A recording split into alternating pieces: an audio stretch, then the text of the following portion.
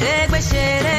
Ọmọ ẹkún òní, ọmọ ẹkún òní. Bọ́lọ́jọ́ bọ́lọ́jọ́ ò ṣe gbé ṣeré. Ẹ̀rù ìyá rẹ̀ ń bá ní. Bọ́lọ́jọ́ bọ́lọ́jọ́ ò ṣe gbé ṣeré. Ọmọ ẹkún òní, ọmọ ẹkún òní. Bọ́lọ́jọ́ bọ́lọ́jọ́ ò ṣe gbé ṣeré. Ẹ̀rù ìyá rẹ̀ ń bá ní. Máa délé yàrá náà kó wọn bá ìlà bẹ̀rẹ̀ fẹ́. Máa délé yàrá náà kó wọn fàtórí àdí. Máa délé yàrá náà kó wọn bá ìlà sọ̀rọ̀ nǹkan. Máa délé yàrá náà kó wọn fàtórí àdí. Ẹgbẹ́ mi wọ́n ẹ dúró. Ẹgbẹ́ mi wọ́n ẹ bẹ̀rẹ̀. Ẹgbẹ́ mi wọ́n ẹ dúró. Ẹgbẹ́ mi wọ́n ẹ bẹ̀rẹ̀. Ṣé ẹ ti ń bọ̀ dán? Ṣé ẹ ti ń bọ̀ dán? Ẹ sàmà tó mi. Ẹ sàmà tó mi. Ẹ bá wá obìnrin àlòkù. Ẹ dé Kútọ́nù. A máa yà sí mi sẹ́bọ̀. A máa làwọ̀ yóò bá dé. Tọ́pá ń kó kiri. Ẹ bá wá obìnrin àlòkù. Ẹ dé Kútọ́nù. A máa yà sí mi sẹ́bọ̀. A máa làwọ̀ yóò bá dé. Tọ́pá ń kó kiri. Àlè wọ́n wọ́n wò rí wọ́n wọ́n wò. Tọ́pá ń kó kiri. Ìkó wọ́n wò rí kó wọ́n wò. Tọ́pá ń kó kiri. Ìwọ́n wọ́n lẹ̀ ìwọ́n wọ́n lẹ̀. Tọ́pá ń kó kiri. Ebulo sọ̀nà ọ̀sọ̀ ní kan wò ó. Okay now. Tupẹ̀sẹ̀ fífi máa ń pẹ́. Àti pátápátá ló wẹ́ ní bọ̀gẹ̀ mẹ́wọ́n. Okay. Ọkọ̀ yẹn ló fi fi. Ìdílé anya. Màmá mú sí na nwa m etogo kwa. Maka na nwa m jelu mba, o wee bute ike. Ọganihu na-ebute ire nwanne m. Ọ na-agbawa nke ya dịka akpa ya jọkwa. Ọ bụ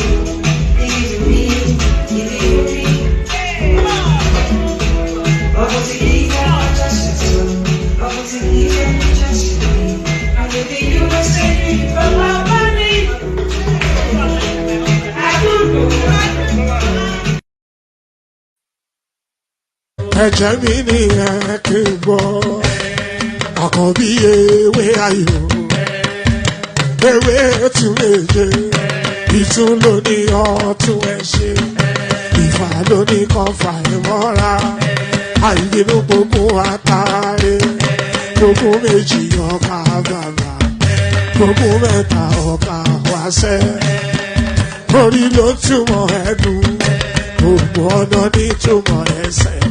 Akọni ìmọ̀ tú ìmọ̀ ọjọ́ ìmọ̀ èmi ni wọn kì í dálẹ̀ wọ́n bá lọ mẹ́lẹ́mọ́ wọ́n á fi jóye ẹlẹ́mọ́ akọni wọ́n bá lọ gbé fèrè wọ́n á fi jóye ẹlòkò wọ́n bá tẹ̀lé wọ́n á fi jóye aláre àwọn mẹ́tẹ̀ẹ̀ta parapọ̀ wọ́n wá jọ ń pẹ́ mọ́ ẹ̀ẹ́mọ́ olóko jẹ wọ́n pa Akíntọ́lá ọmọ Ògún wọ́n pàdé ìyọ̀dà ọmọ àtàlàbọ̀bà Àkànbí wọ́n pàdé ṣàtàdàdẹ ọmọ ọba Ìjẹ̀bú Mèrè Aṣíwájú Odògbólùkẹrẹ Ajagun lólòdì ọ̀run tó bá ṣe pé tìyẹ tó bá ṣe pé tìyẹ lọ bá ń darí jọ wí àgbèrò ní kún gbọ́wọ́ ọ̀gọ́ ti ṣìgìdì bá gbé àgẹ́tì ló máa ń gbé àyàn tí ìlàyàn ewúrẹ́ Ọlọ́run dákun má padà lẹ́yìn ẹ kó má gbàgbé ọ̀rọ̀ tẹ́ Aṣíwájú Ọlọ́run dákun má padà lẹ́yìn ẹ. Ayandaba, ayandaba, ayandaba, ayandaba. Ayandaba, ayandaba, ayandaba, ayandaba. Ayandaba, ayandaba, ayandaba, ayandaba. Ayandaba, ayandaba, ayandaba. Asima ayandaba, ayandaba, ayandaba, ayandaba. Ayandaba, ayandaba, ayandaba. Wana ayandaba, ayandaba, ayandaba, ayandaba. Ayandaba, ayandaba, ayandaba. Susu, baby, subramia. Subramia, Soko sunu baby subaramia.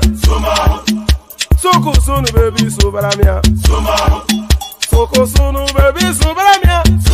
Ejemo, anamana. Ejemeje, anamana. Wana mejemo, anamu. Para chuba jodiri chukuma chuku chuba jodiri ndemawu. Egumawego.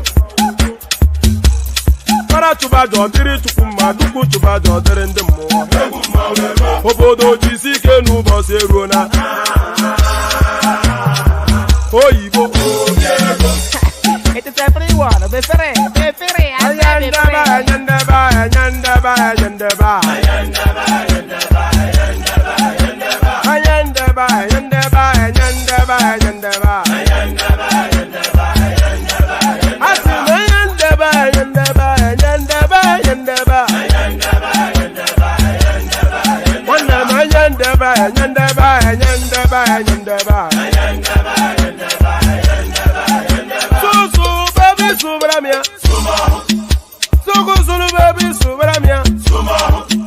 Soko sunu baby subaramia.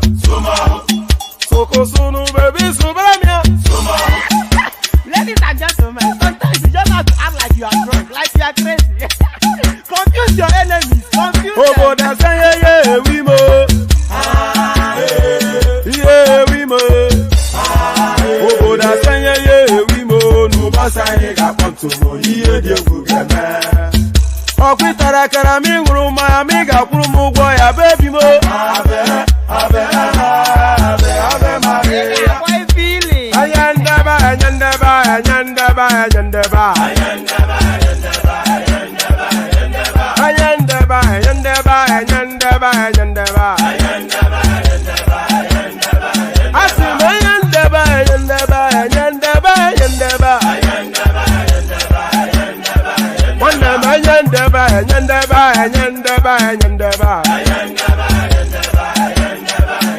So baby subaramia. Soko sunu baby subaramia. Soko sunu baby subaramia. Soko sunu baby subaramia. Ase kwa nefo jabani si akuna nyego bumkambasi ozo. Since I was born, but now I am getting youth. Akuna motangu akuna kogabu. So there it is right there. So there it is right there. So there it is right there. Here I am, where I, there you are, where you are, and here we are. So here we are, here we go again. Another day, another session of that noise making that we make online. So we gather again to make that noise that we make online. So how are you today?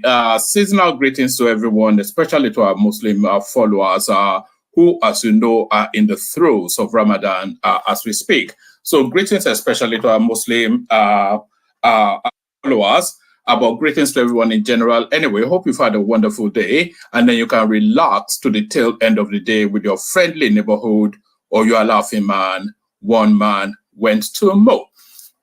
So one man went to mow. So the usual protocol, click on the like button. That, of course, I ask every day. A lot of you ignore. Hopefully you don't ignore today. I've already explained all of the reasons why you should do that. So left to your discretion, but be persuaded to do it this time around. So click on the like button. If you're not already subscribed, you would know if you're not subscribed, because the subscribe button will show red on your screen. So if the subscribe button is showing red on your screen, then that tells you that you've not fulfilled all righteousness yet. So fulfill all righteousness by clicking on that subscription button. That's a once in a lifetime click. Once you've clicked on it, you never ever have to touch that button again. So click on like and then click on subscribe. So as ever, everybody that occupies this sort of space, they ask for the same thing. I know different. So click on like and subscribe.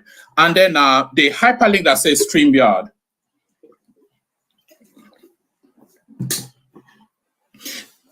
Pardon me. The hyperlink that says StreamYard invites you into the studio. It should be available in all of the platforms that we're broadcasting to or that we're streaming to. You know, I hate the word broadcast because there's somewhat of a pomposity to that. I'm just a guy sitting in his conservatory, speaking to some rickety computer. So that hardly constitutes anything like a broadcast. So I see all these, half-wits all over YouTube telling us that they are broadcasting. Who are you? Are you Cyril Stober? Who are you to be when did you become a broadcaster? Because you got a light laptop and you signed up for a YouTube account. So it's not a broadcast, it's just a stream. So we're just streaming. That's what we're doing here. So yes, if you want to join the stream, click on the hyperlink that says StreamYard. So do that, and then up you pop into a studio space. Soon as I've finished delivering the body of the talking points, I'll let you onto the screen, invite your thoughts. Nothing complicated, nothing complex. It's an open microphone session. The open microphone, the hyperlink that says StreamYard. So do all that. So click like, subscribe, click on the hyperlink that says StreamYard. And I've been encouraging people to use the $sign at the bottom of the screen, but that doesn't seem to get any traction. We still have the anticipation of 5 super chats per session, and that anticipation not going anywhere. So do all that funky stuff. Do all the funky stuff. All right. So should we just launch straight into it? A lot of it wrapped around the Bobriski narrative. A lot of it wrapped around that space. Bobriski, as you know, I'm not quite sure if Bobriski was at the heart, as the center of whatever it is that happened to Very Dark Man. But certainly the number one gloater about what happened to Bobriski has been Very Dark Man. So there it is. So yeah, so that's Bosun right there setting it off. So as we said, we have the anticipation of 5 super charts. So the Bosun sets it off right there. So let's actually just pick it up from the beginning. So this is where the storyline starts. So let's pick it up from the beginning. Let me play you this clip, which sets the scene then for what subsequently happens to Bobriski, as they call him. So let's kick it off with this clip.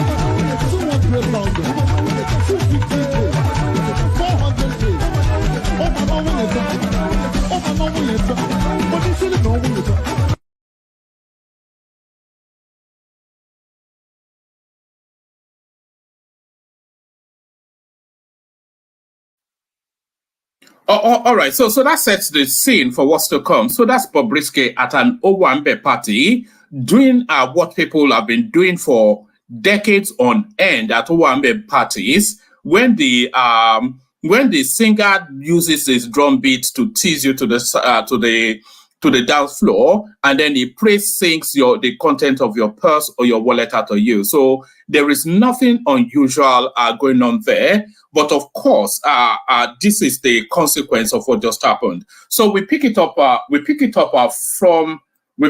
From here. So we pick it up from here. EFCC arrest Bobriski for Naira abuse. So there it is right there. EFCC arrest Bobriski for Naira abuse. So that's how you're joining Bosun in that super chat space. So that's EFCC arrest Bobriski for Naira abuse. So this culture now, I would actually like, because this is not the first instance. I think there was one other Nollywood. Yes, there was one other Nollywood actor that was arrested for a similar thing. If anybody remembers, put it in the comment section. But I want to see them arresting Northerners for the same thing as well. They would never arrest a Northerner for this sort of thing. It is only the easy reach of the southern spaces that the law seems to apply within the Nigerian space. But But there it is. So that's this headline now is the consequence of that clip that you just saw. EFCC arrests Bobriski for Naira abuse. The Economic and Financial Crimes Commission has arrested and detained controversial cross-dresser Idris Okuneye, aka Bobriski, over abuse of Naira, spraying of Naira notes, and currency manipulation. Bobriski, who has been embroiled in several controversies over the past weeks, was arrested in Lagos on Wednesday night and has since been detained at the Lagos command of the EFCC. Confirming the development to correspondents in the telephone interview on Thursday, the spokesperson of the EFCC, Dele Oyewale, noted that Bobriski will be charged to court. Oyewale said, Bobriski is with us. He was arrested last night in Lagos. He is at our Lagos command. We arrested him for alleged abuse of Naira notes, spraying of Naira notes, and currency manipulation, amongst others. So what is, they like that tail off of amongst others. So what are the others? What are the charges exactly? So what is that? What does that? Amongst others is not a charge. What is it being charged for? What is amongst others? Amongst anything else that we can make up, I think that's what that means. Okay, so now that this precedent has been set, we now want to see it replicated in the north, where they have an aggressive Naira spraying. They even spray dollars in the north. So we now want to see that repeat in the north. Let's take it there. Confirming the developments to our correspondents in a telephone interview on Thursday, the spokesperson for EFCC, Dele Oyewale, noted that Bobriski will be charged to court. Oyewale said, Bobriski is with us. He was arrested last night in Lagos, and he is at our Lagos command. We arrested him for alleged abuse of Naira notes, spraying of Naira notes, and currency manipulation, amongst others. We are very serious about restoring the dignity of the Naira. Though our investigation is still ongoing, he will definitely be charged to court soon. In a statement titled, EFCC Grills Bobriski for Naira Abuse, posted on its social media handle. This is EFCC clout chasing, by the way. There is nothing going on beyond EFCC also wanting to be part of the social media scene. In a statement titled, EFCC Grills Bobriski for Naira Abuse, posted on its social media handle later, the EFCC wrote, operatives, oh, can you imagine, as though they were on a drug bust. Operatives, yes, hold on, let me do something quickly. Talk amongst yourself.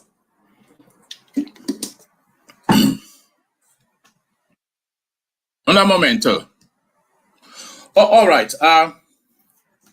In a statement titled EFCC Grills Bobriski for Naira Abuse, posted on a social media handle later, the EFCC wrote, operatives of the Lagos Zonal Command of the Economic and Financial Crimes Commission, EFCC, have commenced investigation of Idris Okuneye, aka Bobriski, for allegedly spraying Naira notes. So what are the consequences? This doesn't carry a jail term, by the way. It cannot carry anything more than a fine.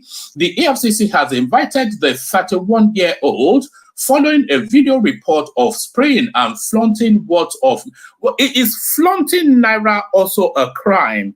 Because they are giving it a mention on there. If you flaunt it, let's say you are holding money and you are flashing it to taunt somebody, is that also a crime? These people, man, unbelievable stuff. The EFCC have invited the 31-year-old following. The EFCC have invited the 31-year-old following a video report of spraying and flaunting words of new Naira notes at the premiere of a movie, Ajakaju, produced by Eniola Ajao, a Nollywood actress and producer, at Film One Center Mall, Lekki, Lagos, etc., etc. Investigation also revealed that he had also committed the alleged offense at some other event centers and parties at different times. So Bobriski cannot be singularly. You know this video clip that I was playing you of K1. We saw somewhat of a Naira spraying by Tinubu and his cohorts. So the handcuffs are better go to Aso Rock as well to go and put Tinubu in Kirikiri. Investigations also revealed that he had also committed the alleged offense at some other events, event centers and parties at different times. Following the investigation of the commission, he arrived at the Lagos Zonal Command of the EFCC in the morning of Wednesday, April the 4th, 2024, for interrogation. What's the interrogation for? You saw videos of him spraying. So you have so what is he? Are they chaining him to the desk and flogging him? He might well enjoy that. That's the sort of lifestyle that he lives. Following the investigation by the commission, he arrived at the Lagos Zonal Command of the EFCC in the morning of Wednesday, April the 4th, for interrogation and volunteered his statement. He will soon be charged to court upon conclusion of investigation. So it's as though they were on some drug bust. Some investigate. It's just, these people are the most laughable people that are known to mankind. The Nigerian security operatives, Boko Haram ravaging and savaging, but it's Bobriski spraying Naira that your operatives are investigating. Why we detained Bobriski EFCC? The EFCC have shared more details of popular crossdresser Idris Okuneye, known as Bobriski's arrest and detention. The spokesperson for the anti-graft agency, Dele Oyewale, confirmed the cross-dressers. Oyewale said Bobriski was he said yes. So I think we've got all that. A source at the agency said the cross-dresser was captured on video spraying words of Naira at the premiere of a movie. Investigation. So that's all that. Is there anything else on that space? Let's also hold on.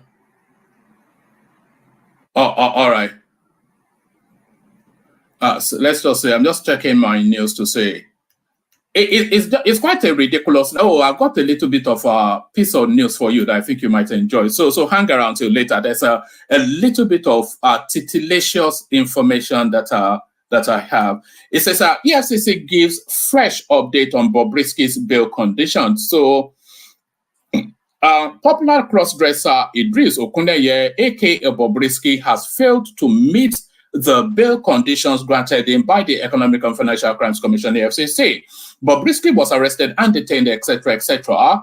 But the spokesperson for the EFCC confirmed the report of his bail and failure to meet the conditions in a telephone interview with correspondents. So this is entirely about clout chasing, nothing else. The EFCC wants to be part of the social media scene, and this is just what we're saying now.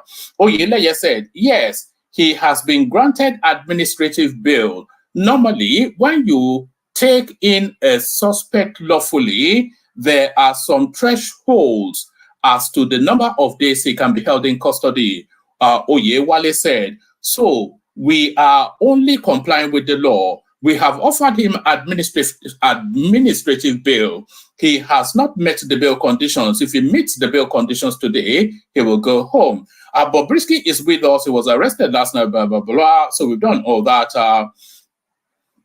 Police explains why Bobriski cannot be arrested. Our correspondents reported that the police have said they cannot arrest Bobriski and other cross-dressers. So I think we covered this yesterday. So that's about Bobriski's space. Of course, it has set the whole of that space within the social media agog. But then, of course, his or her arch enemy, arch rival now could not wait to stick the knife in. So here now is the knife being stuck in by one of his many rivals. So let me blow this up. Let me give it volume and then blow it up.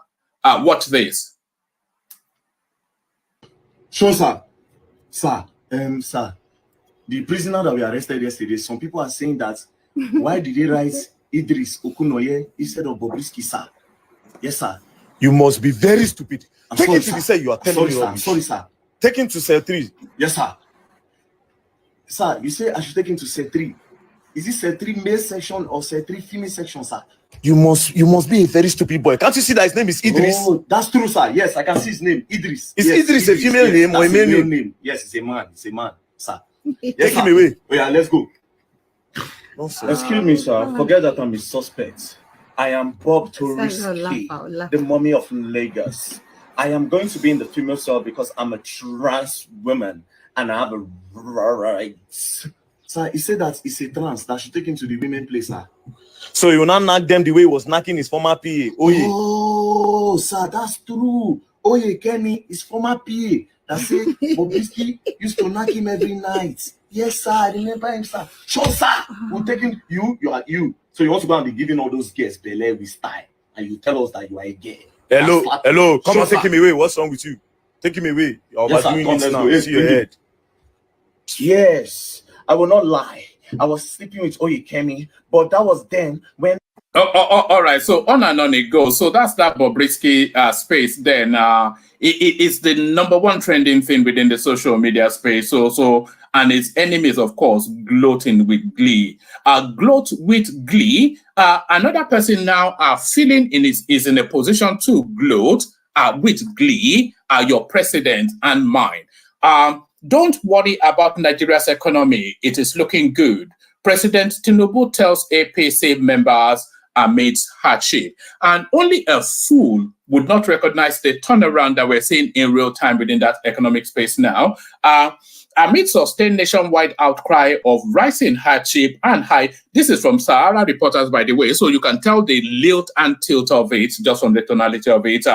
Amid sustained nationwide outcry of rising hardship and high cost of living, President Bola Tinubu has said that Nigeria's economy is looking good and that Nigerians should not worry about it. The president said this whilst addressing members of the ruling All Progressive Congress, APC, Presidential Campaign Council. So is the campaign council still in constitution? Does it still exist as an entity? I wonder. Well, clearly it does.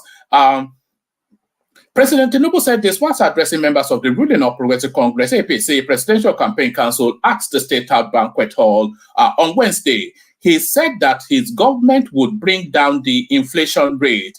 He said that his job is hard, but since his campaign council promised Nigerians a good result, he has to work for it because there is no magic wand, but to rest on the hope he campaigned on and push for every Nigerian to have joy. President Tinubu said Nigeria's revenue is improving and the country is taking its sovereignty and respect back around the world. He said, it is a hard job. You promised the people of Nigeria when you were campaigning for me for a good result. I have to work for it. No magic wand.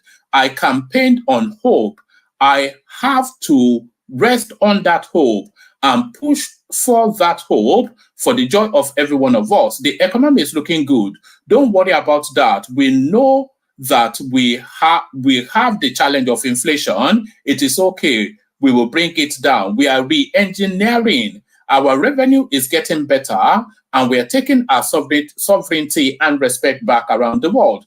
Not that we have to go there and hire them to do the job for us. We are doing it ourselves. Whatever is happening to us, we have to solve it by ourselves. It is your effort, your thinking, your resourcefulness, your investment, your dedication and hard work that can only get us there. So look inwards, essentially the crier. Plenty of spaces in the studio, by the way. Anybody that wants to hop on. We seem to always have somewhat of a slowish start before it starts to build up. So let's not have a slowish start this time around, but still sticking with your president. Tinubu slams rivals in new message, levels fresh accusations against them. So what's going on here? President Bola Tinubu has said rivals do not want Nigeria to grow bigger than them. So I don't know about grow bigger than them, but it is without equivocation that a lot of people, and especially, let's just narrow it down because we don't have to skate around it or skate around it even. The obedient space do not want that country to progress. because if the country progresses, it's to the detriment of the ambition of their principle. So it gets to something when you hate your president more than you love your country, or you love your candidate more than you love your country. So it's all anyway. We all know what's going on there. President Bola Tinubu has said rivals do not want Nigeria to go bigger than them. According to a statement sent to correspondent by Ajuri Ngalali, the presidential spokesman, Tinubu promised that with the support of Nigerians, the country will meet her destiny. It is almost a certainty that there will be a quantum leap within this administration. It is beyond question. Beyond question, and we are already saying it. The country has already taken several giant leaps, all within the space of 9 months. The president stated that the future of the Nigerian child is going to be brighter, as the path to take them out of poverty has been cleared with his signing into law of the students' loan reenactment bill. So I think it's speaking to that students' loan space, which is it's a paradigm shift for the educational space. It's just beyond question. Even a dunce knows that, but maybe the obedient might not, but even a dunce knows that. The president's spokesperson on Wednesday night, April the 3rd, the president spoke, not spokesperson, but spoke. The president spoke on Wednesday night, April the 3rd, when he hosted members of the APC Presidential Campaign Council and the Independent Campaign Council in to iftar, a meal eaten by Muslims, etc., Ramadan breaking, essentially. Tinubu said, the only thing that can fight poverty is education. Today, Wednesday, April the 3rd, I signed the bill for the student loan scheme. Imagine the children of the poor. What about the people going through the mud, fishing in ponds? How do you tell their children that their future will be brighter? It is only through education that we can fight poverty. Promising future awaits our children. Furthermore, Tinubu used the occasion to reassure Nigerians that the economy is being steered onto the path of sustainable growth and broad-based prosperity for families in all parts of the country. So, it's just beyond question. It's not even a question that the country is pivoting positively. It's playing out in open glare. So, how can there even be a contention? The economy is looking much better. Yes. We have challenges of inflation, but we'll bring that. So I think it goes on to what we've already read. So that's Tinubu right there, prodding at the naysayer. So, I'll leave this one to the last one. Plenty of spaces, by the way. Anybody that wants to jump on. Let me send the link again, so it's immediate to hand. So that's the hyperlink right there. Anybody that wants to jump on. So that's the hyperlink right there. Anybody that wants to jump on. Okay, we've done Bobriski, so let's move on from there. Why Students' Loan Act was amended? So let's document this. Why Students' Loan Act was amended? So this is Tinubu. The presidency has said the Student Loan Act, which was signed into. Sorry, I can smell something like burning rubber. I wonder where that is coming from.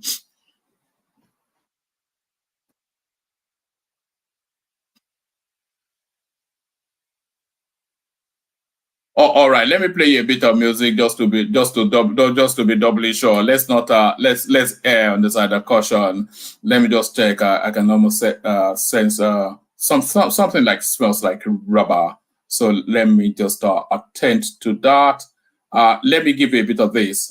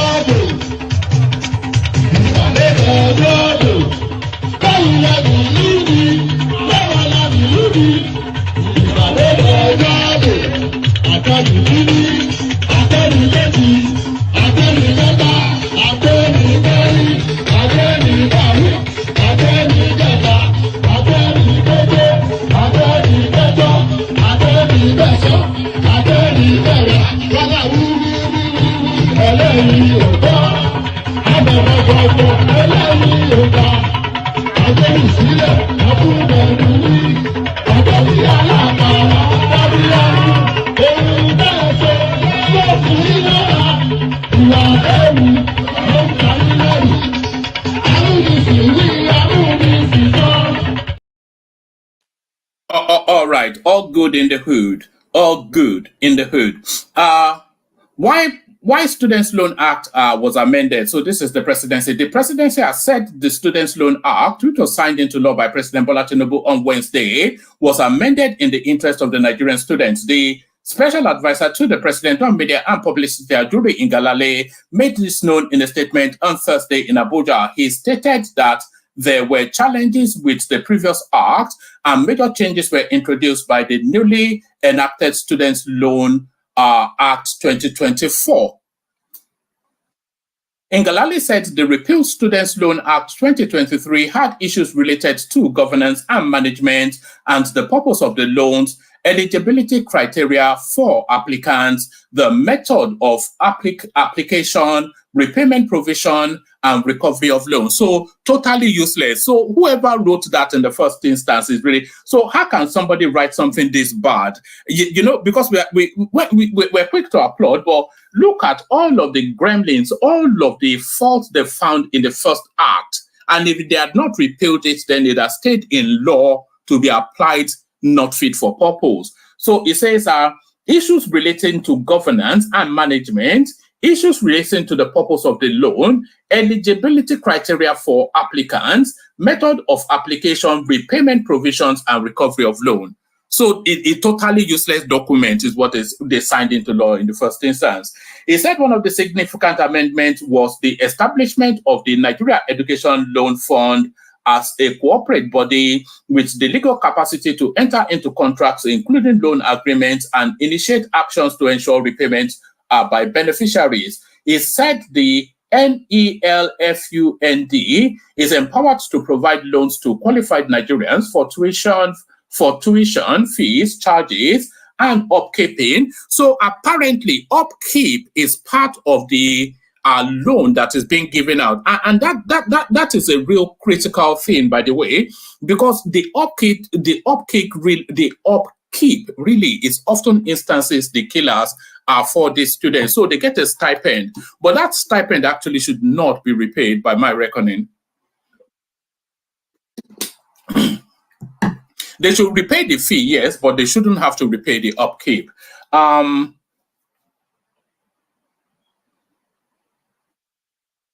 Right. Is that one of the significant?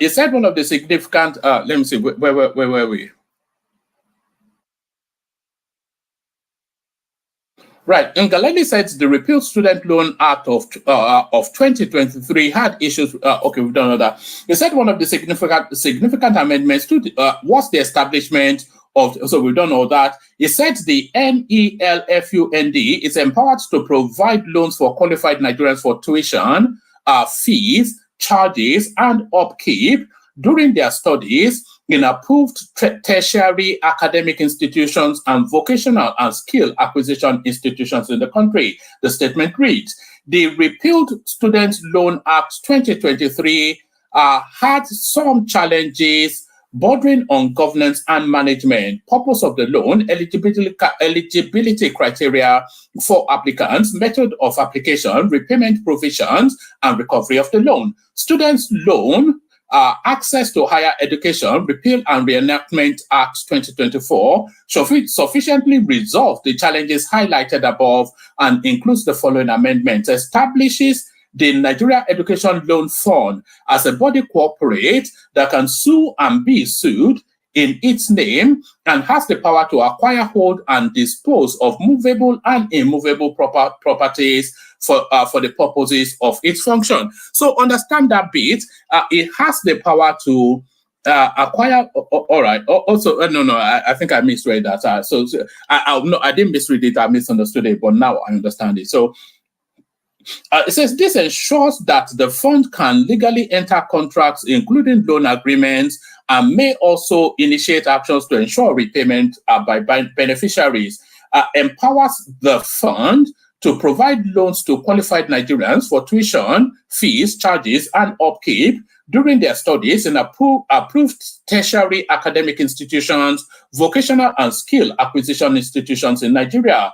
Build, operate, and maintain a diversified pool of funds and by the way, by the time the next Aboki takes over government, they will just loot the funds of this now space, which is what we saw with the pension fund and that Meta guy that stole everything and ran to Niger Republic. So by the time the Aboki takes over, they will loot everything that has been created within this space. Build, operate, and maintain a diversified pool of funds to provide loans to qualified applicants and ensure access to higher education, vocational training, and skills acquisition. These amendments ensure that the student can apply for and receive loans to cover tuition, institutional charges, and some upkeep. Separates the governance. And by the way, this thing functions on a portal. So you just apply online and digitally you are approved or disapproved. So there is very minimal human interaction there because there's already the narrative that, oh, they will use it to reward it. No.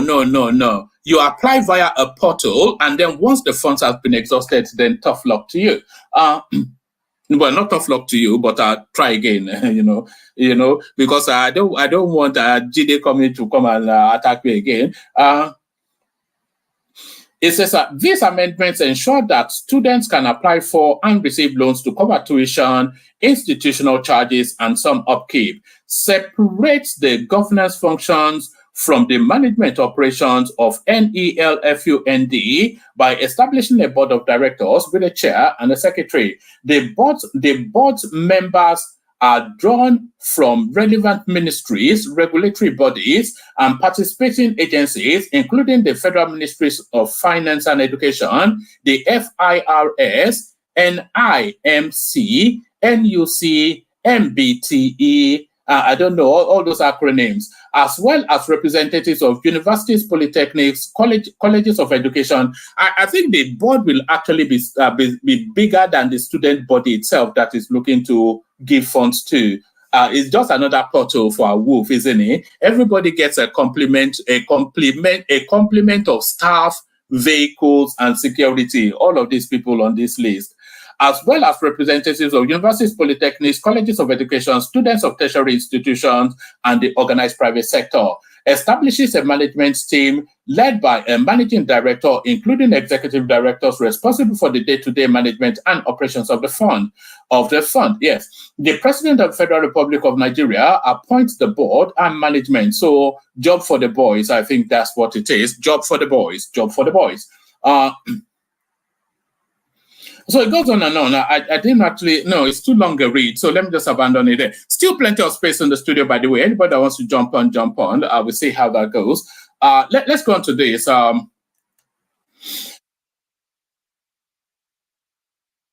Right. So it looks as though the government is set to issue. Thank you, Alexander Gomez. Let me remove that super chart now, just to free up that. And the super chat space is not closed, by the way. People, the comment section should be lightened up in technicolor of multicolored super charts.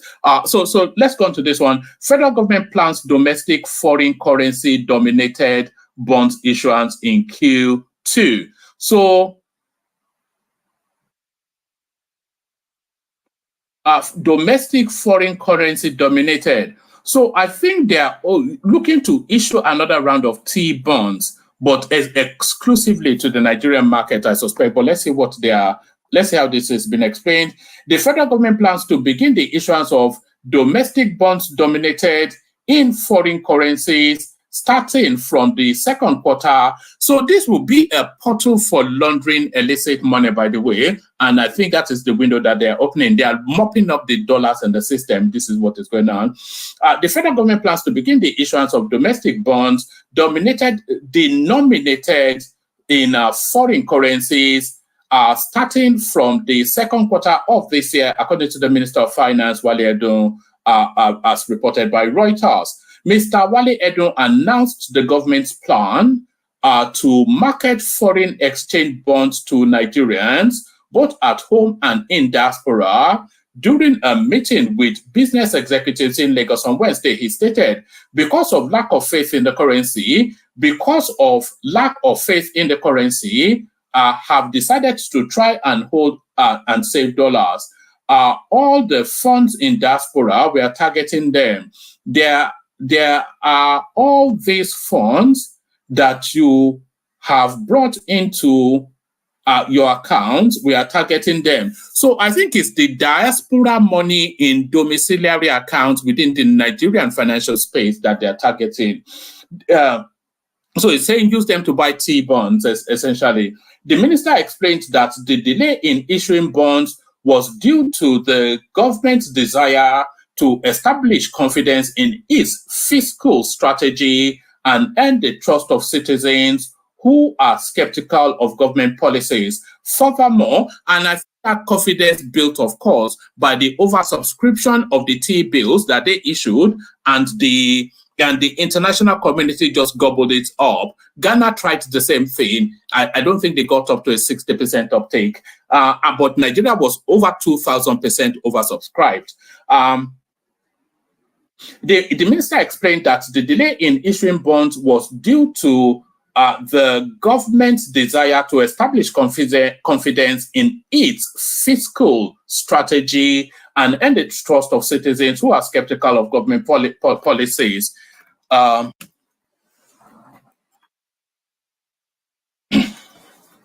Furthermore, the minister lamented the government's huge debt service burden, noting that it is what keeps him awake at night. He said, when they say what keeps you awake at night, I will say paying the debt service.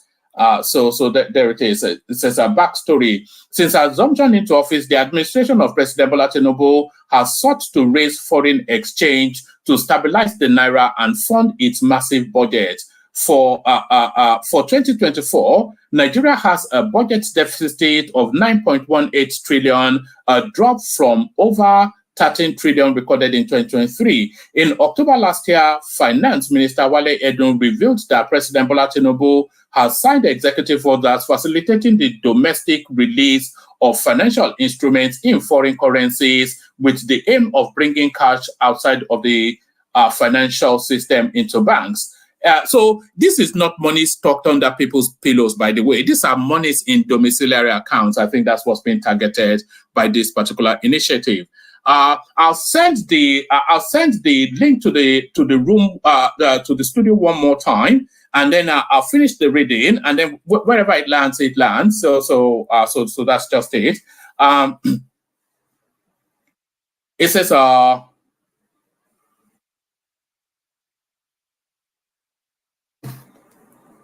hold on. Right. In October last year, Finance Minister Wale Edun revealed that President Bola Tinubu has signed executive orders facilitating the domestic release of financial instruments in foreign currencies with the aim of bringing cash outside of the financial systems into the bank.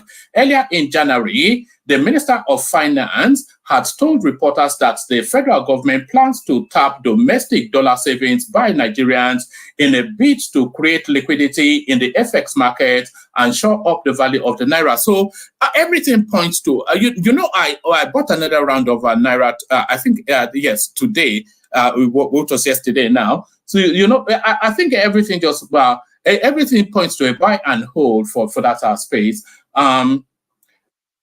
Nigerians reportedly have savings in the region of $30 billion in domiciliary accounts, which the federal government is looking to tap into. The governor of the central bank, in a call with foreign portfolio investors, had hinted of initiatives to make Nigerians convert dorm account funds. Correspondents reported a few weeks ago of the federal government enlisting investment banks such as JP Morgan, Citibank, Chapel Hill Denham, Standard Bank, etc., as consultants for a proposed Eurobond issuance, the first of its kind since 2022. However, the Debt Management Office, DMO, has denied official enlisting of the However, let me just give you that. However, the Debt Management Office (DMO) has denied official enlisting of any firm as advisors for the purposes of Eurobond. So that denial actually wraps around that Chapel Hill Denham, because that Chapel Hill Denham that they are purporting to be consultants to the Nigerian state is also owned by the Minister of Finance, Wale Edun. So I think that's where that denial is coming from. Conflict of interest 101. However, the Debt Management Office has denied official enlisting of any firm as advisors for the purpose of Eurobond listing, noting that the process requires the approval of the Federal Executive Council and the National Assembly. So optimistic, upbeat, and all of that. Detained Binance executive in Nigerian court for arraignment over tax evasion. So that's what they've leveled against him. So that's the Binance guy. I told you so. Shehu Sani explains how he was insulted over $350 million loan. Kaduna of reckoning has come. And we all remember how that played out when Shehu Sani said no to that loan that the little man wanted to borrow, and that guy then said they should go and cut his hair off. All right, let me give you this as the last piece. Do the readouts, do the care guides, and then we take it from there. So now this one circulated quite aggressively around social media. It says, "Where is Oba of Lagos? Mixed reactions as salaries of Oni, Alaafin, Alake, others emerge." So let's see now what this offers. Right, the salaries of traditional rulers in southern Nigeria during the colonial period have been revealed. A media personality known as XYZ in a tweet on, not XYZ, though, I just couldn't be bothered to read the name. In a tweet on Thursday, April the 4th, shared a picture of the document dated January 1938 from the Office of the Federal Ministry of Information, National Archive. According to the document, the Alaafin of Oyo received £4,200. The Alake of Egba land got £2,250. The Awujale of Ijebu garnered 1,700.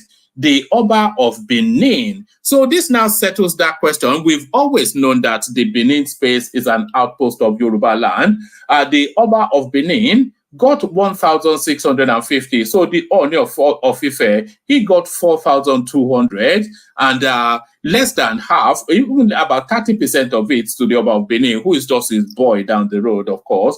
The Oba of Benin got 1,650, whilst the Oni of Ife. So this settles the second question as to who is the preeminent king in Yoruba land. So the Oni of Ife received 1,400. So these were their stipends during the colonial era. The Alaafin of Oyo, 4,200. Alake of Egba land, 2,200. These are pounds, but this is in pounds by the way, of course. You know, pounds and pennies in those days. Oni of Ife, £4,200. Alake of Egba land, £2,250. The Awujale of Ijebu, £1,700. The Oba of Benin, 1,650, and the Oni of Ife, 1,400. So that tells you then who the preeminent Oba is in Yoruba land.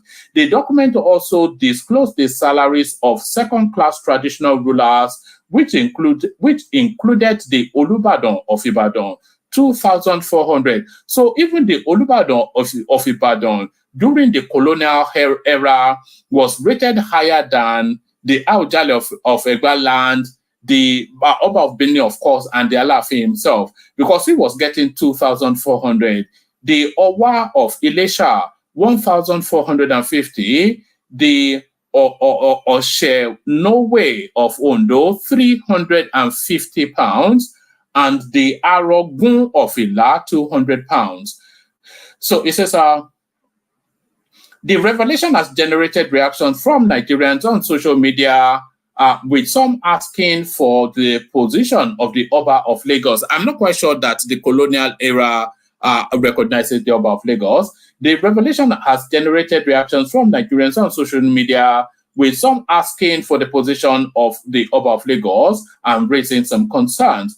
So, and then on and on. So these are Nigerians tweeting away to that space. Nigerians tweeting away to that space, and there is the document right there. So there is the document. So that's the Alafin, of course, the preeminent king, maybe in even all of the black race. So that's the Alafin of Oyo taking his natural position within the black sphere, the preeminent Oba amongst the black people. So preeminent Oba amongst the black people. So that's that. So that's that. So that's that. Let me see. Is there any more clips that I need to play before I play the K guys? I thought I had one more clip. Did I have one more clip? Let me see.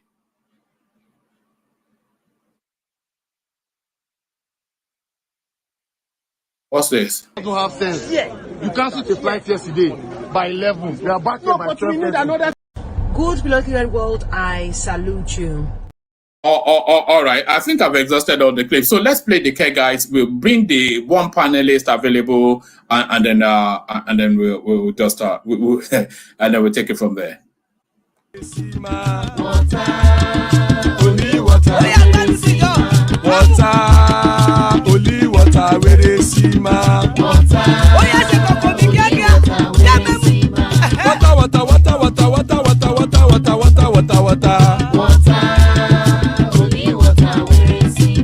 Hapa o naido.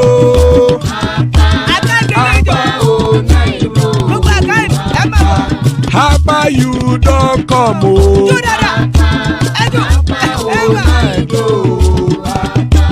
Hapa o naido.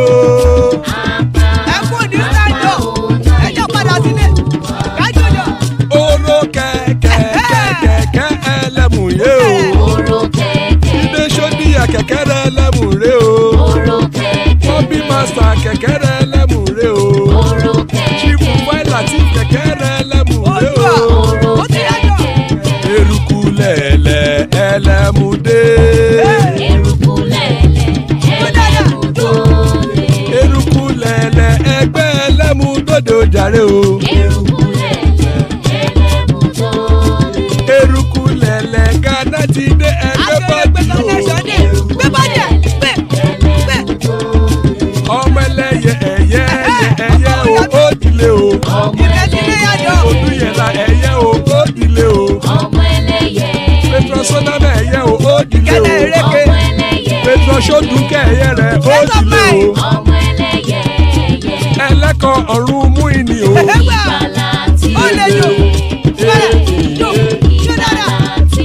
Àkùkọ ọ̀run mẹ́kọ̀.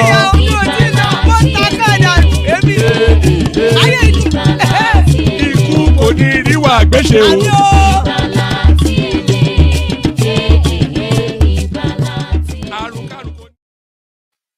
And there it is right there. Ikoko Neru, we just have nothing with us. So we have the majestic Ajale Koko joining us. Let's see if it's ready to go. Ajale Koko, are you ready? What's up, one man? The Lord is you and I today. So have you seen this list of what purports to be the colonial list of how much the Obas were being paid? Yes, one man. How are you doing today? I'm good. Always good. All right. Greetings to our listeners around the world. Click on the like button, share and subscribe if you haven't done so. You see those lists, that list rather, and the payment. Did you come across it, or are you hearing it for the first time? Yeah, I've seen it before. All right. So it's you see, those Obas are paid according to the territory they control. you see that the Oni of Ife was, I think it was the least paid among them, isn't it? Or the is it the Lesha that was the least, or the Oni? Let me bring up the list again. The Oni was not the. I think the Oni was actually the least paid. Yes, even the Oba of Benin was paid more than the Oni. Yes, Oni was the least because Oni Ile-Ife doesn't control that much territory that was so strategic to the business that the colonial masters were conducting then, particularly when it comes to trade, commerce and trade, and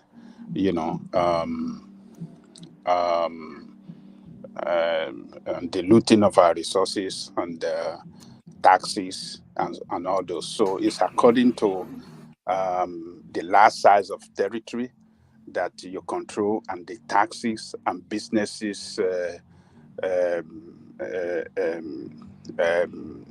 benefit that they get from your territory, from those territory then that determine how much they pay the traditional king who was in control of those territories. So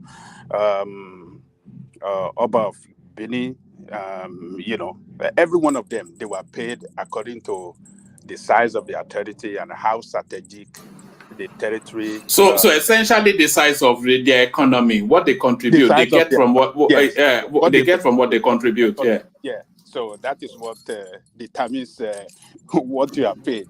You see, these Oyibo people, they've been bad you up for a long time, man. One man, So that was it. That was what determines that salary. You see there. It's nothing special. So we would have, everybody would have expected Oni of Ife to get the highest, but he got the least. He controls smaller territory, and they don't get too much. They don't know about your culture or history. Of course, all they want to know is that how much are you bringing forward? Okay, take your share. Take this. Yeah, this is your own share. So Alaafin was controlling a very land. I mean, Alaafin was controlling the largest territory in Yoruba land. So that is why Alaafin was the highest paid. He controlled the largest territory more than any other Yoruba king. So that is why it was highest paid. Even Olubadan of Ibadan was, Ibadan was a strategic location in Yoruba land, and Ibadan. I wondered why he was being paid more than because they called him a second class ruler, but he's getting more than the top tier rulers. Yeah, because Ibadan, as a matter of fact, was the last empire in Yoruba land. When the Oyo Empire fell, when the Oyo Empire fell, so the Ibadan Empire, emerged after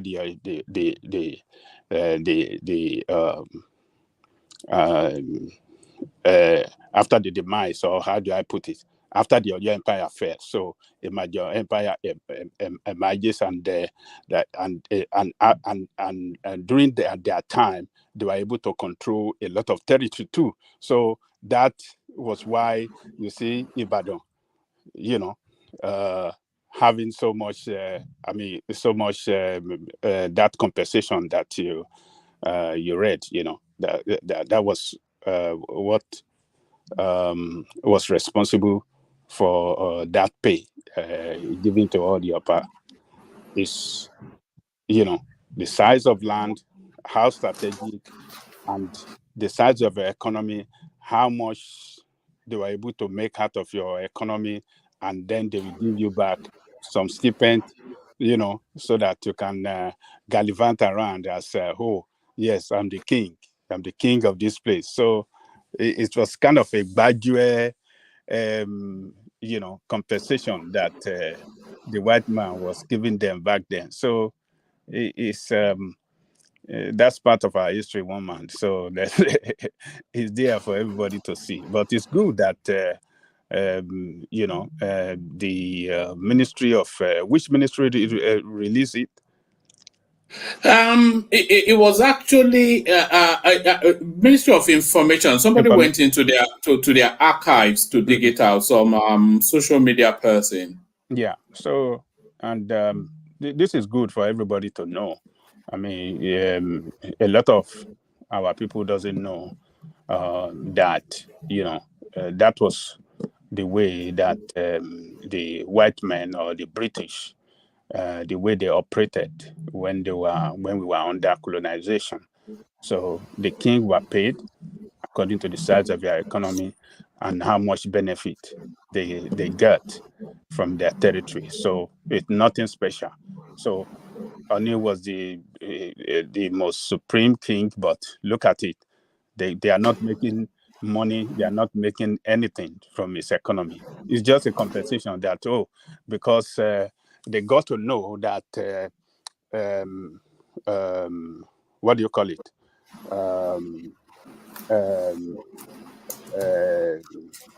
The source of His importance within the Yoruba pantheon. yeah, that is where the Yoruba emanated from. So that is why they get. Otherwise, they wouldn't have even given him anything, but because they are not getting what Ile-Ife is not of a strategic place, but because this is where they originated from, and this is their supreme king. Let us give him something too, So that is why they even try to give him something. There are other ancient kings that were not even recognized. They didn't even give them anything, that time. What about the derisory amount that the Oba of Benin was paid? He's a large enough of an entity, but the British don't seem to give him any much of a recognition. Actually, they give him recognition. They give him the Olubado was paid more than him. Yeah, because Olubado controlled larger territory than him. Olubado controlled larger territory than him, and Ibadan was at the center. It's like it's the center of Yoruba land, and like I said earlier, it was the last empire in Yoruba land, so it controlled a lot of territory too. But Abu Jale was also paid more than him. Yeah, Abu Jale. The Alake was paid twice as much as him. You mean that is to say that the British did not give him any cognizance. You mean the Benin? Is that what yes. Yes. I think according to one historical book I read way back in high school, secondary school, was what they said was, you see, what was that king that was exiled that led to the invasion of the Owari or something like that? I think I can't. No, I can't. I mean, Oba Overami. I think Oba Overami was that Oba. You see, the Benin Kingdom is known to be, like people like World Peace and all of them. When they come here, how they speak highly of the Oba of Benin. He's a godlike person. They revere their kings, and the British crown see that as insubordination to themselves. I think there's according to some historical narratives about that war, that the British were even surprised that these people had guns, because when they were trying to invade Benin, they could not really. People are saying your voice is low. Rachel might saying your volume is low. Yeah, I mean there is this. Is it better now, woman? Yeah, it's improved. Yeah, carry on. So according to the historical narrative that was said by some other historians, is that the British were surprised when they were trying to invade Benin, and they were like saying that even the Benin were also shooting back at them. That was when I think they brought their cannon and all of that. That was how they destroyed that kingdom. But the thing is this: I think they were surprised at how they were able to put up that resistance to the British British army that were trying to invade Benin at that time. So I think one of the other narratives that could be is because they felt that by starving them of wealth, because they stole most of because the Benin Kingdom was known to be a very, apart from being an empire that is very powerful, also rich. They also did the slave trade and all of that, but the king is very, very rich.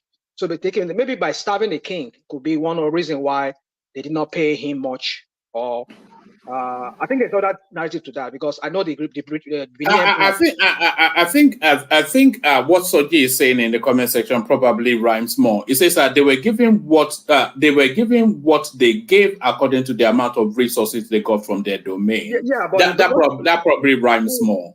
Yeah, well, the thing is this: the Benin Empire too was a very vast empire. They control a large swath of land. I mean, the present day Ondo State, Osun State, or even up to Lagos State, and even going to Delta State was their empire. Even going to the north of part of Kogi State, today modern day, today Kogi State was the Benin Empire. So just to tell you how large the Benin Empire was at that time. So they see it as a rivalry and an insubordination. But the king was being insubordinate to the crown, and I think by starving them of resources, starving them of wealth, that would maybe because that invasion of Benin that resistance that they put up was they were not.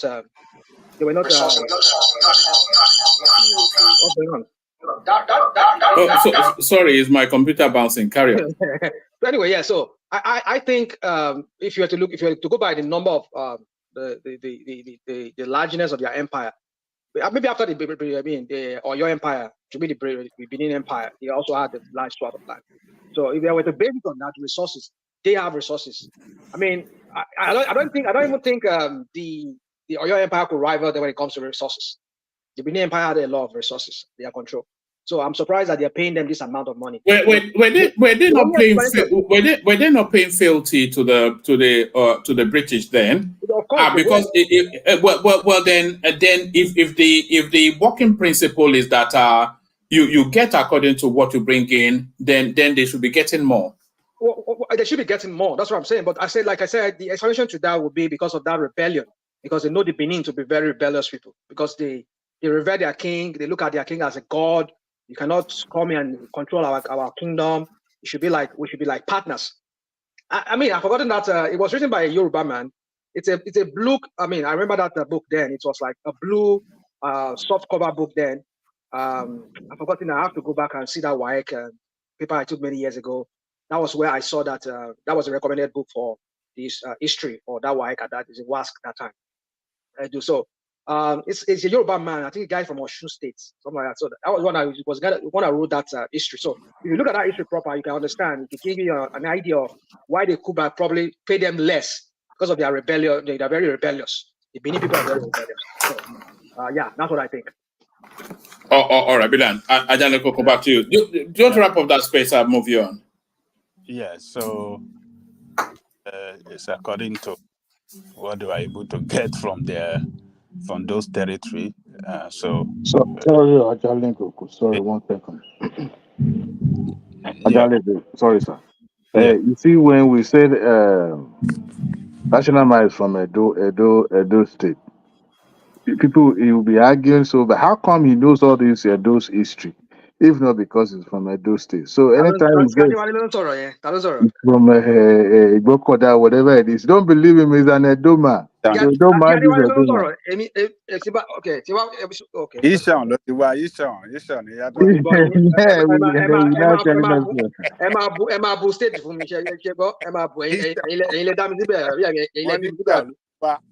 Yebara do a lot of the world peace, lot of people that one. And die alone. He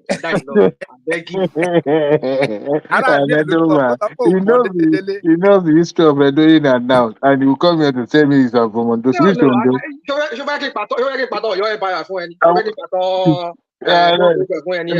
No, I'm convinced today that you are from Edo State. Nothing you tell me that I believe. I read history. If you want me, I can tell you history of any. If you want me to talk about Masa Musa, I can tell you about that. Want me to tell you about the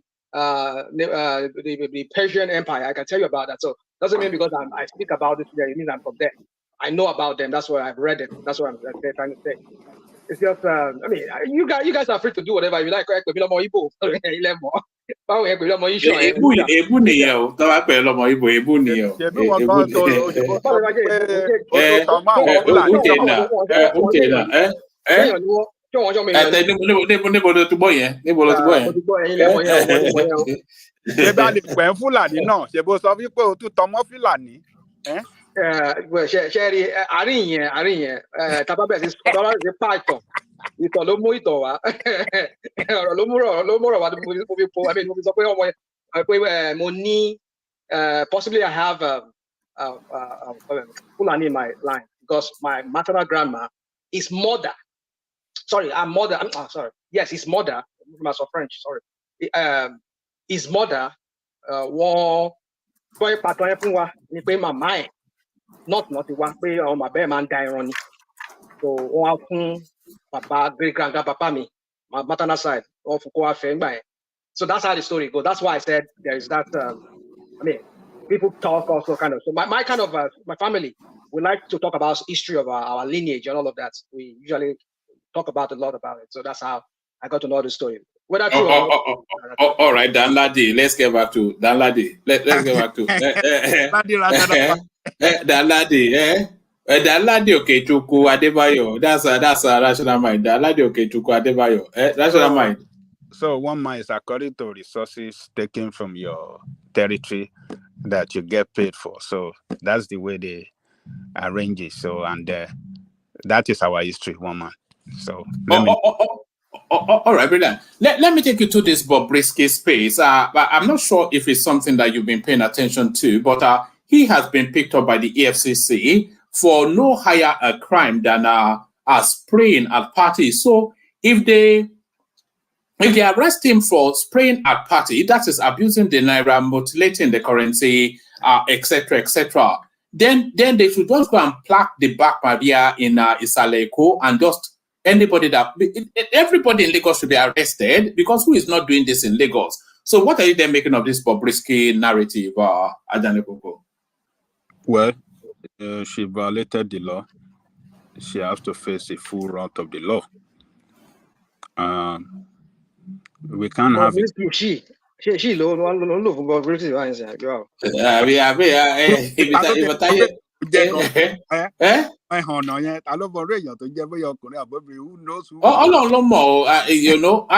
Just barely 10 years ago, this would not have been tolerated within the Nigerian space. Now it's celebrated. It's unfortunate, one man. So whether he or she violated the law, and she must be punished by the law during the time of Efcc. So they made it a law that whoever make a mess of our currency, maybe at the party you are spraying it, or you throwing it on the floor and you are marching on it, you are making a very disgraceful act of our currency, then you will be punished. So, and that is what she did. So she deserves to be punished. Do you not read a political undertone to this? Is there not some sort of machinations or Machiavellian maneuvering in this? No. Law is law. There's no political undertone to it. When there's law, when we have a law, that law must be effected. When we don't effect our law, then we're going to become a lawless country. And that is what we have in Nigeria. A lot of people does not respect the law, particularly people in the position of authority. They violate the law the most, So she violated the law, and she deserves to be punished. That is what is happening. And what I think that the government should have done, or the Efcc should have done, is those at that party, the musician and those people around her, when she was spraying that, it could not have been the only one spraying that. So that's why I'm saying it's targeted. It could not have been Bobriski alone that was spraying at that party. So why didn't they ram them all up? Well, if our home video is the only video that is available to them, then she's the one that is I believe that is why she's the one arrested.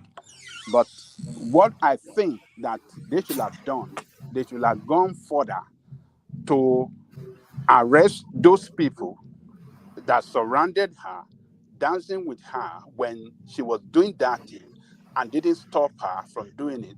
The musician she was spraying that money on should have been arrested, and that will, give that law that strong. That will show to the public that look, they are taking this law serious, and they are very effective in the implementation of it. All of them should have been arrested and punished. That is the way it should be done. Because, look, it is so disgraceful. Do you think they should introduce fake naira for that culture? Maybe there should be some sort of fake naira that you can buy with real money and then use it for your, because spraying is an integral part of our Yoruba culture now. What sort of Owambe is Owambe if there's no spraying? One man, this is not the way I grew up to know that we spray money. We spray money elegantly.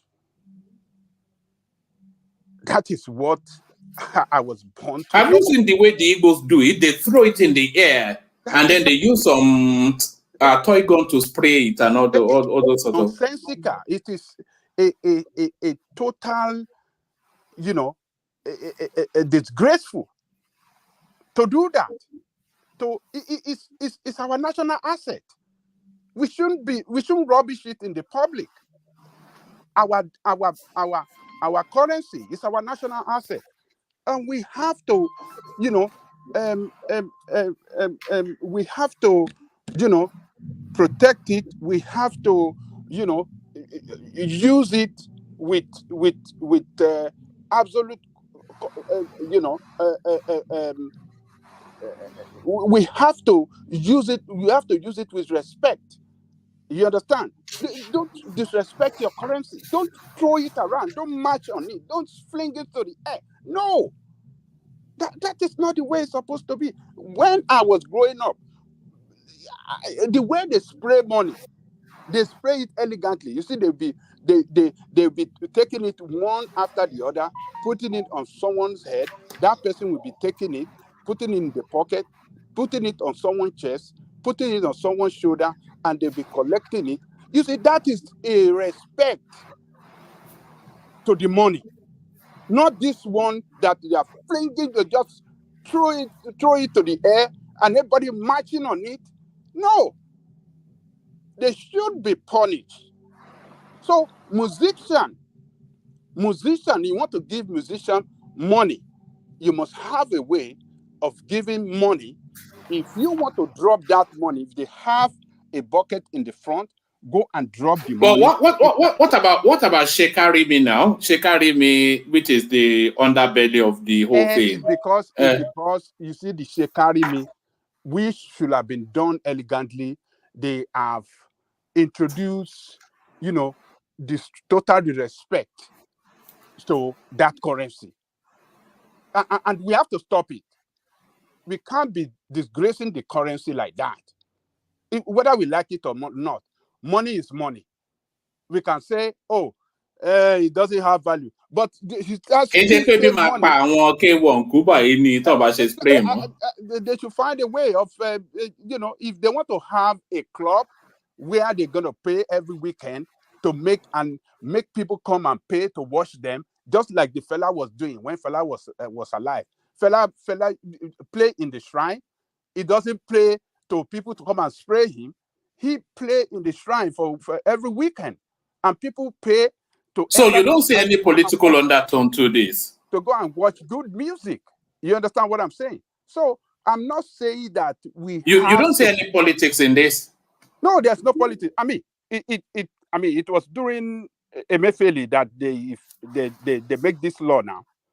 It was during Emefiele, and it's because how do you feel, one man, when you see video, people throwing money That's the culture, you know. I've never really had any strong thought about it. It's not the the culture, culture it's not now. our It's not culture. something that I would do myself because I It is just this find it show up. somewhat ras, as they say. It is this show up with stupidity. It is not our culture to throw money like in Kwaje Sonu Be. I remember during my father's funeral that the musician was trying to get me to come and do that. I gave him an envelope, but I don't even know how to dance anyway, so it defeats the purpose. So I mean, okay, Rational Man, you trying to say something? Yeah. You see, this law, I don't know how, because I know this whole thing of spraying money and people stomping on currencies. It's not. I'm not saying it's our culture. Well, let me not say it's our culture, but it has become a culture over time. I've not lived in it. I didn't live in the 40s, in the 50s to understand how people back then they celebrate party and they spread. But I know we see that in the 70s, 60s, 70s to our very common time, present time, where we see that Yorubas, they are very known to be like that, to always spray money, and even people stomping on money, even while in the street with them. But we never heard about such law existing that time until recently. I know even before Emefiele, there has been cry by some people saying that people should not mutilate the monies, blah blah blah. But I just want to say this. One man, do you remember this this group in the UK? They call them KLF. You know KLF? No, but carry on. So KLF were this group from the 90s, I think late 80s, 90s. You know that this guy they bond £1 million. I don't know if you heard that story. No, and the British government never said they wanted to arrest them. They said they were going to burn it, and they burned. So they said they made a certain amount of money they're going to burn, and they burned £1 million. So I don't know of any country where, even here in America, if you've seen where some of these Mexicans they celebrate something, you see how they even do their money, how they even show. They put it in that. What's that thing? Is it payala or what's that thing that they flog? That thing. That too. They do that. I mean, it's one of their celebrations. But anyway, what I'm trying to say that I've not seen another country do this kind of this backward kind of laws that they give. I'm not saying that Nigerians should stomp on money, and because the way we treat money in Nigeria is just so awful. It's just ridiculous. But what I'm trying to say is that the main thing, I don't know why even EFCC is even doing this. This would be a police matter. You see, EFCC is even, I mean, what they're supposed to be doing, they're not even doing it. That's the angle I'm coming into this topic to. I mean, there are people that they should be arrested that are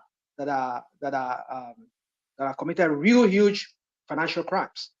People, these petty things, and EFCC is getting involved, like people stomping on. Yeah, that's just what they say. They send their operatives and they're doing investigation and interrogation. I mean, what are we talking about? Is it armed robbery or what are we talking about? When you have mediocres in governance, this is what you get. These are mediocres and charlatans and posers. They're just there just to give the illusion that they are doing something. When the main financial people who are doing the financial crime, who have crippled that country's economy, they are supposed to be arrested and prosecuted. No, only petty things that are not supposed to be, or that should not come under their purview, is what they are doing. Thinking about. So I mean, I don't know any other country where they do all these kind of things, where people, I mean, do these kind of things and then they say they are arresting them. I don't know of any that. I've just given an example of KLF in the 90s. To this very day, the British Crown never said they were going to just let them be. They burned it live. They burned £1 million. So what are we talking about? So, woman, for me, I don't know this EFCC crap. This guy, I don't know. When you have these people that are not supposed to be in, even managing even a small office, that the one who are managing a whole agency, kind of. It's a misuse of resources anyway. Yeah, it's a misuse of resources, you know. But I feel that because that guy has been so so up in the news over the last couple of weeks. And allegations of too much fraternity with the authorities, the police, etc. I think they were just trying to react to a lot of that, and a lot of questions around why he has not been arrested, flouting Nigerian law around same gender coupling. I think it's political. Since when did they start arresting people for spraying at Wambe? What's a no Wambe without spraying? One man, this is not the first time to have this kind of law. During the Diagbon time, we had it. During the Buhari Diagbo time, we had that law. So it's just that, you know, yeah, Buhari Diagbo administration is an history now. But what we see happening in Nigeria now, with the level of poverty in our country, the way this celebrity and these people that you know sees themselves as wealthy and rich, the way they toy with our money in the public, you see, it's just too disgraceful. All these nonsensical celebrities that you see, like Bobriski and some of them, that just show off. They are not really, it's not that they really have the money per se. You can't see Dangote or Tedela Trim or people that are in the corporate world that are very rich. You can't see them throwing money like that. But all these nasty noisemaker everywhere, they are the one, you know, showing off as if it is our culture to spray, but we spray it elegantly. You spray it in such a way that you want to do it, you know, in an elegant manner. That is the way we used to know that it was done.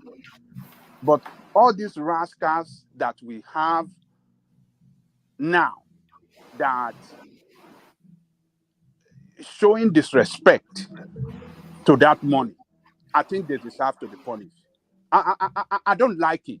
I hate watching, when I see them throwing, I just look at it. This is money that a lot of people are looking. It's really the way they step on it. They mutilate it, and it's like a muddy ground, and they stomp, they dance on top of it, and all this kind of.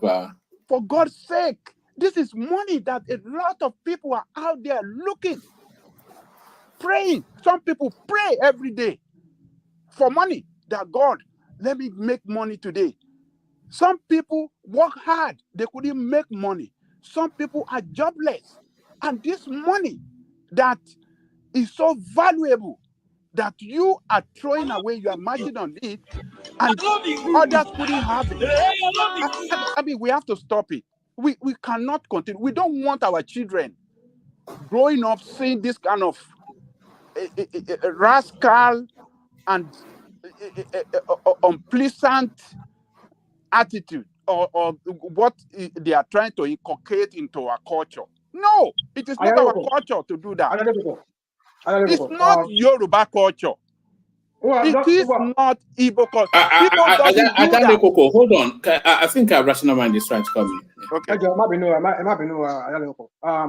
What I just want to say is this. You see, if it's a law, it's okay. It's a law. So the cost of printing this money, I don't know if people remember, if you can recall what Emefiele said while he was in office, or as was reported, the amount of money it cost them to print that last Naira change that they did. The amount it cost them to print that money was even more than the money itself. I don't know. Maybe I don't know if I'm putting it right.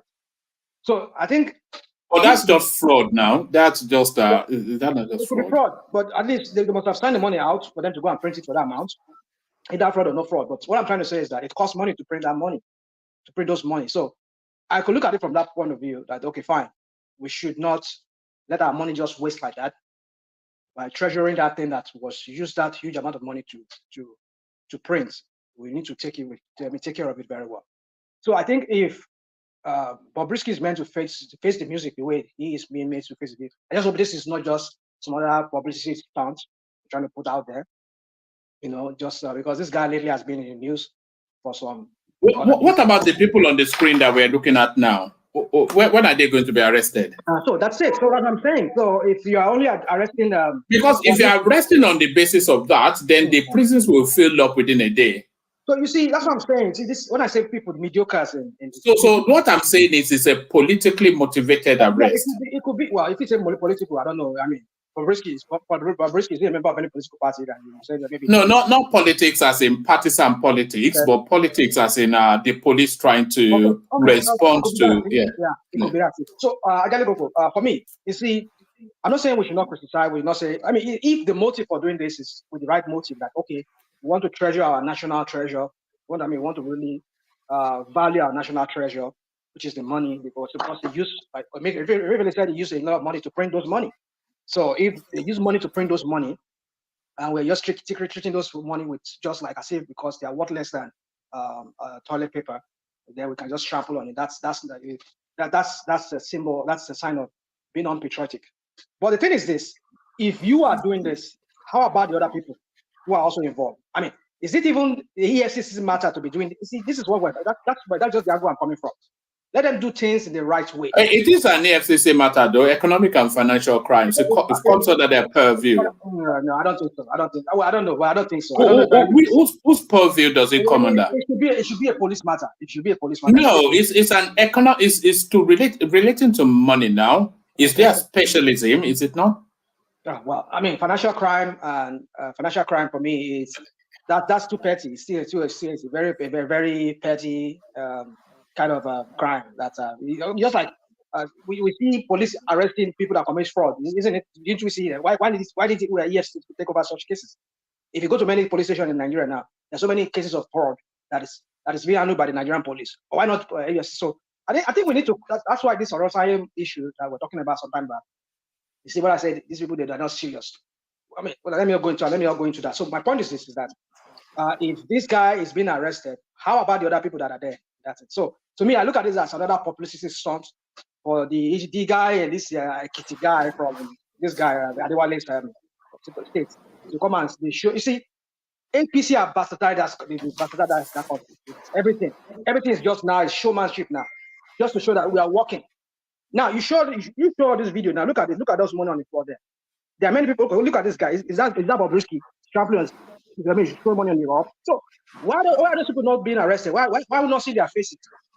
Having them to carry those placards like Bobriski was made to. So I believe it's just. I don't know. It's just publicity showmanship. Make them believe because Bobriski is a very big name, an household name in Nigeria now. Even among some kids, they know him. When you say Bobriski, they know everybody know him. So by putting his face there, showing that he was arrested, maybe that would maybe send a message. It's scapegoating. Are you saying it's scapegoating? I just think that's what it is. Just trying to show to people that we can arrest you, even though whatever it is. But why are the other people there? I didn't know humans. So I didn't know those also people that are also committed that crime too. Everybody there in that party, they should have been all arrested. If not at least half of them, at least quarter of them should have been arrested. So you see this APC and APC-led government with their. I've never seen Nigeria's go down the way this country has gone ever since APC has been in this power. I mean, I've never seen this. I know maybe during Donald time we don't really have internet blow up the way it is today, but the way I've seen this country descended, like everything now is just show, just to put out that illusion, that facade outside that we are doing something. At the end of the day, we don't even see anything come out of it. I start asking the question. So what was even the first thing? What was even the first showmanship in the first instance? I mean, this guy's case now. At the end of the day, now we go under the carpet again. We won't hear anything more than that. How about the other people that were there? Is he the only person that was? Oh, but it sends a signal, does it not? Arrest everybody, so we know that it's sending a signal. You can't arrest everybody now, but you can example somebody. But no, you can example somebody now, and if they example that person. And other people do it, they make another example of it. By the time they've made 2 or 3 examples, everybody will shape up. This is not the first time we've seen people doing this. What was that? Was it that during COVID time? This PDP guy, his deputy, what was that? Funke Akindele. Yeah, she was arrested for something similar, wasn't she? Yeah, I remember that something like that too. So what happened? And that time, I don't think it was even EFCC. I think it was Nigerian police that arrested her. You see, that country has a long way to go. I mean, this carpeting of these different agencies in Nigeria, not knowing who to arrest, whose jurisdiction it is to arrest, to carry out a particular thing. I don't know. If you see, I just believe this EFCC guy that is there is incompetent. Is grossly incompetent. That's just how I see it. the guy is grossly incompetent. I've seen some of the arrests they've made lately, and the way they've been. I mean, it's just that is Tinubu for you. Everything is Tinubu for me because he's the one there. So trust anything that comes out of him under his administration. It's not going to be mediocrity. Well, man, I just leave it at that. And when it comes to my turn, maybe I'll talk more on that. All right, brilliant. Ajanle Koko, back to you. Do you want to wrap up that space and I'll take it somewhere else? Well, I think I'm in support of it, though. People, we should the security agency that is responsible for this. I think police should be in the proper position to do that. So they should start arresting people. We have to put a stop to this nonsense. I don't like it, and I just detest it completely. I think they have done good to arrest her so that they can start showing. She's not the first person. There was one lady too that was arrested. One celebrity. Yeah, Funke something. I think. I think they jail her for sentenced her to 6 months imprisonment or so. So Bobriski own is not the first one. So they should be picking them up. They are nasty people. They don't show. How do I say? They don't show. They don't play role of good. How do I say it? Good role model. Good role model. Thank you. They don't show good role model at all. I mean, I'm in support of it. So let me leave it there one more. All right, but then let me take you to this other space. Our federal government plans domestic foreign currency denominated bond issuance. So this is the Tinubu administration, Wale Edo, the player in this particular matter, targeting the domiciliary account. Apparently, there is in excess of $30 billion parked in various accounts domiciliary within the Nigerian space. So he's trying to harvest that with a currency bond. So what are they making of this sweeping up of the dollars that they are embarked on aggressively? Well, the objective they are trying to achieve is simple. They just want to rake in more dollars, more forests to fund the economy and to fund the budget as well. So, yeah. So, but my concern is that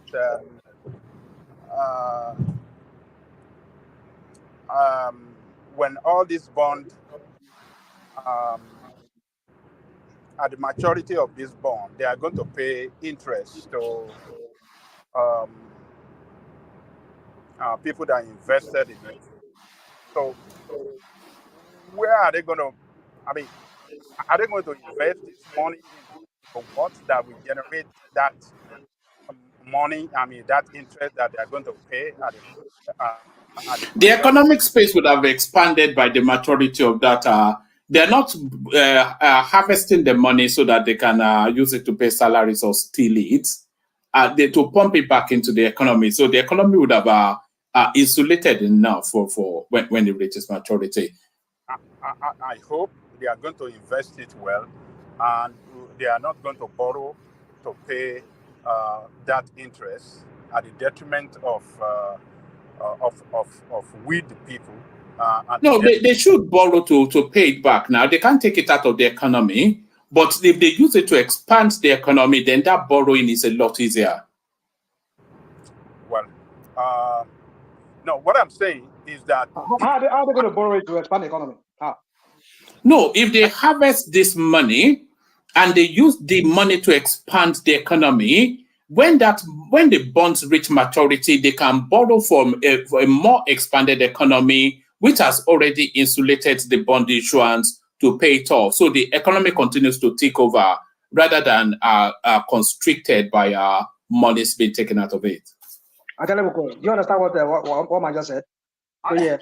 Perfectly. You understand perfectly. Bula Balu. What one man is saying is that whatever they invested that money on, we pay for it at the point of maturity. That is what one man is saying. So I hope so. I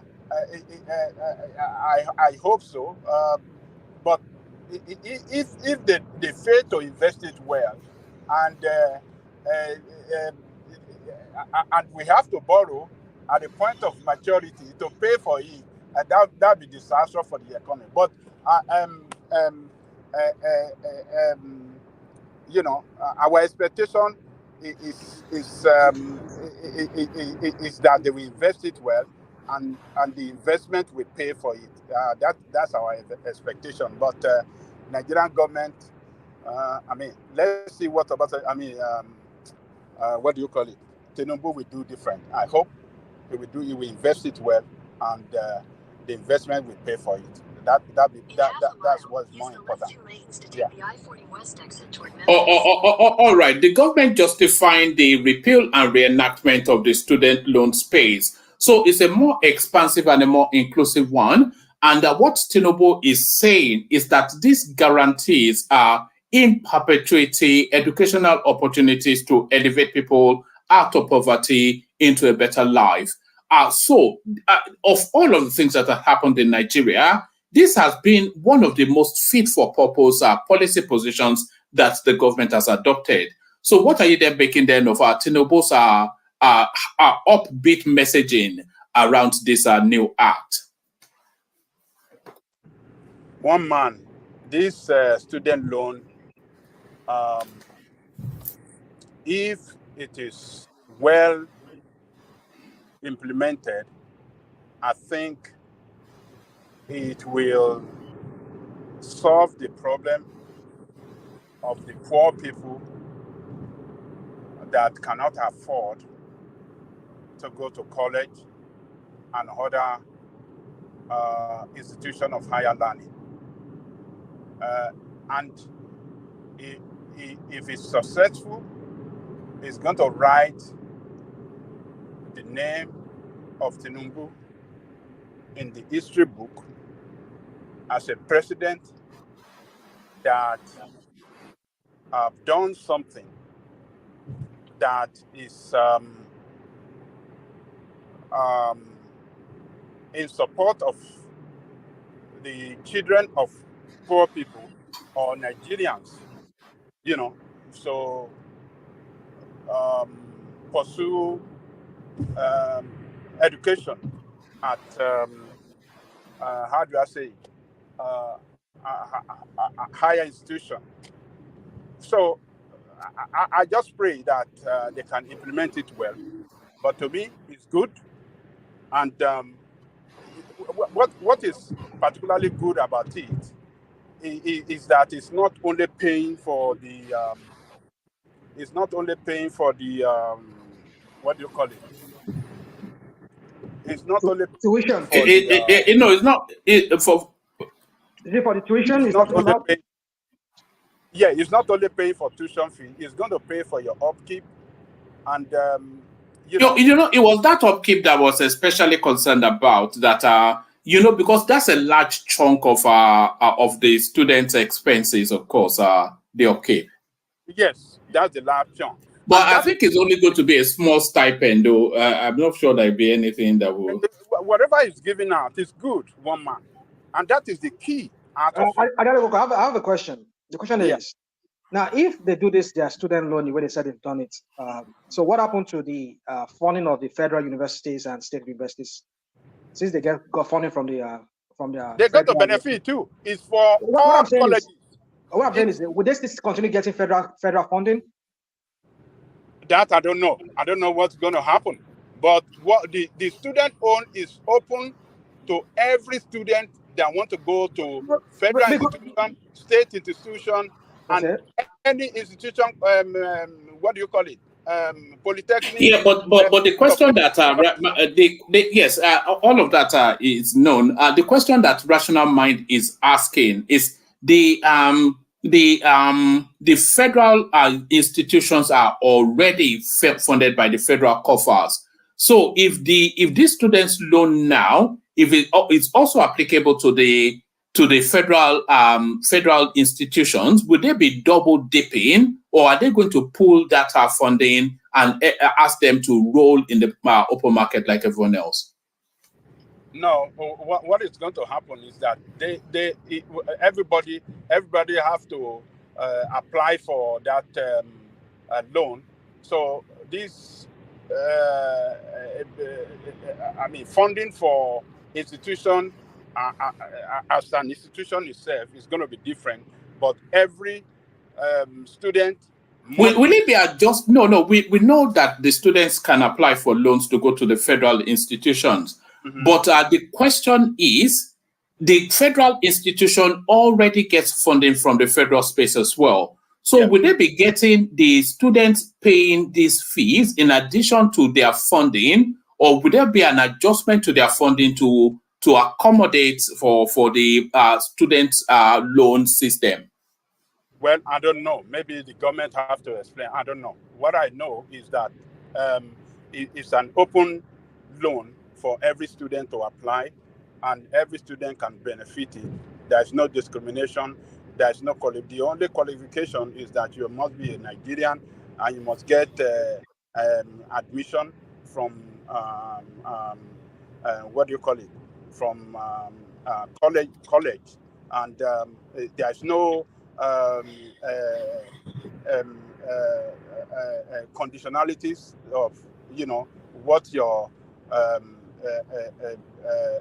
parents are making in terms of income.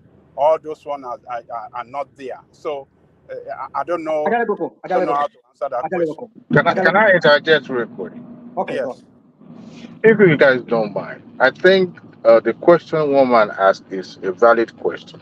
Federal government can continue to fund federal schools at the same time roll out, a federal loan that students attending those federal schools will also benefit from. That is more of double dipping, which is going to deprive some. No. It's double dipping because those who are already subsidized, now you have students also, having access to the federal loan. What about kids that do not have that opportunity to get admission to federal school that will be already subsidized? People going to the state school or private school. Honestly, my own opinion, I hope and I wish federal government hands off some of these federal schools to the states or sell it outrightly, because federal school should not. To me, I don't even know the rationale behind having a school belonging to the federal school. They're supposed to make funds available to the states by providing those funds to the state so that education can grow at the same level instead of just having this, building schools, having this federal school to them to the point that they are responsible for staffing, they are responsible to all the staff. I mean, to me, federal government has no business, doing that. And I think it comes from the era of the military rule where they're trying to pacify some as if having a federal school is an achievement. To me, it should be a state function, not federal function. That is the way I see it, including the federal hospitals. Federal government shouldn't be building hospitals. They should be enabling or providing funds in the form of subsidy to the state to have all these amenities built in their respective states, not them funding it. Because it's more or less having their hands full. I mean, how many can federal government do? Government dabbling into businesses, having an airline, that shouldn't even be, part of their job function. It should be more or less an oversight. So the question one man asked is valid. You can't have it both ways, okay? I don't think the student attending federal school should have it both ways, because the poor kids going to the state school, to even get admission these days is you have to beg God to God for you to even get admission. So to me, that is where I say it's double dipping and it's not fair. I think what you guys are suggesting is wrong. If federal government is paying for elementary school and are helping the state to fund the secondary education too, so what is wrong in funding higher institution? So I don't get what you guys are saying. Can I say something? I was the one who posed that question. I was the one who posed that question. Maybe a woman helped me to put it right. What I'm saying is we need to critique the whole thing, because federal government, they are starved of funds. I mean, at least that's what they tell us, that they don't have much revenue, even though the one that is coming in, they have to pay this, pay that. At the end of the day, there's little or nothing for the people's welfare. it's a good thing if you want to do the student loan. But how does it make sense? Because the whole idea of student loan, besides that they want the students to have access to education, being able to go to the school, also is that the institutions be able to get them. It's an economy of its own. So it's a cycle, because if they get money, if they are running the institutions, these universities or these institutions of learning, if they are running them like a business, then banks are funding you. You're getting money from the loans that children, students are bringing in to your schools, and then you can fund your operations in that university. So why should you now look for external money? Not as if you are borrowing that money, but they are giving you in form of a grant. Like, okay, we're giving it to you. Do this in your school. So why would federal government continue doing that? That's the question. Why would they continue funding them, giving them money that they need to run the universities, if already they are getting money in the form of student loans that students are applying to their schools? So they need to be self-sufficient in that they need to run themselves like a business. That's what we're saying here. So federal government has no business giving them money anymore. Run yourself as a profit, because now it's for profit now, because if students are bringing in money, they are bringing money to pay for their tuition. And that is how they operate their schools. So that's, I mean, you and I, we know how schools are run here in America. You know how even some so-called state schools are not really owned by the state. They are kind of run privately by some private individuals, even though they use the state of, you say, Chicago State University, or you can say California State University, or whatever state university you're talking about. These state universities are run, even though they go by the state name, but in 1,000 feet, turn right. Somebody's driving. So they are run like enterprise, like a business, because students come in with funding either from the FAFSA, from the government, or they get bank loans to go to those colleges. If you know what I'm trying to say. So they don't get any other more funding from either from the city or from the county or from the state as such. They run the business based on the money they make from the students. So why can't our school run, our universities run themselves like that? That way they'll be accountable. There'll be accountability. They'll not be lazy. No, we need to start. We need to start letting our people to start learning how to be enterprising. You know, because when they start getting this funding, we're talking about this resource control in Nigeria, whereby some government they can't even look inwardly and see how they can harness the resources within their space to generate revenue for themselves. All they bother about is, go to Abuja and collect our location. It makes them lazy. So that's the point we're trying to make here. If you get it, and our viewers. So if you want to, go on. I have a question, because most of the time, the way we look at the things, because anytime we make comparison, anytime we are talking about our country, and then thank God that Ajay Koko is on the platform today, because he's a socialist that normally talk about welfareism. Now, when we are talking about the student loan, because you are talking about the way it is run in America, and we know the economy of America. You can't compare the economy of America with the economy of Nigeria. If you look at we have proliferation of private universities in Nigeria now. And if you look at it, let me even tell you now, if you want to study medicine, okay, do you see the tuition fee of the Wigwe that died, that he wrote out before he died for his private university? If you look at that one, believe me, how much loan do you think a federal government can give to a student that will be able to afford that? And then when you now graduated, with the level of economy and the salary that you can earn in Nigeria, do you think anybody will be able to afford that, to even pay that loan back? So is that the question you're asking? You see, the question you're asking now, I mean, you're making us digest, but at the same time, I appreciate your question. But the thing is, all right, respond to that rational mind, and then Ajay Koko wrap up that space, and then we move on. Okay, yeah. So real quick, this question you asked me, I don't think it's something I want to quickly respond to. I mean, let me just say this real quick. Maybe when you come to my turn, maybe I'm going to go back to it. Now, my point is this: I don't know the cap. What's the cap of The amount yes, there has to be as Simba was talking, I was thinking that there has to be a cap. It can't be unfair. So there has to be a standardized And I think this whole loan thing, I think, is geared towards the federal schools and state schools, federally operated, government operated schools.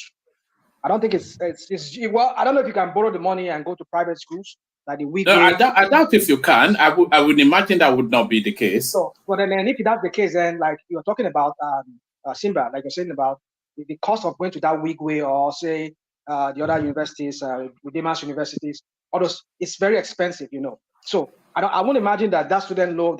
If the cap is like 5M or like 1 million, I don't know, whatever it is for the whole 4 or 5 years degree program you're going to run. So there should be a cap. And if there's no cap, then so okay, if you agree that there should be a cap. I don't want us to elongate that space too long, but no, we've been on it for long enough. The reason why I asked this question, so the issue of now saying that it should not be subsidized, because if you look at the public institution in Nigeria, is highly subsidized, and that is the only way this student loan can work. Because if you are looking at removing the subsidy, that means all the public institutions, they will also go in the way of the private universities, and it's not going to be affordable, even with the student loan, and even if they now raise the cap to even accommodate that, when they now throw them into the employment market, how many of them will not be able to pay back? Those are the questions. So to me, they should continue subsidizing so that at least the meager amount or whatever amount that they approve for them is going to help some people. Even with the little amount that they are paying now, some students can still afford it. So it will also give those ones opportunity. Those ones that cannot afford even the little amount now will be able to go to school. So that's the way I look at it. All right, brilliant. Wrap up that space, Ajanle Koko. I'll move you to one more topic, then I'll go on to Rational Mind. Ajanle Koko, back to you. You see, sometimes we want to compare our country with advanced country that have got everything right. We have not even got it right. The student loan we are talking about yet to, we have not started implementing it. We have not perfected. We haven't done anything about it. And we are saying that fund education again. Look, let me tell you, the federal government, while giving this loan is not free. They are going to pay back this loan. That does not stop them in funding education. Even United States, even though that they don't own schools, United States government still funding education heavily. Other than the loan, they give them fund, to improve on the facility, on the infrastructure.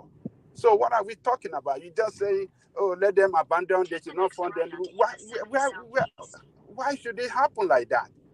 It can't happen like that. So funding, giving loans, that is personal loan. They're going to repay it. So that's where I think federal government, while they are giving loan, they are going to improve funding. Ajanle Koko, you're breaking up a bit. Yeah. Can you hear me? Yeah, better now. Carry on. Okay. So my suggestion is that why giving that loan is a personal loan, so students are going to pay it back in the future. They must continue to fund education, the infrastructure, and the facility. They must improve on it, and it takes heavy funding to do that. So they can't stop doing that. So that's my own. All right. Let me take you to this space. A brief commentary on this, Ajanle Koko. Tinubu sues for peace amidst Niger, Mali, Burkina Faso's threat to exit ECOWAS. So it's a real 360 turnaround for Tinubu. President Bola Tinubu has tasked the newly inaugurated legislators of the ECOWAS parliament to ensure that Burkina Faso, Niger, and Mali remain in the sub-regional body. So barely 4 or 5 months ago, he was telling us that he was going to go and blow them all up. But now it's embedded this, I want to be your friend. So what are you then making of this 360 by your president from Bodilon? One man, can you repeat that again, please? I didn't hear the Yes, it says that Tinubu sues for peace amidst Niger, Mali, Burkina Faso's threat to exit ECOWAS. And then the opening paragraph, it says, President Bola Tinubu has tasked the newly inaugurated legislators of the ECOWAS parliament to ensure that Burkina Faso, Mali, and Niger remain in the sub-regional body. So I was saying it's a real turn-up for the books, a real 360 turnaround.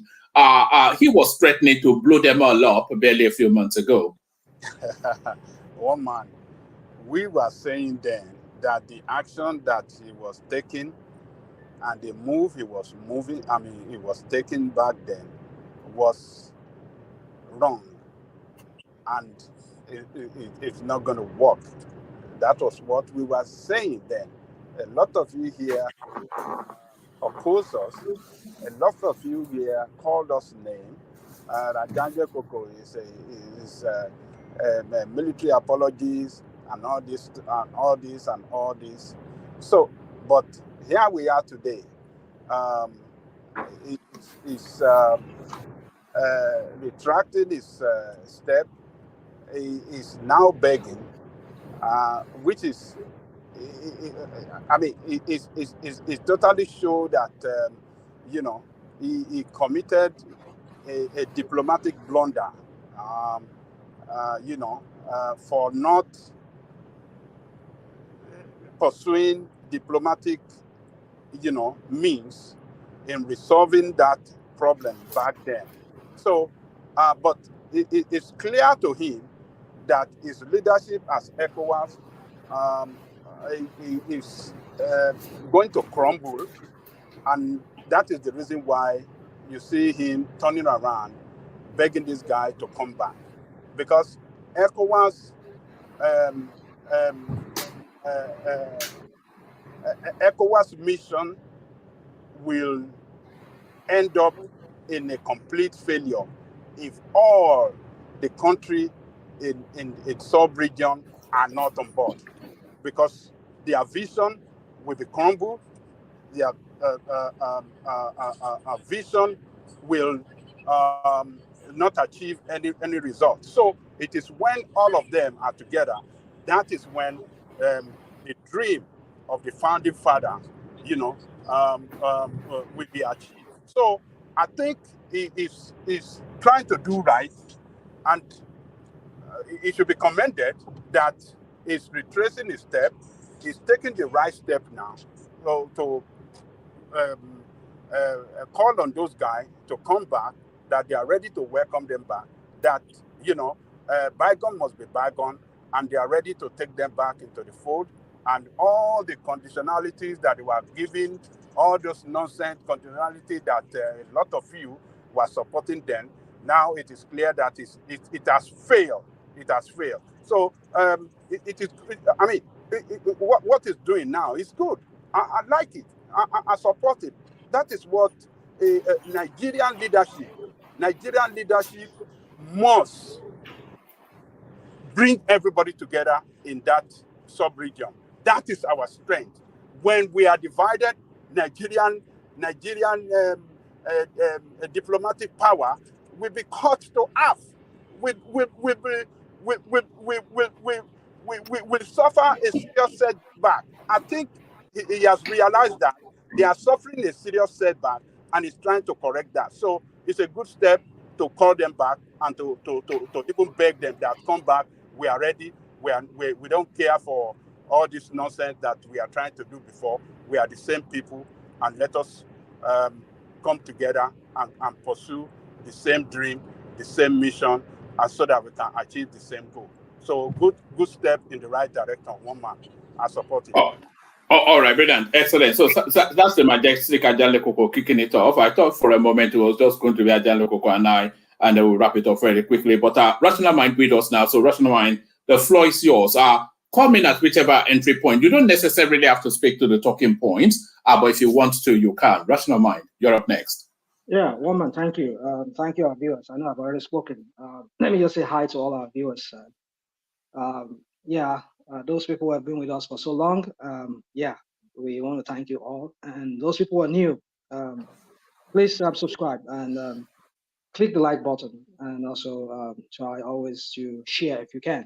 Tell people about this platform. It's one of those platforms that you would always get the raw truth, divergent opinions and views on politics and social lives and all of that.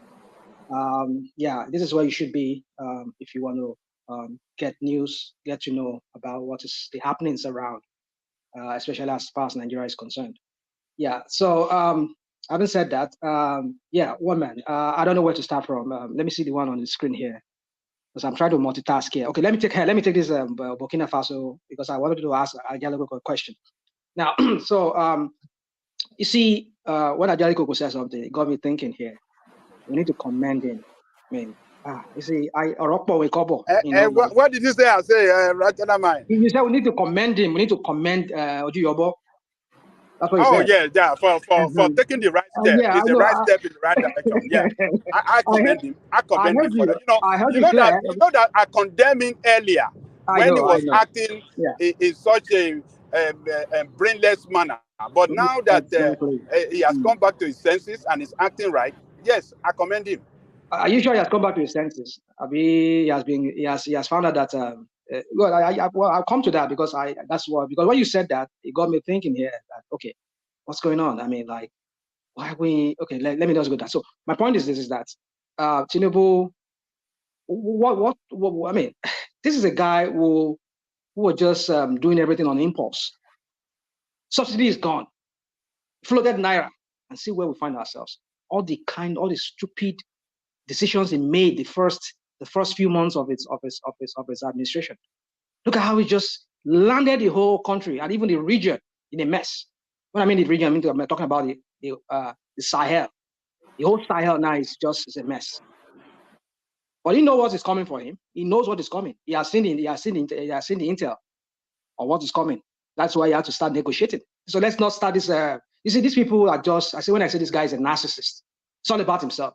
So a few days ago, we had Baba Yabo, when he was making a comment. I saw it. He says, "Do not make everything all about you."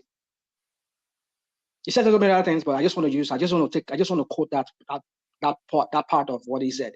A president should not make everything about himself. And that is what this man has always been. Right from Lagos, it's always about him. Tinubu, Tinubu, Tinubu, Tinubu. That's all he wants. Only that, he wants that name, that glory. This guy is not just for you and I, who are just ordinary person in the street, but if we are ordinary people in the street. Just about Tinubu that, Tinubu this. He wants his name, his praise to be sung everywhere. Well, you got it finally, right? But why must you? Yeah, but who else we will be talking about is the president of the country. We were talking about Buhari a year ago. Yeah, we know, but Woman, this man, you should stop talk. Go get to work, get to business, and don't make everything all about you. Is he not doing that? No. Well, listen, that's what I'm saying. That's what we're saying here. That this guy is just a guy who. Have you listened to him talk every time? Anytime he talks. I mean, when he went to Germany last time, he was in Germany. I built Lagos. Everything. What's wrong with this man? Is this how you're so hungry for recognition that you just have to make everything about yourself? See, this guy's a narcissist. If people don't know, when you have a narcissist as a leader, what do you expect? So, Woman, you see, he knows he has seen the intel. He has seen what is coming out from the Sahel. I mean, they are facing their own wala there over there. And he knows already, see what is going on in Zamfara and Katsina and in some part of the north, Jigawa, all those places. There are large swath of land that are under the control of some unknown people from unknown place. Of course, they're not Nigerians. So, and then he has seen it because he knows if those guys were to not be in good book with him, in good place with him, they could just unleash those terrorists to come start making incursion down south, which is to Nigeria. And the whole part of the north will just fall into another version of the Islamists to be there. Already, even though they're already there already. So he knows what is coming. That's why I need their cooperation. But can those people trust him? Those three other guys? I don't think they trust him because he's still a friend of their enemy, which is Macron, France. Because these people, they've tried to extricate themselves from the French grip, which already I think they are doing already.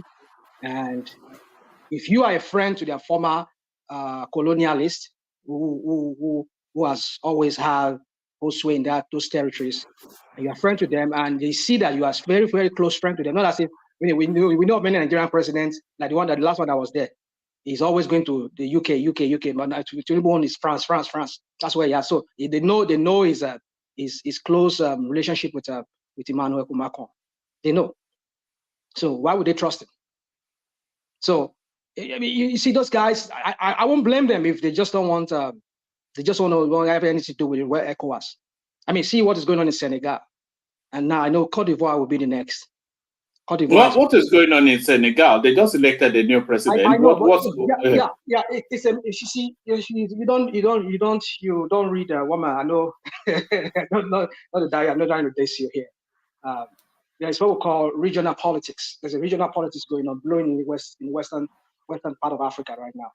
If you see what is going on in Western Africa, the French we call them French colonies. France Afrique. Well, I want to call them former French colonies.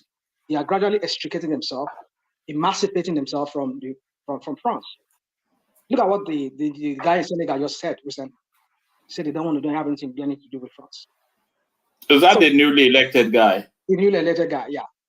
So they want to approach the whole thing as on the equal basis now, not that you start lording over us from Paris. So, and look at what the one in Guinea is doing. So the guy in Guinea, they also, even though he has not outrightly said to France that we don't need you, but if you know the way it is, if you know the politics of Guinea, you understand. Yeah, I'm talking about Guinea, Conakry, not Bissau. So my point is this: is that it is because the only largest economy now in the CDAO is the Ivorian economy, and I think something might happen in Ivory Coast very soon. If not. National. Yeah. I have a question for you.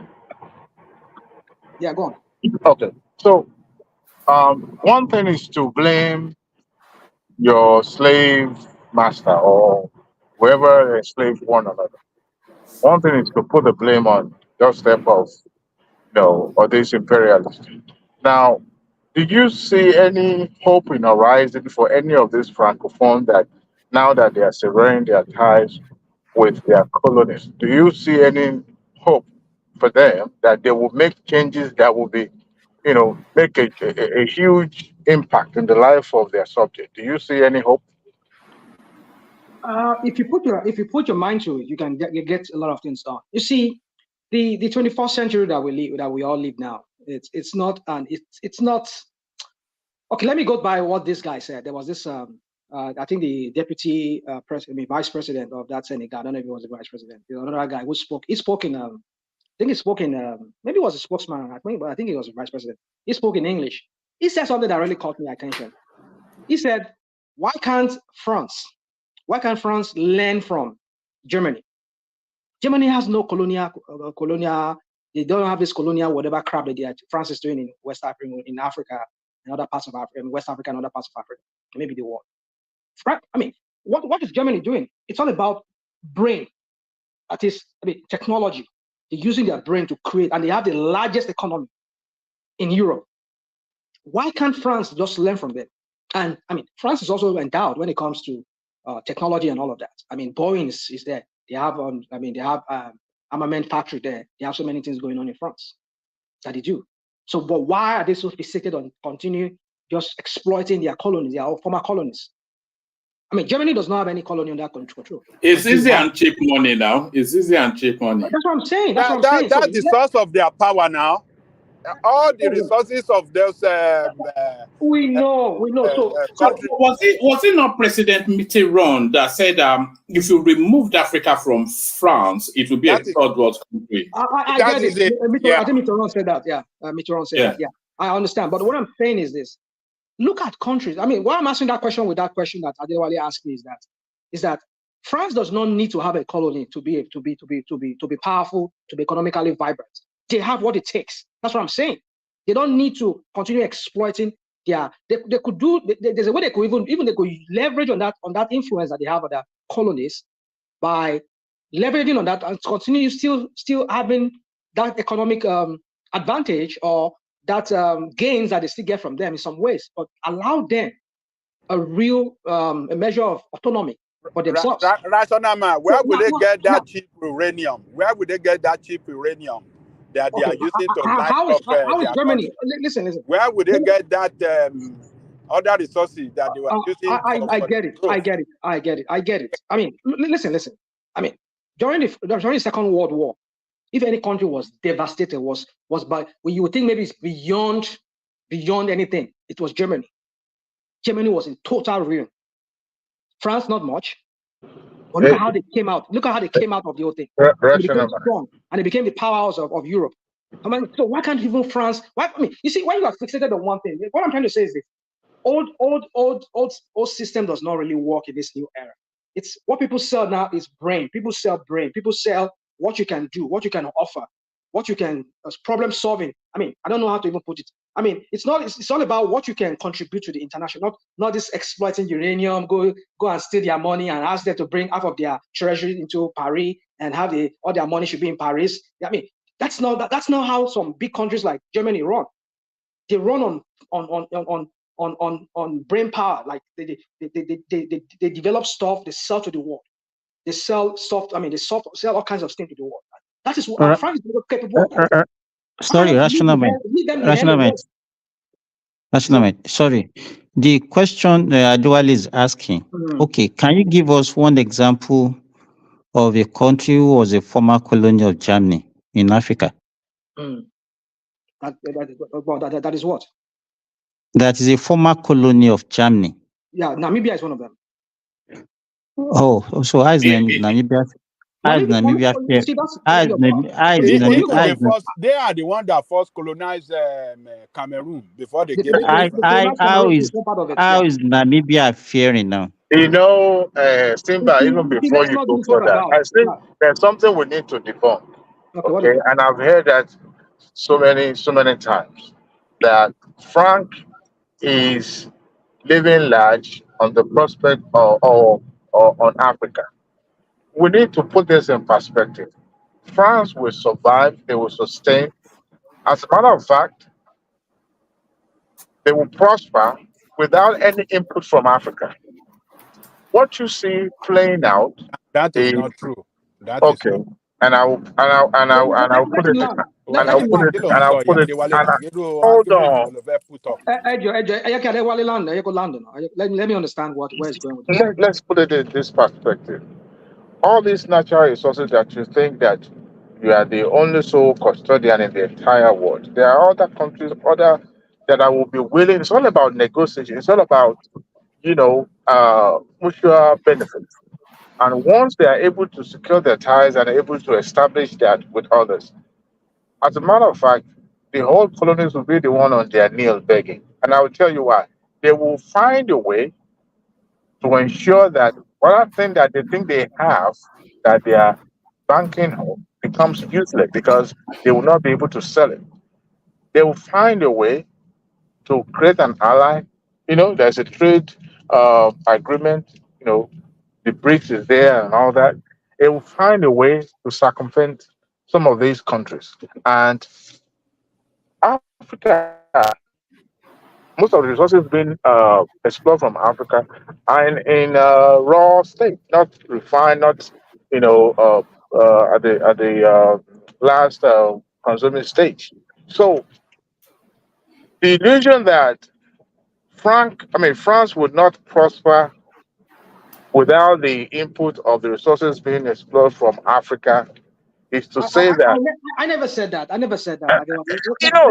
we look at what you see France doing in this francophone is to exploit the opportunity that opened to them politically. They entice the leadership. Okay, so what does that political? Hold on. About 20 to 30% of the uranium that powers France comes from Niger alone. Okay.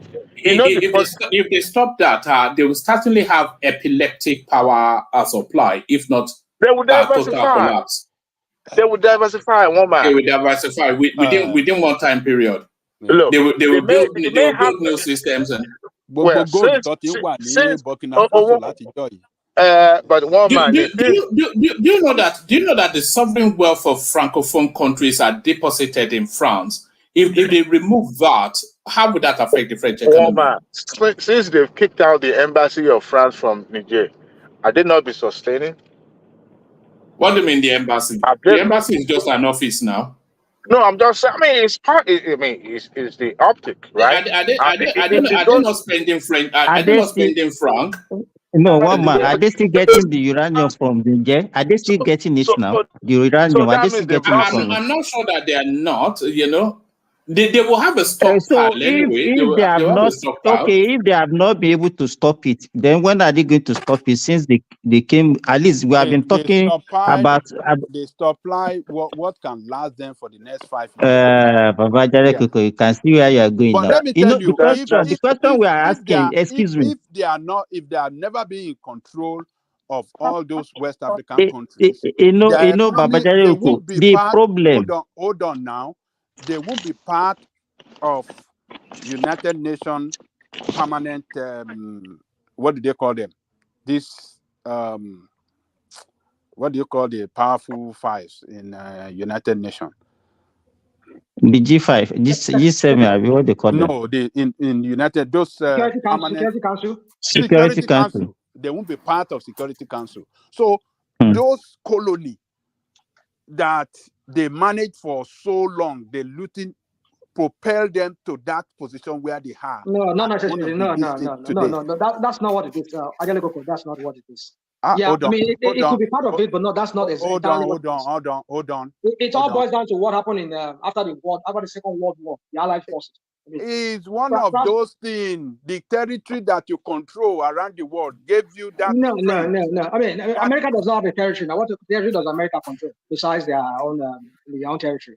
So it's all about which territory does America know? They control the middle. Which territory don't they control? What are you talking about? America controls the Middle East. America controls Africa. Where does America not control? What are you talking, one man?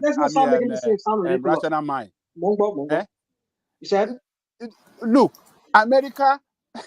What of territory outside the United States? All this Louisiana were part of. We understand, but France before America brought them over. Yeah, look, what puts you on the Security Council is no doubt your military might and your economic size, yeah, and your economic size and influence in the world. Yes, so France has that as all of them.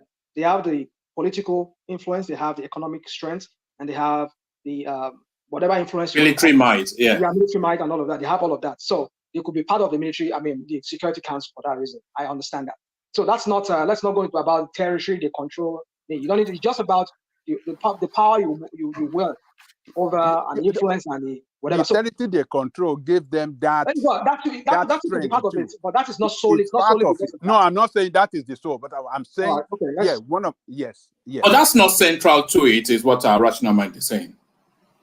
I think it's central to it too, because if they are not control a lot of territory with a lot of resources, they won't have that influence. You know, have you noticed a trend ever since Jacques Chirac, the guy who was there before? You've seen that France has declined, some sort of. Do you know that? I'm talking about France that I know, that I grew up to know. I went to school, I studied. So, but I'm saying that France is not the France of the 90s. France of today is not the France of the 90s. Ever since Jacques Chirac, I mean, France has the influence in the global scene has declined. It's more of like they're just running the country. Like, what do you think has declined? Make it decline? What has contributed? But even by then, they still have their colonies to them. All their colonies were not rebelling against them like they are now doing under Macron. All right, we're pivoting. We're pivoting too heavily, but yeah. Okay, I'll get it. It will continue to decline as long as those territories they control are, detaching themselves away from France. And they got to get to a stage when all those territories are no more under their control, and their influence in this world will be like nothing. People won't want to listen. When they say, what's your strength? You don't control nothing. They're just going to be like Finland or Sweden, those gentle baby country. So what's their strength now?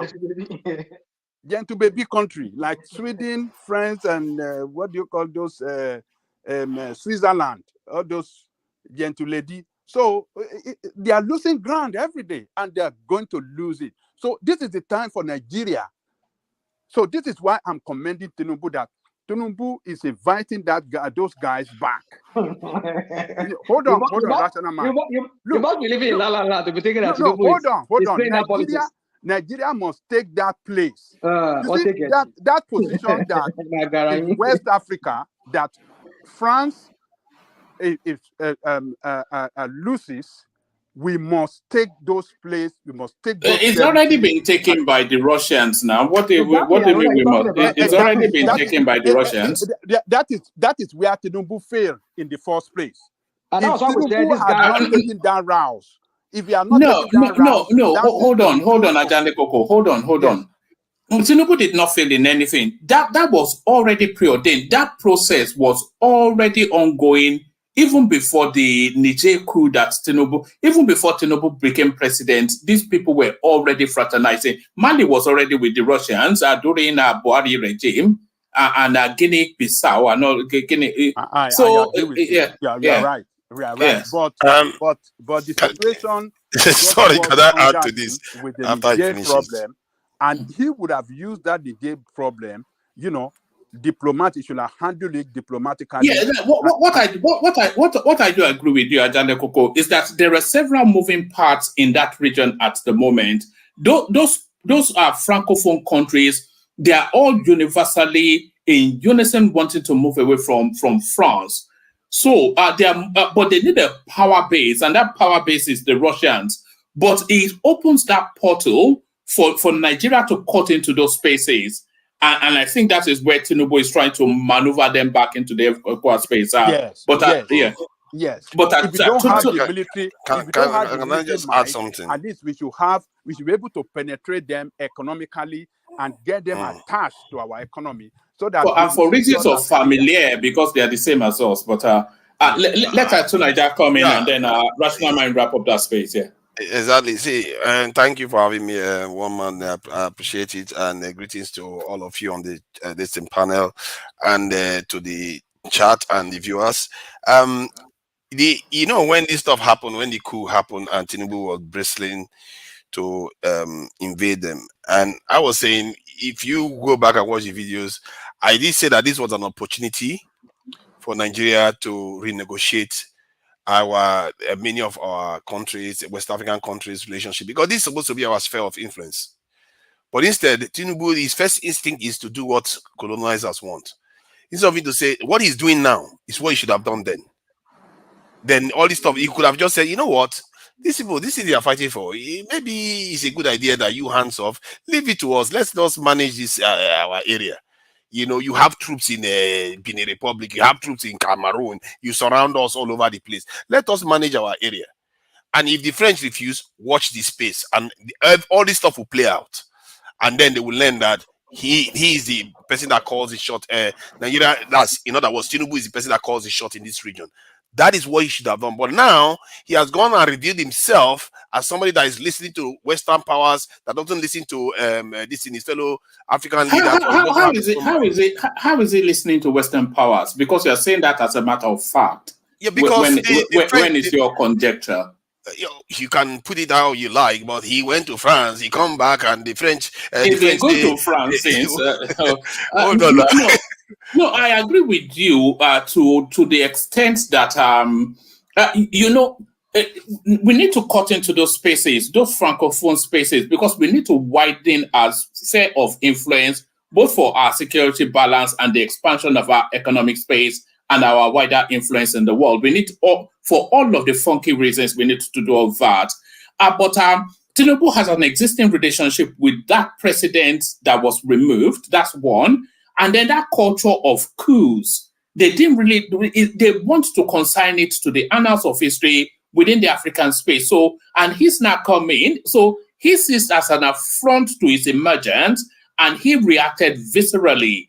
I don't think he was puppet mastered. I don't think he was puppeteered by the French. If he wasn't puppeteered, that's even worse, isn't it?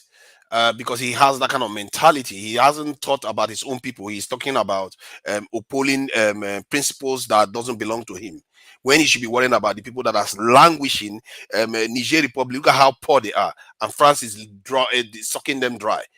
When he hears people crying out and saying, we need to do this, we need to kick the French out, he should have said, you know what, look at the state of this people, I should argue on their behalf.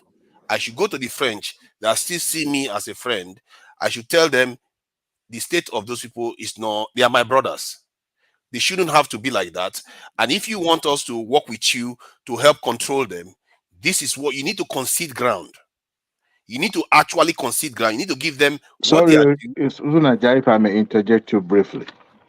When you are referring to Tinubu's contribution to the ECOWAS, always see it as a bloc, not an individual. No individual control or dictate the pace at which the ECOWAS go. They vote, and each member but Nigeria drives that space. Hold on, I've seen that argument. Even the contribution of United States to NATO. No, they don't control. They don't dictate to the member states. Actually, they do. But they drive it. They drive it. Look, every member have equal vote. Okay, what tells you that during the vote, not equal influence, not equal influence. It's a collective decision. It's not one simply because it was made the chairman does not mean he has to tell the group. This is where America goes, NATO goes. It's something that they want to ask. See, as a student of foreign relations, I want us to understand that even though politically we may think in the layman that this group or this country have some level of control, but I will tell you this: if Nigeria does not have the support. Do you remember when Nigeria shut its borders to Togo and Benin Republic? Do you remember what happened? Well, you can. It was near collapse. They came on bended knees to come and beg in Aso Rock. But the thing is, Nigeria would not take that measure. They were asking to be states within the Nigerian firmament. Wait now. So these people will always follow what Nigeria says now. If only Ghana will probably try and show some independence. There's no way Nigeria will tell them this is what we're going to do, and they will follow blindly. No, because they also have the economic impact and political impact we have in their respective countries. That is what I want to. I want you to have that at the back of your mind when you are analyzing the impact or the steps Tinubu took as a member of that body, not just as an individual. Let me simplify it for you. If they wanted to invade Niger Republic and Nigeria says no, there's no way ECOWAS can do it. But if Nigeria wants to invade Niger Republic and voted to invade, and maybe what is the essence of having a body if the country is dictating the pace? Let me finish my point so that you can understand. We've already used the NATO example. That is not true. It's not true. So I want to hold on, Tunaja. What is not true? So sorry, Tunaja. What is not true? Is it not true that where America points, NATO follows? That's not true. And I'll tell you this: during the Gulf War, do you know how long it took for America to control UK? I mean, to convince UK to support. And I tell you this: even the invasion of Iraq, it took them a long time. See, is there any action NATO has taken that America did not approve? Look, because America fund more of NATO does not mean they have to. That is how it is with Nigeria. If Nigeria doesn't approve anything, pays the piper dictates the tune. It's a standard. To an informed mind, not a layman, an informed mind will tell you that. All right, Tunaja, make that point an irrational mind. Yeah, Well, because I like agree with Adewale anyways. of I don't course, think any. see, I don't. they Guys, said I be should make quiet. point that some other Calm go down, ahead. please. You're not making no sense. Everything you've been saying, so be quiet. Yeah, let him not make sense, and then you come in after him. Let him Oh my land. god. Otherwise, just so we have See, structure. Yeah. I already like that guy. So, Oriola is one of our I our like to beat champions people here. like that. Oriola. Yeah. I like to beat people like that every day. So point is, see, if Nigeria wanted to go and invade Niger Republic and Cote d'Ivoire says no, the invasion will go ahead. But if Nigeria says no and Cote d'Ivoire says yes, the invasion is not going anywhere. So you can see the difference in their influence and their Who will power. supply the troops? Who will fund it? I mean, Exactly. who will pay for everything? It's Nigeria now. Yeah, so carry on. So, yeah, I'm done. There's no need. The point I was making was that Tinubu should have used during that time of the invasion to leverage it and gain a lot of influence over the West African sub-region and remove the influence of the French and including the Russians. If he had done it, he would say, okay, you know what? I will make sure these countries come to my side and the Russians will be pushed out. And at the same time, I will still be your ally, but we are going to get a better deal out of this. Otherwise, you lose everything, which was what they were facing until now. They had to try to beg them to come back again. So that's what he should have done. I wish I could share. I wish Instagram was showing on this thing, or they are slaughtering you on Instagram. They were late, but Oriola, have a micro interjection. Then yeah, because we're streaming to Instagram as well. So have a micro interjection. Then Rational Man bring them that space. Yeah, I was just going. I mean, it seems that majority of people have like their mindset are the same. So my question is, it's just like a question: are you in support of coup? Because I don't understand the point everyone is making. That this whatever Tinubu did was not right. Are you guys in support of coup? Number one. Number two, this saying the France is in charge of them and all of that. Don't you think the best way to actually free themselves from them would be actually a teamwork? Because for example, if ECOWAS join together, have one money, like they can use ECOWAS as a money between all the ECOWAS countries, that's already going to take away the fact that they had to report to the central bank of France that determine whatever had to do with any of their money. Don't you think that joint force, that collective action working together would be the best way?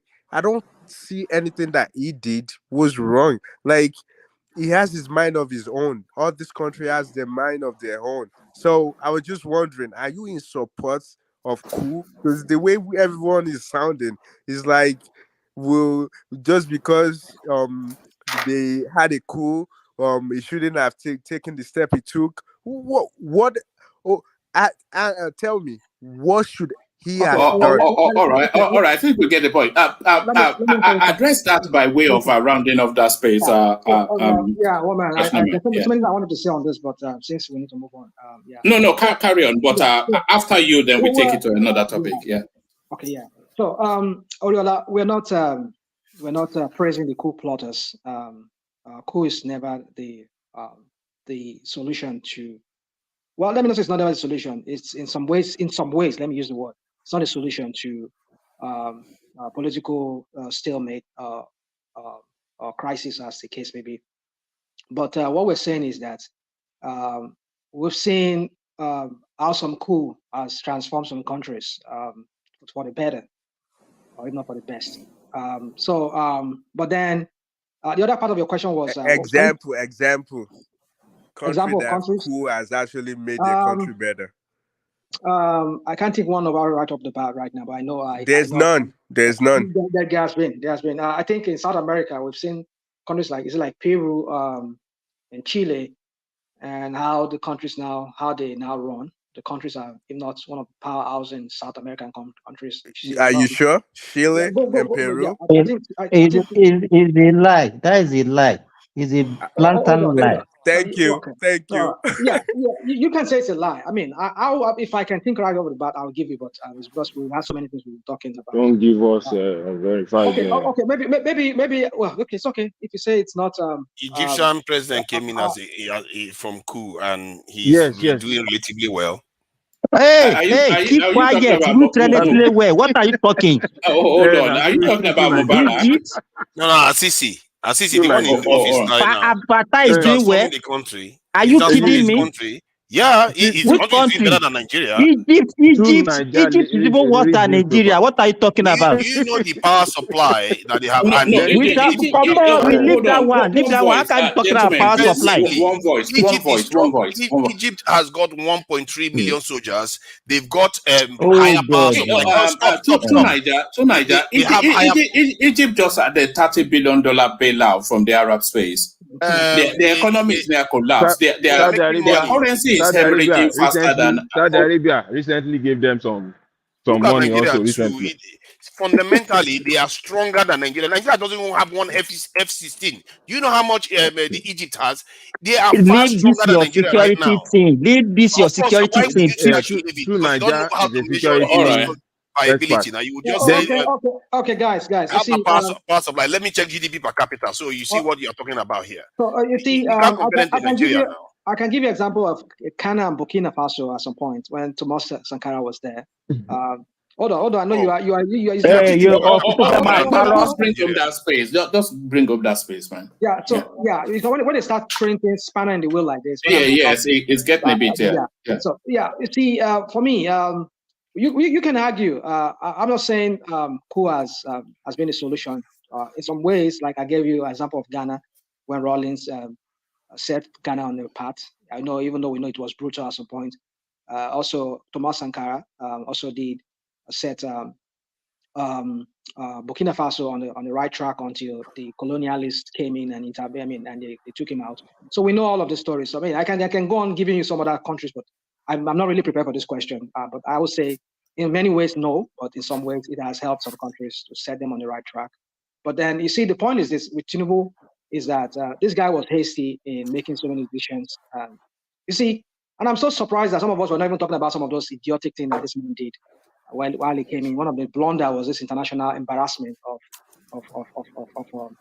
a stance against our neighbors, whom we know we have some kind of issues that they also are helping us with these Islamists from the Sahel. We know that they are battling them, and with our own joint effort, we could really still this. I mean, put these guys up there, and not let them make it. But now with us being hostile to them, they'll just open the border to them to just start making questions down south. So I know he must have been reading intel. And then we're talking about the economic blunder this man made that has plunged that country into the economic mess that we have today in that country. And then we are here saying that we should applaud him. Applaud him from what? Thank you. They are making they're creating a facade of a view that we are helping you. You met the dollar in the official rate at $400 something. You met the official. But it's coming down now. Oh, no, don't give me that. Don't give me that. You create a problem and you are solving it, and then you make me believe that you are the one doing you are solving it. I mean, what? How does that even sound to us? Okay. No. You created a solution, and you are working out the kinks. You are working out the kinks. Here you go, woman. Hear yourself. I mean, here you go. This same man that we're talking about. Hold on. You people, you see. Come on, guys. I mean, I don't know. Okay, let me not. I don't want to sound like maybe I'm. No. Hold on. A rational mind. You said they met the dollar at 400 and something. We all know why the dollar was at that, and we know that it's not sustainable. So he created a solution to that particular problem and is ironing out the kinks. It's not. It's not. I'll tell you what he's doing now. You see, I said this man plunged us. He didn't think things through very well before just opening his mouth and saying subsidy is gone and floating in naira. The same naira that he was floating. Are they not pegging in naira now? Are they not pegging it? Pegging it in what way? Yeah, pegging it. He's saying that, okay, I give you BDC. I give you at the social rate. You must sell it at this rate. This is how you must not get more than 10 naira. You read it here one man some days ago. You must not sell more than maybe 10 or 20 naira a gain on it. That's not pegging now. It's part To of the peg is solution. to Wait, tether. that is pegging now because you are forcing them to sell at a given rate. No. It's not. That's not pegging. That's if you're pegging, then you tether it to some other currency. It's not tethered to anything. Well, when I say peg here, I mean, woman, let's not go into all this. When I say peg, I mean you're kind of like fixing the price because you said you're floating it. If you're floating the naira, the market forces will determine the price. Is that not what is going on? They are selling it. They are selling it to the BDCs and giving them a margin of profit. That's it. So you see, that is anti the floating. It's against the floating because how so? Okay, because when you say the market will determine the price, that was what. Yes. Hold on.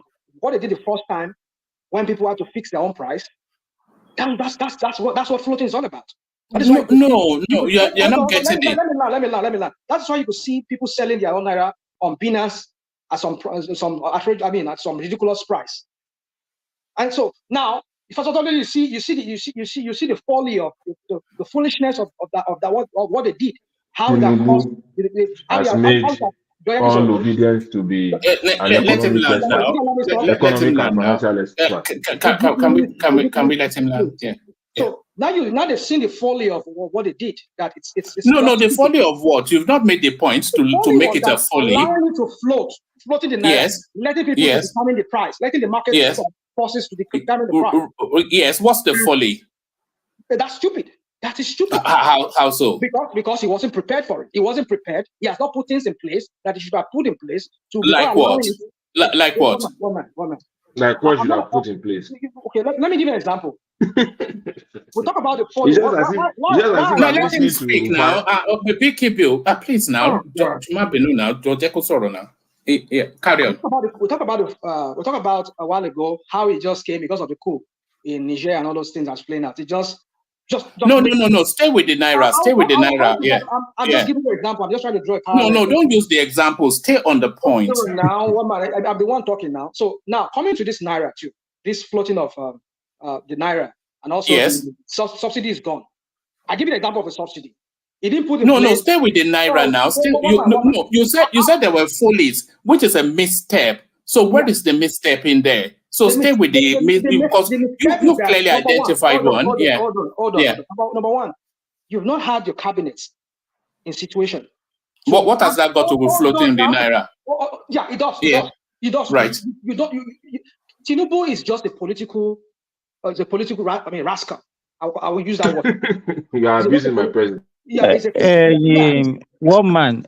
Just better leave rational mind. It will not be able to give you an answer. No.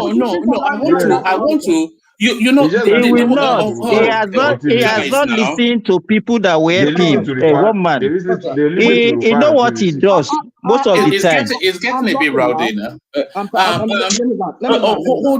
Hold on, rational mind. You see, the thing is, you barely make the point. Okay. And then you then leap to the condemnation. Point. You are wasting your time, one man. It doesn't have the point. All right. Okay. If they don't want you to talk, then I can't help it. You know. Yeah. Okay. I want you to talk, but if they don't want you to talk, I can't help it. Yeah. So, guys, can you allow me just now? My point is this: is that you are not making any point. Let him speak now. Don't worry alone now. If he doesn't speak, then how do we know what he's even saying? Just please let him speak. Point is that you came in, you don't have a full grasp of what is on ground, the rot that was in the system. How do you know that? No, he doesn't.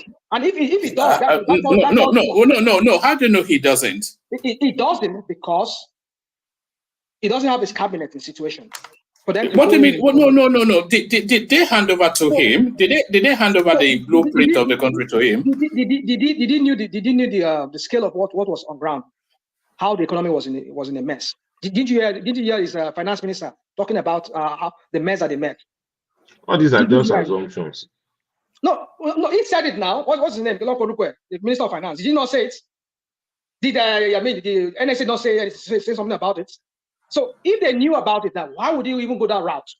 And now look at what he's doing. Why would they not go? What's the alternative to the route? I'm not saying you should not float the naira. But the timing is what I'm talking about. So no. Okay. Go to the timing. So so hold on. Are you saying he should have continued to be subsidizing the currency when the country did not have the money to do it? Oh, okay, but they were somehow finding the money at some point. Were they not finding the money? Were they not paying them? The money for what? Were they not paying during when Bubu was there? Were they not paying this? Yeah, but they hemorrhaged the country completely under Buhari now. Everybody knows that. Oh, okay, woman. My point is this. Oh God, that's not mine, man. Okay, carry on. Is your opinion? Yeah. My point is this: is that he did. I mean, the timing was wrong for him. I'm not saying floating the naira is a bad idea, but you need to put things in place first. Like, for example, your cabinet be in place. Understand the seriousness of what is on ground. I know it might not sound as easy as the way I'm saying it, because you might say maybe, oh, there's a rot on ground already. So, but how does he know the rot if he doesn't have his cabinet? Are you telling me that he read all the whole report that was given to him? Did he really read it? No. So, now, that's not mine, man. Okay, go on. I know you people have your own view on that. You don't want us to interject to... Rational man, can I come in? No. Hold on. Can I just let him land so that he at least lands? Yeah. Carry on. I'm very. I try to be very selective in why I use my word, because I don't want anybody to quote me out of context. Now, my point is this: is that you don't have a cabinet on ground. You don't even know the scale of what is on ground, and then you're saying naira is gone. I mean, floating the naira subsidy is gone, and then you came in, you found the rot, and you made that, oh, this thing was wrong. And now the same thing that they should have done when they first came in, not floating the naira, but rather pegging it. I mean, when I say peg, don't get me wrong, I'm not saying the peg you're talking about. I'm saying trying to like what is currently doing. Which is what? What is it currently doing? They will give it to the BDC and tell them that you cannot sell it more than this amount of money, and this amount of interest you can have on your BDC. That is what they should have done from the beginning.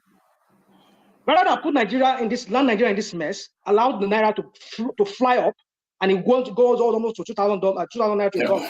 And our importers, it just messed the whole thing up, and food prices just went up. And you see, the point is this: that Tinubu did a lot of blunder. That's why I'm using this example of this. You've not identified one, though. That's just the thing. Well, it's up to you to decide. Whoever is listening, if you can make sense of what I'm trying to say, I've just said that. Man, I want to help you. I want to comment. No, don't help him because I've stopped a lot of people from interjecting. So let him just stop us. You can't interject him, and you want to help him. What help you want to help him? So, Woman, let me just conclude on that. Tinubu, Dr. Agele Koko said, when he said we should commend him, no, I'm not commending them.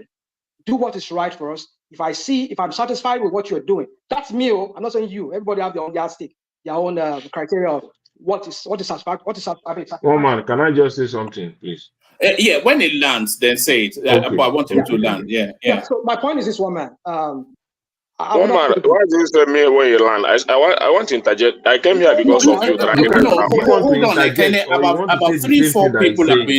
about 3-4 people have been trying to interject. Or you want to say the same thing he's saying? I don't want to say this. I don't want to say the same thing he's saying. I want to say something here. No, but let him just land. I need him to land so that other voices can come in. Yeah. People said I never land, right? So anyway, I can let you. Is that what the girls say? Are we going to PG territory now? And look at this guy. So my point is that Tinubu has made a lot of blunder. Rational man, when you have a Kenyatta to help you on economic issues, okay, let me just move you to Bobriski because I don't think you're going to ever land. Go to Bobriski. One man. I want to interject. I want him to land. Just let him land, and then other voices that want to come in can come in. No. Why don't we just do it like I said? Let him land. Okay. And then other voices come in. Let's do that. Okay, so that just shoot me for a minute. National mind, just shoot me a minute. Oh God. One man. All right. I beg you. Okay. You go on. I mean. Please land. Land. Okay. I mean, sorry. Let him go. Can I just go up the 1 minute, please? Please, one man. I beg you. Just So make it why snappy. is Ekene? If you know, always Ekene is Please not now, I talking. need If 30 you don't seconds. allow other people to Cooperate talk, with one Ekene will man. not talk on this I platform need today. 30 seconds, please. Rational Is man, it not? please. Just Is it give not? So me 30 seconds. everybody, we have been here before Ekene, him. If you don't allow us to talk, okay, Ekene is not talking. all right, one man, please. Okay, the other guy, GUQ, or was it GUQ? Yes, Okay, let me give just you 30 minutes. Okay, please. thank you. I just wanted to respond to our military expert, through Niger. So that just like any other obedience, Tinubu has not done anything worthy of praise. They always condemn everything, from intervention in Niger, Naira, floating of Naira, subsidy, anything. So it's understandable. Even on Arise today, that was why, as I'm listening to Rational, it's as if I'm listening to Rufai on Arise. He still condemned the student loan stuff today on Arise TV. So that was why he was saying it, and just as if I'm listening to Rufai. So having said that, the military coup remove a president in your neighbor, in your backyard. So you want Tinubu to take leverage of that. He needed to present a strong point that is not something we want, especially at his home. He's still fighting the legitimacy problem, and you don't want to send a wrong signal to the military people around in your own country to have some form of belief. So he needed to act strong against those people. I don't think what he did in Niger Republic is wrong. I think he did the right thing, but obedient will always see it differently because of the feeling they have against Tinubu. If Tinubu coughs anything, they will blame him for anything. So that's just my Okay, so Simba, so can about you, that. Yeah. Simba, Thank you want to, Simba, you want to say something? Yeah. What I want to say is this: rational mind. One man was just trying to let you express your view, because we know that you don't usually have a point. You will never land. What you normally do is you hear something somewhere, then you come here, you will come and then you will not be able to express yourself very well. Simba, the girls say that about him as well, but it's not land. They say something else. He will never. Most of the thing, most of the thing he expressed, most of the thing he does on this platform is not his own view. He doesn't have any view. He doesn't have any opinion of his own. Because truly, That is what he does. Your secret has been leaked. Everybody knows what you do. And that's why you will not be able to. If you don't have a point, something that you can do on your own, you will not be able to express it, because all these things are not your point, they are not your idea, and that is why you will not be able to express it. I said Tinubu has turned every obedient to economic expert. Okay, All of them knows everything about economy. Like you see them talking. Let's allow Ekene to teach us economy, buying and selling economy. Oh yeah, Ekene, you can come in, please. Okay, rational mind. APC know how to. They continue to say things to make Nigerians look stupid as if they don't know where they come from. You understand? First of all, I want to start from Jonathan. Jonathan is corrupt, yes. But we are having about 2.3 million barrels per day, generating about $90 billion in crude oil.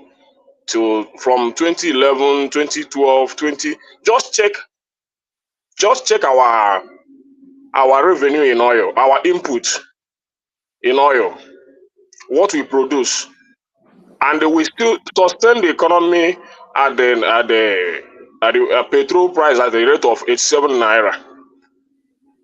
Nothing less than $70 billion input from oil export. More than 2.3 million barrels per day. Till 2015, when Buhari came in, everything began to go down to 36 billion, even to 26 billion, and our oil revenue, our oil this thing dropped up to 900 barrel, 1.3 million barrel till he left office. Today, the corruption in that system is still eating us up. That we are still generating about 1.3 million barrels per day.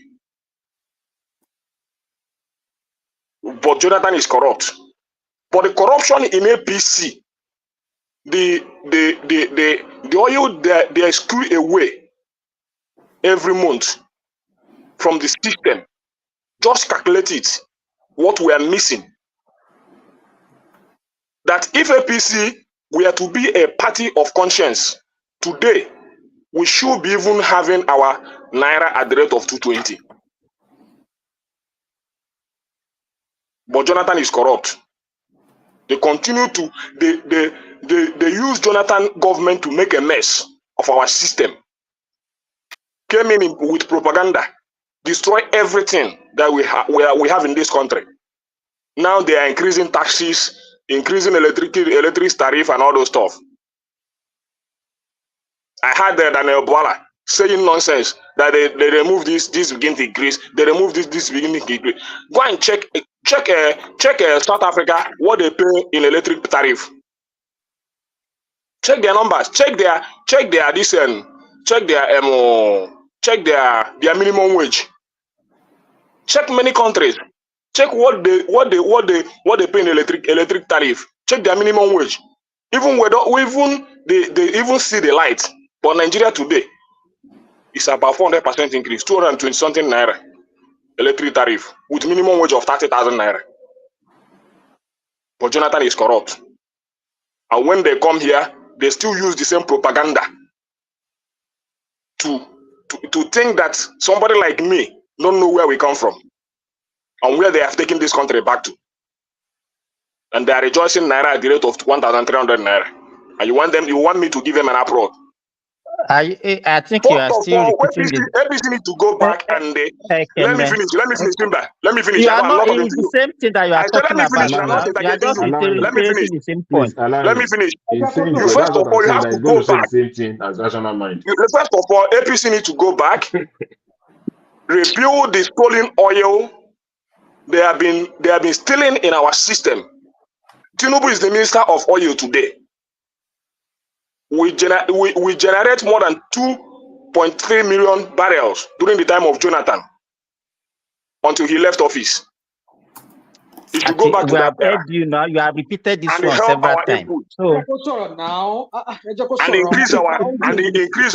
increase our revenue. Always time why, because it's the same point that he's talking about. He's not making any further one. If we have maintained that standard up until today, our dollar should still be at the rate of 220 naira. We have begged you. You want me to praise you for dollar at the rate of 1,300? You don't have to. Okay. You know where you take the rate of 1,300. This one left it at the rate of 750 for him.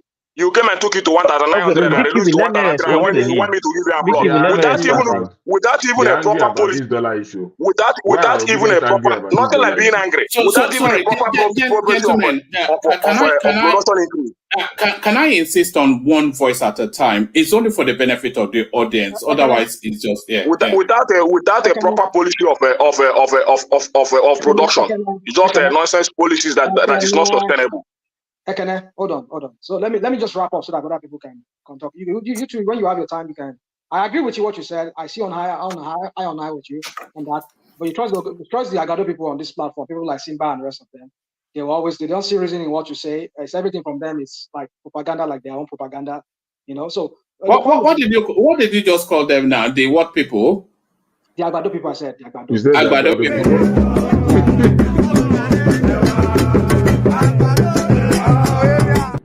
My point is this, those people. Carry on. Sorry, I couldn't help it. Yeah. So for me, I know there's nothing we can say here that will fall on a good. I mean, people will not never listen to it. Oman Tainla because like look at Simba. He keep repeating himself. I mean, he repeats himself. What are we not doing here? Are we not repeating ourselves? When you come here and stay, you repeat yourself the same Agbado narrative that they throw out there. You're repeating it here. So when it is good for you to repeat your own, but we cannot repeat our own, right? You see, when I say people are just, I'm on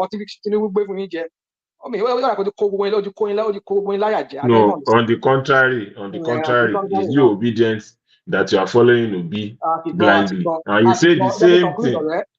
Everybody say the same thing. So, for me, Tinubu has made a lot of blunder. The issue of this mishandling of these regional partners, in the Sahel, Niger, Burkina, and Mali. that's a testament that this guy just came in. And even, in fact, it took that decision too. Why the deals doesn't have Minister of Foreign Affairs? So who are the people giving? Who was the people giving him idea on that? See, these are what we're talking about. So for me, it just needs to sit down. Most of the things that he did, the blunder, is gradually retracting them and trying to disguise them like he's not really doing anything. Like I just gave you an example of that the Naira issue that they are now doing now, trying to like fix it, trying to like tell people this amount you should be selling the Naira. This is what they should have done from the day one, rather than let it float and let the economy nosedive the way it has nosedive. Now it's going to take us another long time now for us to go back now to normalize. I mean, seeing the whole price of food and everything come down, especially the rise that they import, some other agricultural product that they import. It's going to take time because people already they bought at the rate when the Naira was like almost 2,000 Naira to a dollar. So you expect them to now start selling at the rate of current rates. Look at the Nigerian custom. They still charge you to like I think 1,400 something Naira per dollar for you to declare your goods at wharf. I mean, and then CBN is selling at 1,200 Naira. So what are we talking about here? The greater problem for the country is the instability. Normally, no matter what the value of the currency is, as long as business can plan, people that buy property know an inflation rate is not too high. You need stability, and what he has introduced is great instability for the last 1 year. He has created chaos. That is what we're talking about. And they don't see it that way. They see that, he has done the I master just said stability. You say what? National is chaos. It is chaotic. It's chaotic. I know. Okay, let me just introduce instability. I mean, let me just conclude this way. It is chaotic thing he has done. He has been disguising them lately, trying to make us believe that he's not paying a subsidy, while in fact he's paying subsidy. You see what we're talking about? This guy just do something and then he found out that I did a very huge blunder, like this issue of the mishandling of the Sahel people. I mean, another topic, please. It's it. So yeah, let's go to another topic, please. Sorry, Mama. All right, Russian man, give us a little snippet on the Bobriski situation.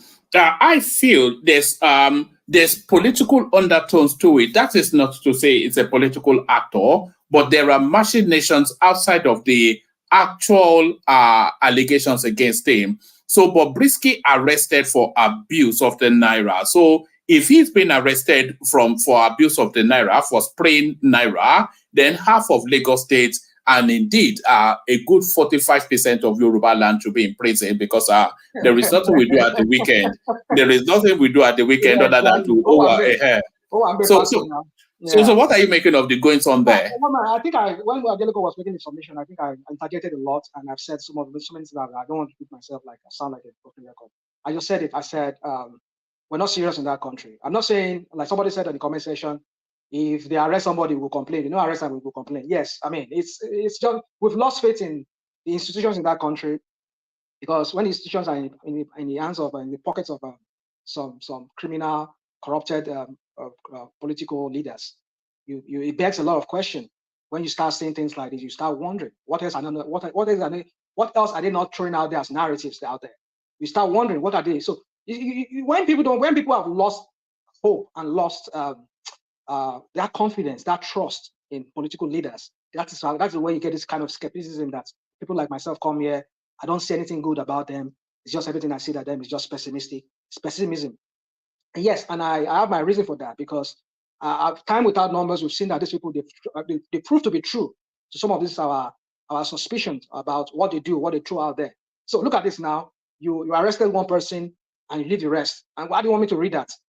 I mean, why don't you arrest everybody? And why are you now using the same guy or this same guy turned a woman or a cross-dresser as the case may be? So it begs a lot of questions. That's why we are skeptical about whatever things we see there. Our head of institutions in Nigeria, they are all just out there playing to the gallery too. I mean, acting like as if they are just there to do public show of whatever.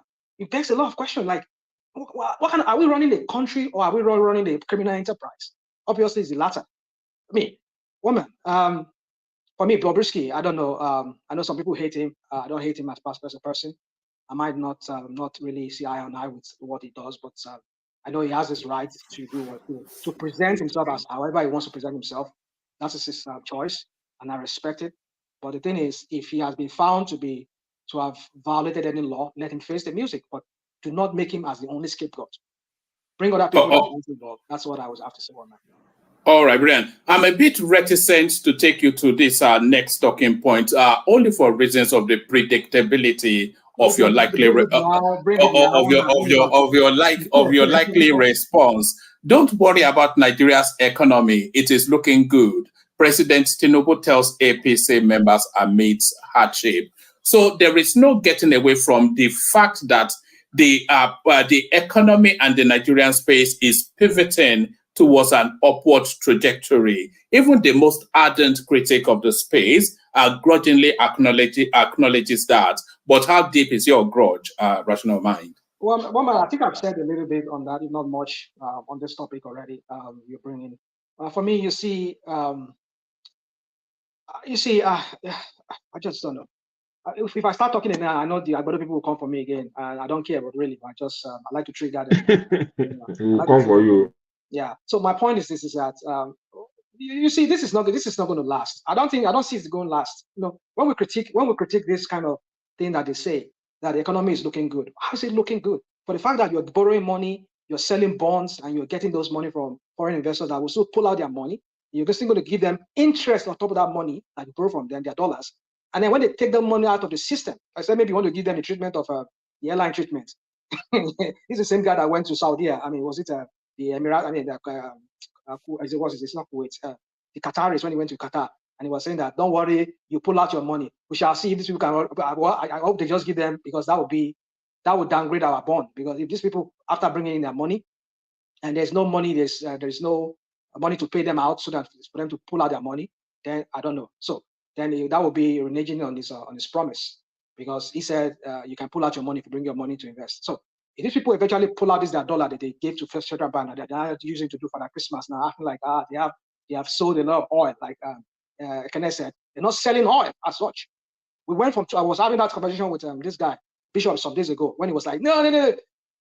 Jonathan was pumping out almost 2.5 million barrels of oil. Jonathan, look at how he just nosedive into like 1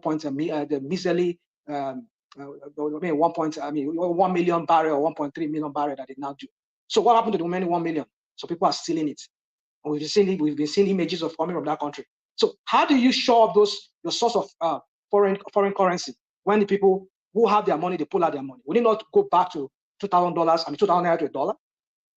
And we're not even exporting stuff from Nigeria that would bring us. They're already planning for second quarter. So you see, the point is this, one man. You see, when we say we take these people's statement with a pinch of salt, especially what you just read to me now, I don't believe in it. How do you want to? When I'm not seeing those things, those factors that I could see that shows that really these people are really, really serious about fixing this problem. Short-term problem does. You only solve it for a short time. People bring in money, use their money, you lend it out, give it to BDC to pump into it, and they just bring the dollar down. How about now when these people want to take out their money, that same dollar they bring into the system, when they now take it out, is it not going to cause more scarcity again? You have not even talked about the interest rate, that the manufacturers are facing in this country. Yeah, that one too. You mean for borrowing from banks? You see, one man. I'm not saying interest rate is a problem. You see, another problem is facing that country. But my point is this: Tinubu should work for the people. When I mean work for the people, don't care whose ox is God. If it's even your son or your brother that is caught lifting crude oil, stealing it, get him arrested. But I know you never do that now. How will he arrest? What's his name? What is that? What is that? Shay? Is it the option of chasing up and down with Black Marias, or plugging the hole in the system? Okay, which one is the more lasting solution? Let's assume you cannot chase them. Like Peter B said, you not close down your shop and start chasing. Yeah, okay, fine. Why don't you block it? But what are we saying? Is that not what they are doing? Removing arbitrage from all of the corruption spaces? It's the same system. That they are all it's not the same system, is it? When they've removed subsidy from. Let me ask you a question. Can you give me in the petroleum sector? Can you give me what has Tinubu done that is different from what Bubu did? That was pumping out 1.6, 1.3, 1.4 million barrel every day. Give me what evidence you have as to what Tinubu is doing differently right now. Tell me. Sorry, repeat that question. Minister. Yeah, that's what I'm saying. So you tell us, what is Tinubu doing differently from what Bubu did that it guarantees us that yes, we might eat 2 million barrels per day. Will be exported. No, the focus. I don't think. I don't think you are looking at the broader strokes of what's going on. The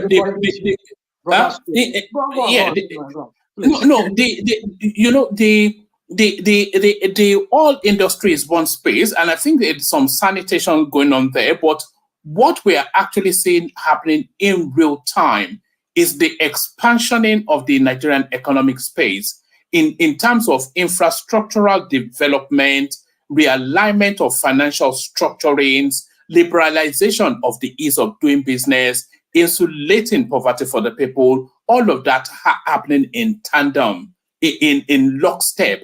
It's happening. We're all seeing it now. So why are we pretending like it's not happening? All right. Hold on. Ajale Gogo, are you there? Ajale Gogo, Mr. Interpreter, can you tell us what woman just said now? Can you just interpret? You understood perfectly what I said. Alabosi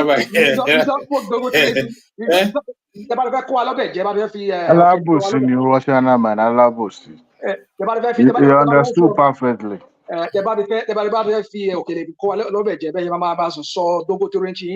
Just to confuse us, like as if we don't even know what are you talking about. What is the palette? I mean, where you live there? What do? Where? I mean, you see, Nigeria is where I hear those. No. There's social welfare insulation where I live and where you live as well. Yeah, I know.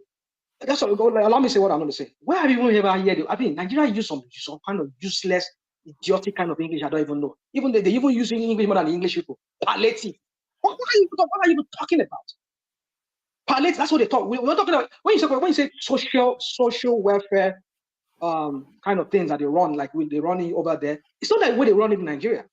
These are haphazard kind of thing that they do. One day they'll give them and people will get stampeded. And they give them social welfare stipends here, as they do in America. Yeah, they call it the gyro here. Gyro. I agree. Ours here is consistent, but that of Nigeria, that's what I'm telling you about. It's not social welfare. Maybe that's what they call palliative. Maybe that should be the right word they should use for it. It's palliative. This haphazard kind of thing that they will give to Nigerians, and then the next 3 months, I mean, like what you call that? You call that social welfare? No, it's a hand up, not a hand down. It's a hand up, not a hand down. Yes. Is your government in America handing you stipend? Are they giving you money? Now what? Are they giving you money? Are they subsidizing your stuff? Oh, you see. Well, let's not open that can. Restaurant man, you should have asked the palliative they're even talking about who receive them. Even the mama put where they promised us for Lagos. I've been waiting for it. I never see about my local government though. Where is BQB safe? You see, BQB. You don't need it because you're a rich man. Nothing like being a rich man. I need to see it in my room. I never see the mama put. How much did it cost you to join us on this show tonight? How much did you buy data? How much did you buy data tonight? Woman, you are just allowing this. It's okay. I mean, everybody has the right to come here and talk. You're allowing these Agbado people to come and use your platform and spread their propaganda, which is okay. I mean, I get it because you're a media man. You have to allow everybody to come and air their views or whatever. But it's like you just repeated the same narrative, same propagandist kind of narrative, social welfare, this and that. I mean, just look at what all you just said now. It's just zero. What people call zero. It's just total nullity. There's nothing. There's no substance to all that. All is just. If you want to enumerate that, I'll start poking into one of them one by one. Look at Nigeria. I mean Nigerians. I mean, my dad, my people. I don't know of any of them who go and collect anything. These are stupid palliative they call it about. Every time. Yeah, but your family don't fall within the demographic brackets. Listen, I have family members. Maybe not my own brothers and sisters. I have family members that are extremely poor. None of them I heard. None of them. You see, let me not go into all the stories. So let me not bore us with. So my point is this: that all this thing that Tinubu is just saying is just open sorrow. You know, I mean, just like I said, it's just to promote himself and make himself like he's doing something. I mean, look at what the article said. I missed hardship. So even the paper, the writer of the paper acknowledges that.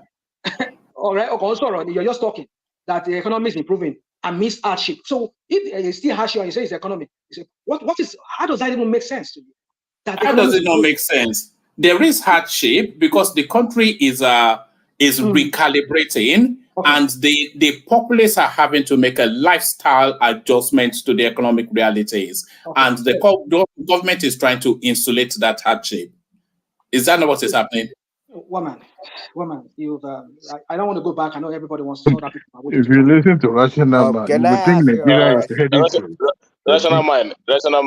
You know, I don't think I'll have much to say here today, but you know, I was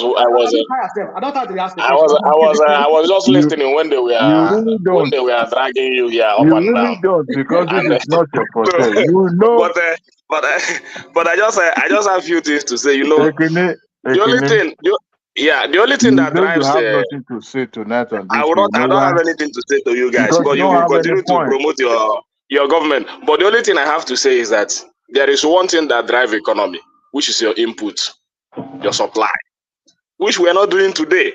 I just give you analysis, or we just give you analysis of what the kind of supply that happened during the time of Goodluck Jonathan in terms of oil, and how it came down during Buhari period.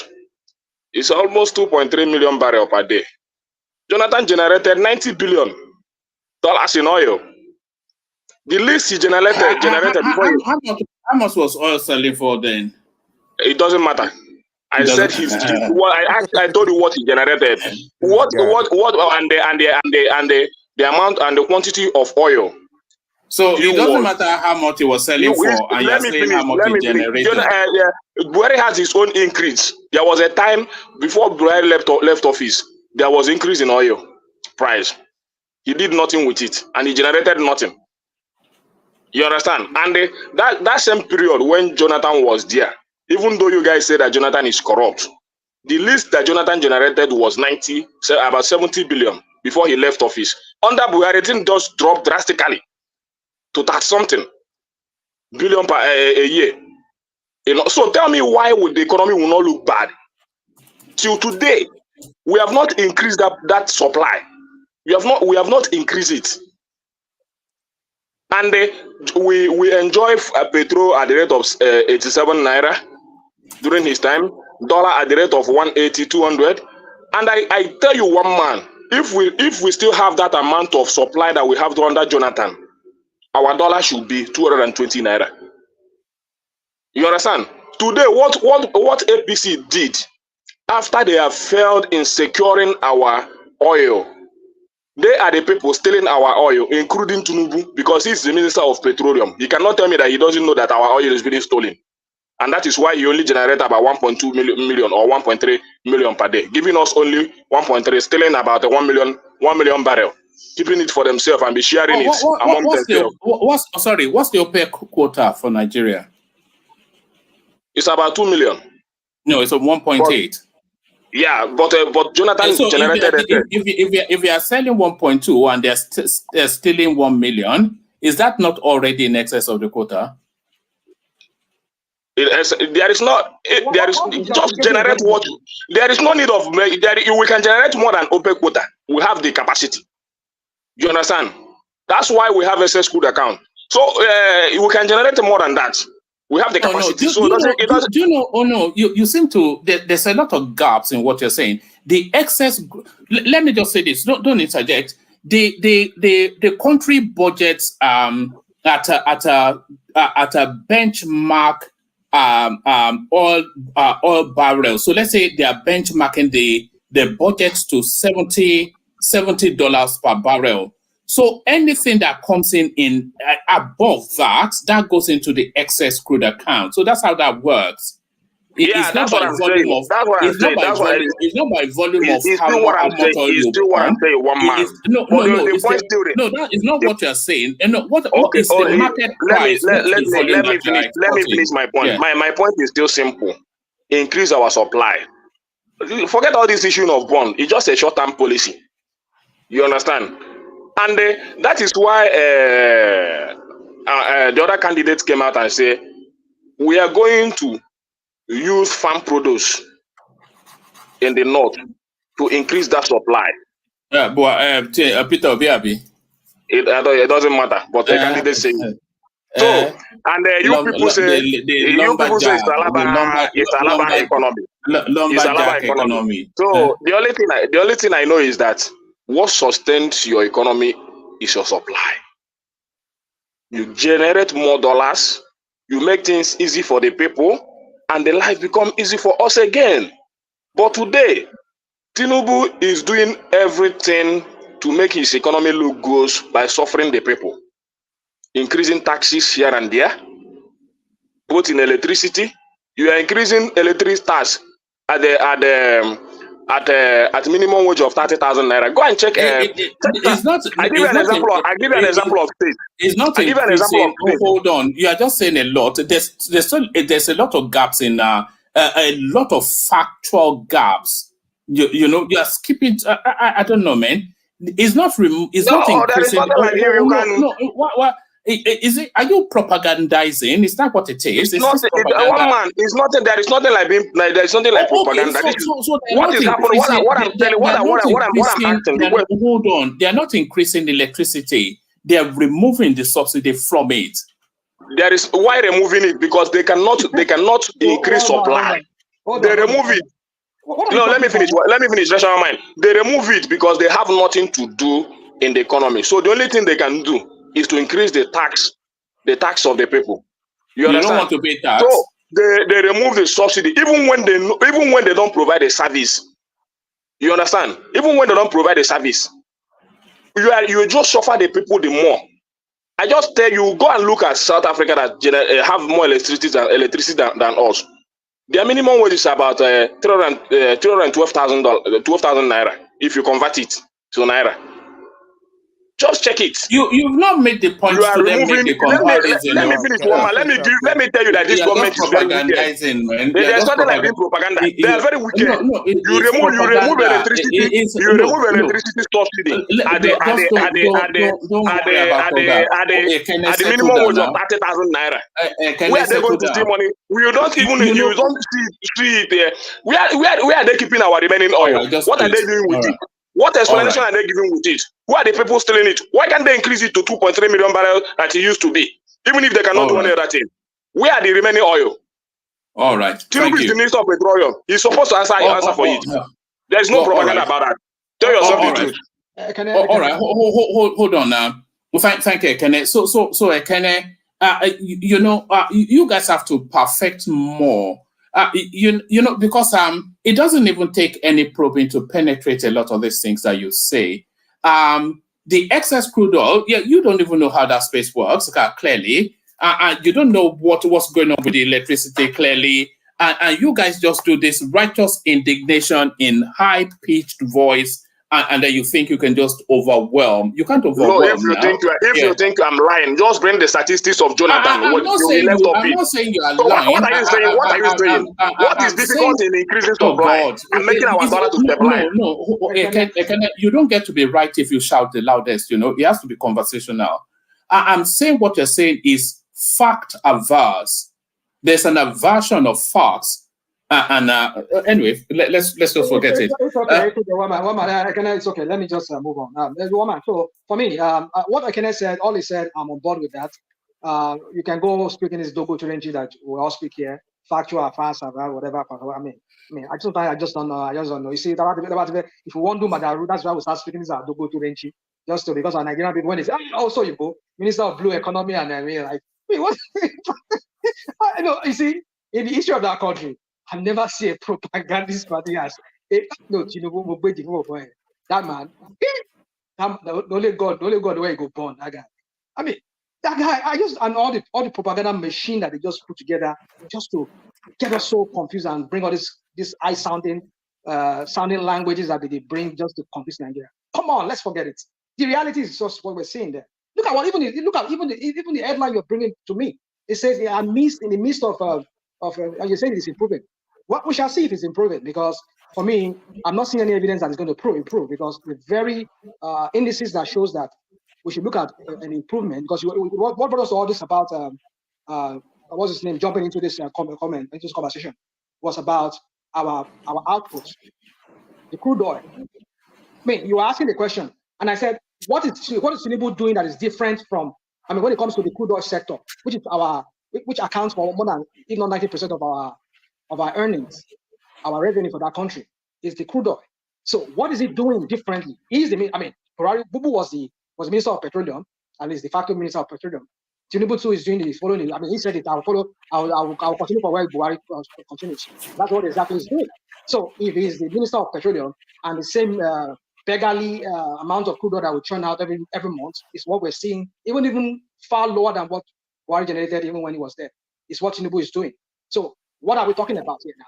How do we get the money that hard-earned scarce forex that we need for our manufacturers and our local business people to use and go and buy whatever they need to buy? And we're only just using this temporary solution that we're using that will not even last long, because these people pull out their money, it's going to drive out the scarcity more again. So, woman, if he doesn't do what is right, shore up the economy, those people put where you need to put there, not all these what's it called, machineries in form of Tom Polo and all of them that are also part of the whole oil thievery and everything in Niger Delta, and you're letting them to continue the same way Buhari left them there. It's the one you continue with. How do you expect them to? You see, Nigeria is a criminal enterprise. I don't know how Tinubu is going to navigate all these things. I'm not saying the whole problem is about him. He's the responsible, but because he's there as a president, I will continue hammering him as being responsible for it. Because if he's not doing anything about it, he's maintaining status quo. Then I don't know how we're going to get ourselves out of this. Rational One man, I leave it at that. Hold on, Oriola, you are next. It was going to be Adewale, but I think he dropped temporarily. So Oriola, you are next. But gentlemen, let me bail out, hand over to Tunaija, who would navigate from here on in, acknowledging Bosun, the super chat. Ayo, there he is right there, and you know Ayo multi streams the super chat. So that's still Ayo, and that is still Ayo. Alexander Gomez passed by way of a super chat, and that's one Niger in that space as well. So thank you to all those. Thank you, everyone. See you tomorrow. To Niger, acknowledge. Thank you. I'm here. All right, brilliant. So Sunaija, back to you. Over to you, Oriola, Europe. Oriola, please go ahead. And this is a no no bloviating and no spin zone now. We have to back up our statements with some credibility. All right, Oriola, are you there? Yeah, I'm listening. So what do you think about what the previous speaker said about the Tinubu government not doing so well? I don't want to give my own opinion, but please go ahead. Wait, is it a topic or you just bring? No. I think they are talking about. They were talking about the economy. It's not the main topic, but if you want to go with one of the topics, I think it was about the lady that went and sprayed cash. She seems to be in trouble now with EFCC. I think that's on a light note, really, because personally, I think it's a bit funny that they are going after her. I don't know whether you know about the case. The one that was spraying money. Oh, damn. Yeah, the day slash them. Yeah, that's is day dash them. Oh, damn. So what? I don't think I don't think there's anything wrong with day dash them spray money. I think that we just focus on the wrong thing, because I don't see anything wrong with that. Even us that we live in other country, we see people spray money, step on money. If you're old enough, if you go to strip club, people throw money. Nobody is a culture. I don't see anything wrong. Even some Africans that have a party in outside Nigeria, they spray money, they spread the money. No government is against it. It's just so Oriola, you go to strip club, yeah, right? but it's against the law now. When it's a way they have of passed the law to stop it. Hey, but okay, it's against the law. We heard you, but is he the only person? Is he they or them are the only person doing it? No, there's so many people doing it, but Yeah, they never but I get your point, though. Don't you think somewhere along the line somebody has to be held accountable sometime if you do something wrong in Nigeria? Because I actually believe that for the poor people, there's a lot of justice for them. If you steal in the marketplace, you probably go to prison. Quite a lot of things you do, you suffer the consequences. But for the elite, they get away with it quite a lot. And Maybe they need to set an example, don't you think, with somebody somewhere? I believe they need to set example, but not when you have so much evidence flowing around, and you only get to choose to pick who and not to pick. If you want to be doing the right thing, every single one of those videos flying around that you see people money, train money, then you go after them. I think that this is for something else. They're just using this as a cover. I don't think they actually pick it. They pick they or them up because they felt that what he was doing is wrong. I know some of them believe what they and them was doing was wrong, but I believe they picked they and them for some other things. They just didn't want to be open about it. So But your point of view seems interesting, because are we going to say, okay, because there's a lot of corruption in the system, the smaller corruptions or acts of law breaking should be allowed until the big ones are taken care of? Is that the argument, or we should just take whichever law enforcement that we get and hope to get more? okay, are you saying that you pick and choose who to go after? No, I'm asking you because it appears your Yeah, but argument is that that's what you meant by saying that should just because they pick one person now, they shouldn't go after that person. I'm not saying that. If you want to go, you should go after everyone that if I go online now, I would say at least 20 videos of people stepping on money, throwing money. Why don't you go after all of them? no, I agree with you on that. But are you saying if they go after one person and they didn't go after the others yet, that they shouldn't go after that one person, they should go after all of them at the same time? I believe so because it won't look good in the public view. For example, we're talking about it now, and a lot of people doesn't think he looks right. It doesn't make sense because there's so many other people. I agree. If to say what they're doing is they're picking them up one by one, okay, kudos to them. I agree with that. But let's wait for at least 2 weeks or a month. If nothing happened to the other videos, we know like they just they're not about their job. They just picking and choosing who to go after. I mean, I think somebody. I agree. To an extent, I agree with you. It is true actually that these our leaders, they tend to pick and choose what they go for. Like they really don't like this LGBT stuff. For some reason, this currency stuff. I remember they arrested somebody some time ago regarding this currency stuff, and now it's happening again. So they seem to be very good at enforcing when it comes to these ones. But when they give them a list of this thing funders or people that are stealing oil resources, he never seemed to see any prosecution. So I Right. I sympathize with your point from that point of view. Right. That's where I was trying. That's where I want to like speak to more because I felt that I'm feeling that we're always pointing finger at the one person, which is the president. Why don't we point finger to the institutions?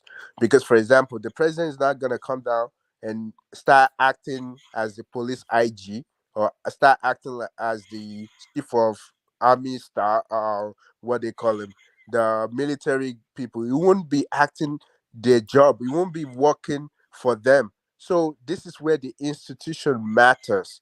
Like all of these, for example, who is in charge of people spraying money, spending on money? If you ask, and that way, okay, is it EAFCC or what's the other, or the police? They should do their job. That's where I believe that we should be calling on all these institutions that do your job, and when they're not doing it, we should be calling them how.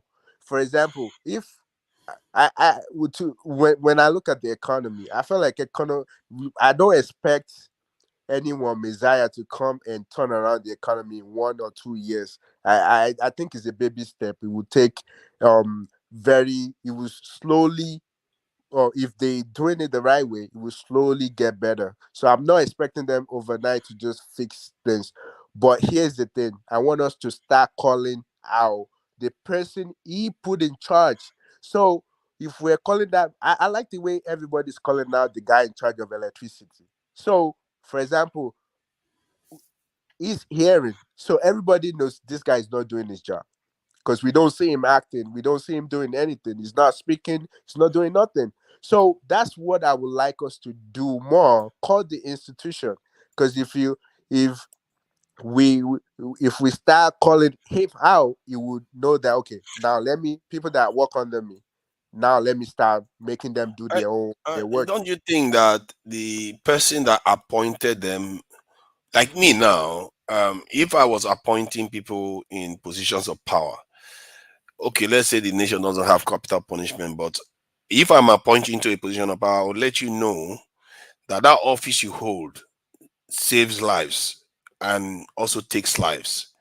And if you don't do your job well, you are killing people. I'm not going to mince my words. The point I'm trying to paint here is that you could paint a picture of high standards and say you have to do your job because you have to understand what you're doing. And when you misbehave, don't expect to just get fired. There will be consequences for what you've done. And I think because I saw Tinubu when he had this a kind of retreat with his ministers, and he was saying if they misbehave, they will be held accountable. But the question was, what do you mean accountable? Just to fire them? They go away with their loot.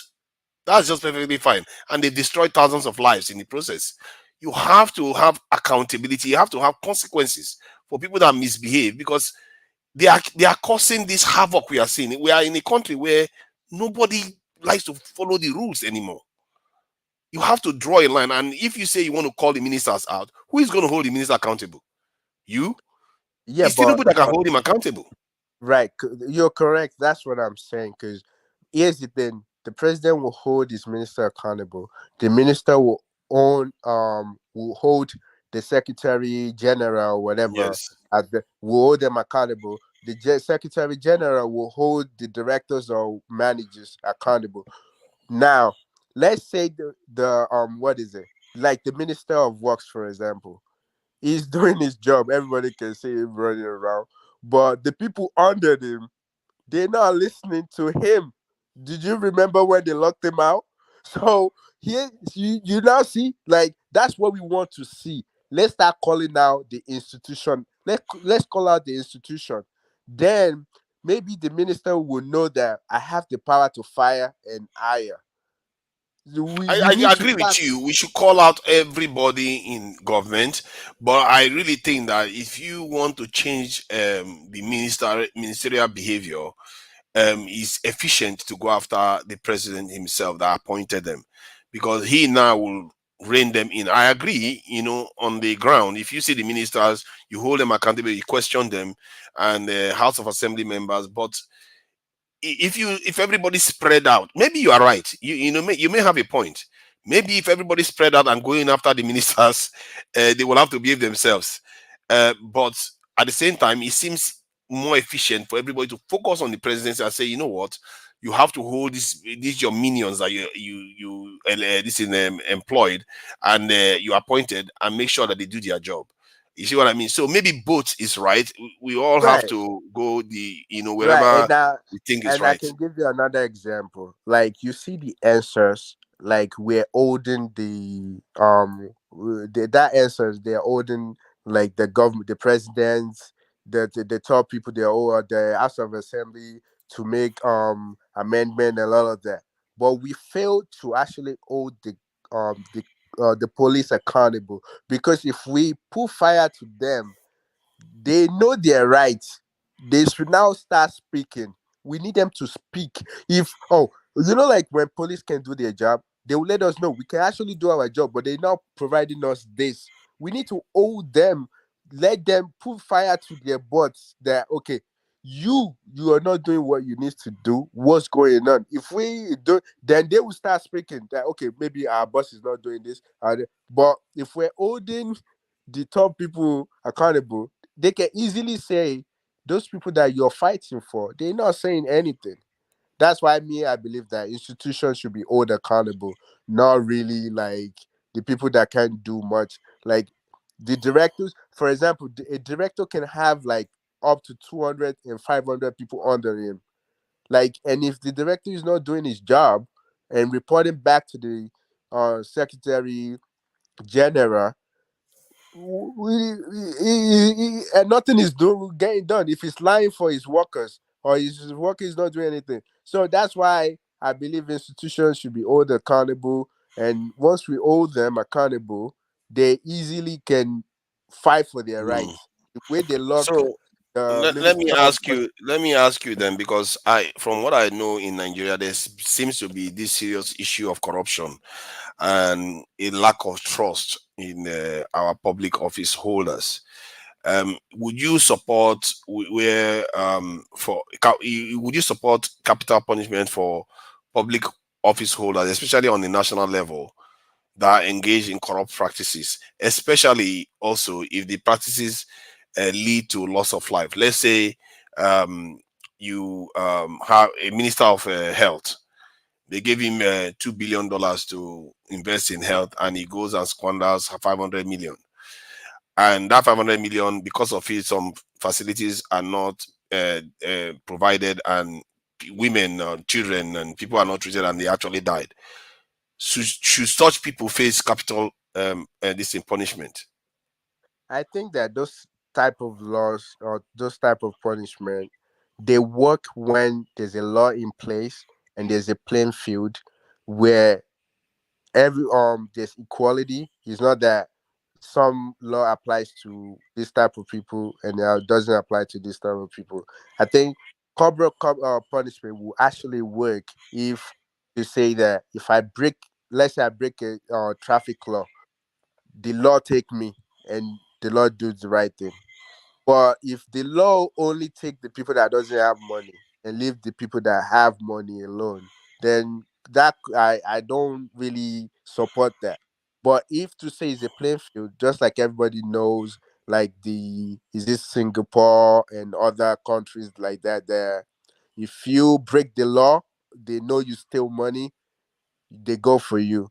And it's not like I think the one I'm talking about is very restricted. I'm not even talking about general public. I'm not even talking about private business. I'm talking about public office holders, because they drive the economy. They drive the entire nation. It won't work because you're selecting people. It has to be all around. Like, you can't just speak at you. I don't think when we say, okay, but some rules apply to certain professions alone. Not all rules are applied to everybody. Like in the military, there's court-martial system. It doesn't apply to the entire public. So some rules should be kept for a specific privileged group of people that are quite important to the country. And especially, you can like, personally, if I look at Nigeria now, I know public office holder have become a serious problem, and the youths are looking at public office as a way of enriching themselves. So I just got a dossier even showing the scale of theft going on in that country. And if you don't rein it in from that center, you could have a problem. I'm not even talking about the general public. If you are a public office holder, like a minister, president, vice president, and all those things, you are found, proven to have stolen enough money to cause loss of life, you should forfeit your life. Because if you want quality in the middle, you should set a high standard for them, not the entire public. No poor man will be caught. No private person will be caught. To what you are suggesting, let me add to it. Maybe they should include it in that law that whoever pay bribe and take bribe should be executed as well. Maybe if you want to do that, you can do that. I think that will apply to everybody. Yeah, because if you want to bribe the politician, you two get yourself into trouble, and the politician get into trouble. If you want to bribe the police, you want to get yourself into trouble. You want to bribe civil servants, you want to get you think is there no law against that presently? Well, is illegal now? Not capital punishment. It's not capital. What do you mean by there's not capital? No, there's no capital punishment for corruption. That's the problem. What do you mean by capital punishment? They should be cutting their hands or you be killing them. Sentence to death. Because if you know these people are killing people, you know that. by stealing so much money from the system. Baba Jare Koko, and you welfare socialism and welfareist. You subscribe Oh, to killing people for bribery. You don't know that what is. do you mean? Don't you know it's very effective in socialist control country? You even America they still have a capital punishment. You can't have a system that is so corrupt. You know what it is but doing? it applies to all, not just section. That's what I'm saying. If it applies to everybody, it will make sense. But if you now say no, we are saying all. That's why because my right. own I'm not saying all, because you will have a lot of poor people that will be targeted for no justifiable reason. That will bring all poor people to their right senses. You don't take bribe to vote. Oh, okay. Let me, you guys. And you don't pay. Yes. It must You can't put capital punishment for you have to punish. Let me ask you, the one that will have capital punishment now. The effect that the bribery is what? Let's say Niger. you can't kill somebody for just 100 naira bribe. What is the punishment for murdering in Nigeria now? For murder? It's supposed to be capital punishment, but they don't carry it out. Oh, so how do you now? Who will carry it out? Yeah, that's what I'm saying. That they should reinstate it and make sure it is being carried out. Because by who will make sure? Who will make sure? The government now and the people. You know the issue. Let me tell you this. Even it's we that will be talking about woman right, woman left, woman middle. You understand? Where did you see it? If the country that are doing the capital punishment, all of you here, you are condemning them. Even Baba Jare Koko will call them barbarian. Who? Which country is being called barbarian? The Middle East, they do such a thing. China does it. America still does it even to today. The UK just outlawed it in 1990 something. What I'm saying, we are still calling those countries barbaric. They say they are still backward. One man just said yesterday that we will go to Saudi Arabia that they will behead you. But why do you think we call them barbaric? I don't know, because what they are doing is working for them. But when it pleases you, people will applaud it. But when at the other end, you all be those against people it. that are saying is barbaric, they've been brainwashed by the Western way of thinking. They don't understand that. Okay, think about it from this point of view. If somebody has integrity, wants to do the right thing by the people, and he takes him 10, 20 years to accomplish anything, but the one that is corrupt will just go and steal the money left and right.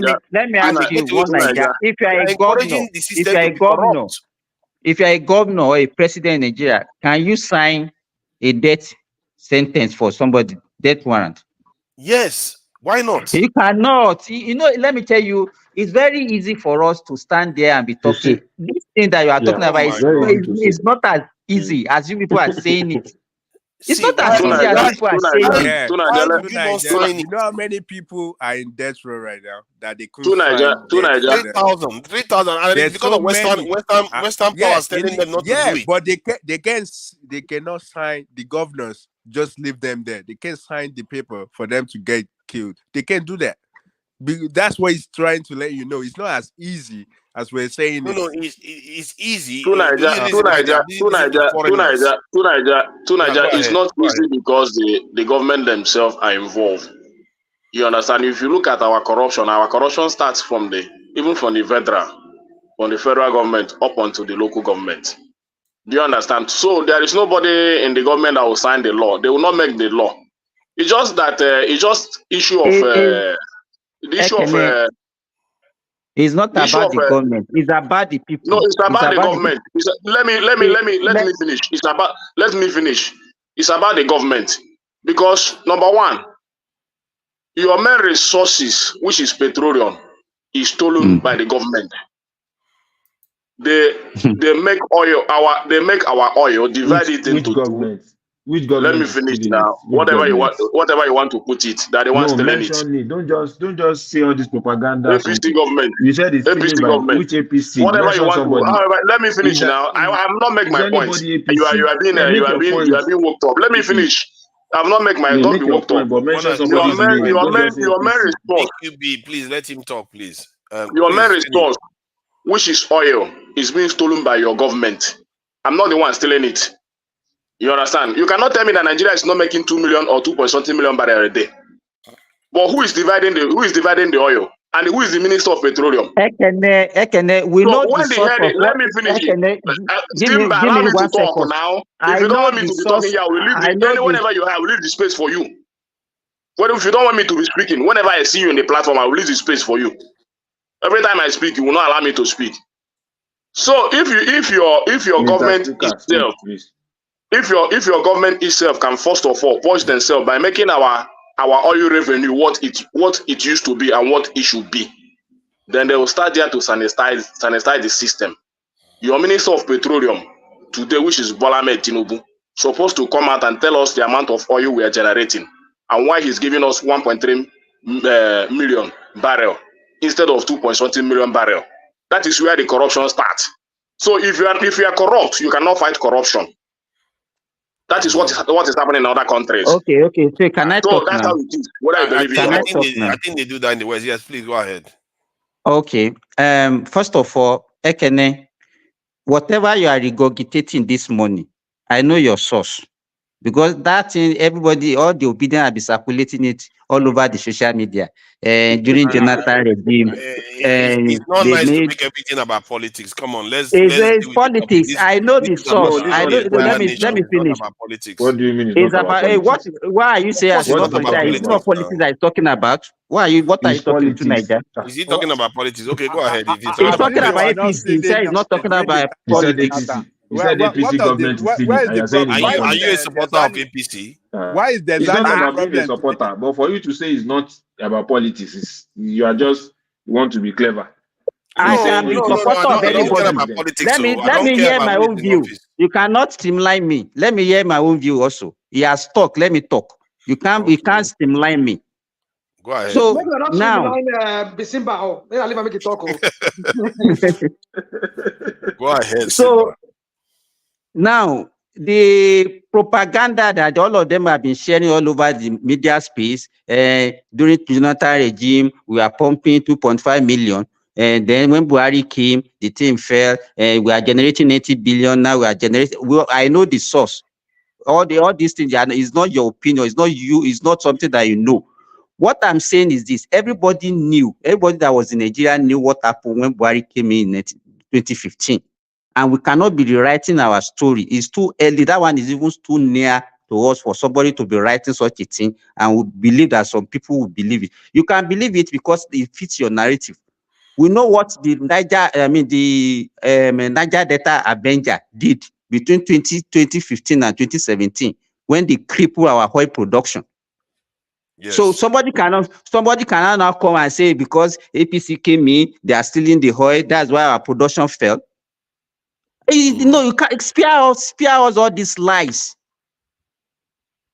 So if what we are talking now is not even about oil, we are talking about. Can I ask a question? Yes. So when Yadua came in, the same Avenger or whatever crap you talk about now. It's not. It's a different. The agenda. Let me tell you, the agenda. Okay. So what I'm saying is that. But are you sure you're going to land? Because you don't usually land. Though. Yeah. Land. Yes. Land. You don't let me land now because you interject me a lot. So how would I land? Land. So my point is this: when Yadua was there, he handled the situation differently, and Nigeria was continuing to produce that amount of oil, which Jonathan inherited. So what was it that? What's his name? Buhari. Yadua. Hold on, Yadua, a Fulani man. What was it he did to appease these national data people to allow him to be able to produce that 2-point-something million barrel that his deputy Jonathan inherited from him that Bubu could not do? Okay, so let me that an example as the reason for failure. I will tell you, because let me tell you the problem that Yaradua inherited from Obasanjo is totally different from the problem that Buhari got when he came in. There wasn't any militancy before Buhari came in. It was the loss of Jonathan in 2015 election that made those people started their own grievances again. The problem initially was they are fighting for all this derivation, control of their resources. That was the problem during the Yaradua, and he gave amnesty. But the grievances in 2015 is totally different. You understand? Because you have people that are against you because their brother lost an election. You can't be saying you now use the same method. No. The issue is that they are talking. Well, you can talk about maybe their brother lost an election. You can use that as an example. But the problem is they are. Why did they? No, the question is this: why did they stop during the Jonathan? Why did they now resume during Jonathan was Buhari? in, yes. Why did they When resume? their brother is in. The issue is this: you have an incompetent person who led the It's not. How can you be? Let me tell you. So is it competency I that know made them Rational to Man be did not angry? land.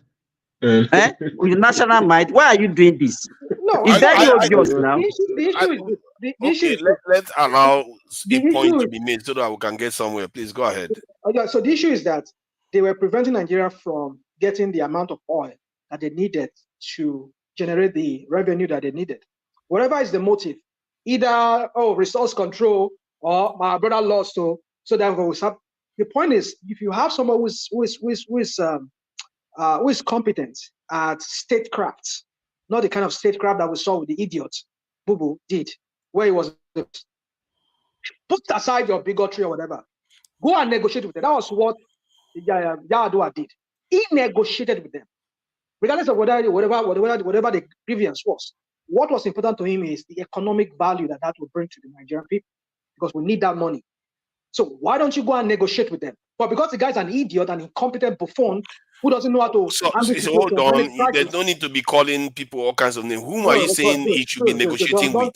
Don't curate how I refer to people. No, because if you keep calling them like that, then they will just start fighting you. Whom are you saying all they right, should? all right. It's okay. Let me just. They know me very well here. I mean, I will call anybody I want to call anybody. So my point is this: it is not about the motive. I mean, it's not about the reason behind it. It's how you handle crisis. This guy does not know how to handle crisis. But rational mind, are they still disturbing them up until today? Is it not that are they still preventing them from taking the oil up in today? Okay. You are giving an excuse of what happened 9 years ago. Is it 9 years ago or 8 years ago? You don't allow me to talk. If you are the one, you'll be crying now. You don't allow me to talk. I'm the one talking. Let others speak. If you are the one, you'll be shouting like a baby. It's okay. Ariola was the one talking. We will go back to Ariola, but please go ahead. At least you acknowledge that the problem started. Is not as if that somebody was stealing it, because that was the narrative that you people are painting all over the social media, that it was actually due to vandalization and the militancy that caught our production. I hope you. So if for you to have acknowledged that, then I rest my case. Because if people are painting wrong information and you are circulating it for the gullible ones that will not be able to understand what is it. It's not you. I'm not talking about you. I'm talking to rational mind. I know you. Your brain is somehow. You people just look for excuse for everything. You know, it's not an excuse. It's not an excuse. You cannot be rewriting story. We all know what happened. I think you are just degenerated to arguing about stuff now. Please, Ajane, go ahead. Odiola, continue. Can I interject 1 minute before you realize? You see, a lot of factors are responsible for that low production of crude during the Buhari. One of it is what Simba mentioned: vandalization of the pipeline, kidnapping, so many things. Then another problem, there was oil theft too, by even the government official, the military. That one is another one. Then there was, what do you call it? NNPC not monitoring or being effective in, managing that space very well as well. So a lot of things are responsible for that low production. So we cannot attribute it to one that, they are just stealing it alone. No, there are vandalization, They are all theft by government official, by individual. It's a mess up. It's a mess up. Hold on. So when was the last time that we heard that this vandalism stopped? When did it stop? No. Hold on. During the time of Jonathan, Jonathan, just like you are saying. I said Jonathan. I mean, the Fulani man. Yaradua. Yeah, Yaradua and Jonathan were able to reach agreement with those boys, and they appointed some. Yes, and they appointed some of them to with a contract to monitor the pipeline. So they were giving them a kind of contract to monitor the pipeline. What is the name of this guy too? Ariana Kakanfo. He was giving some Gani Adam. He was giving some pipeline too with his boys to monitor so that there won't be vandalization of the pipeline.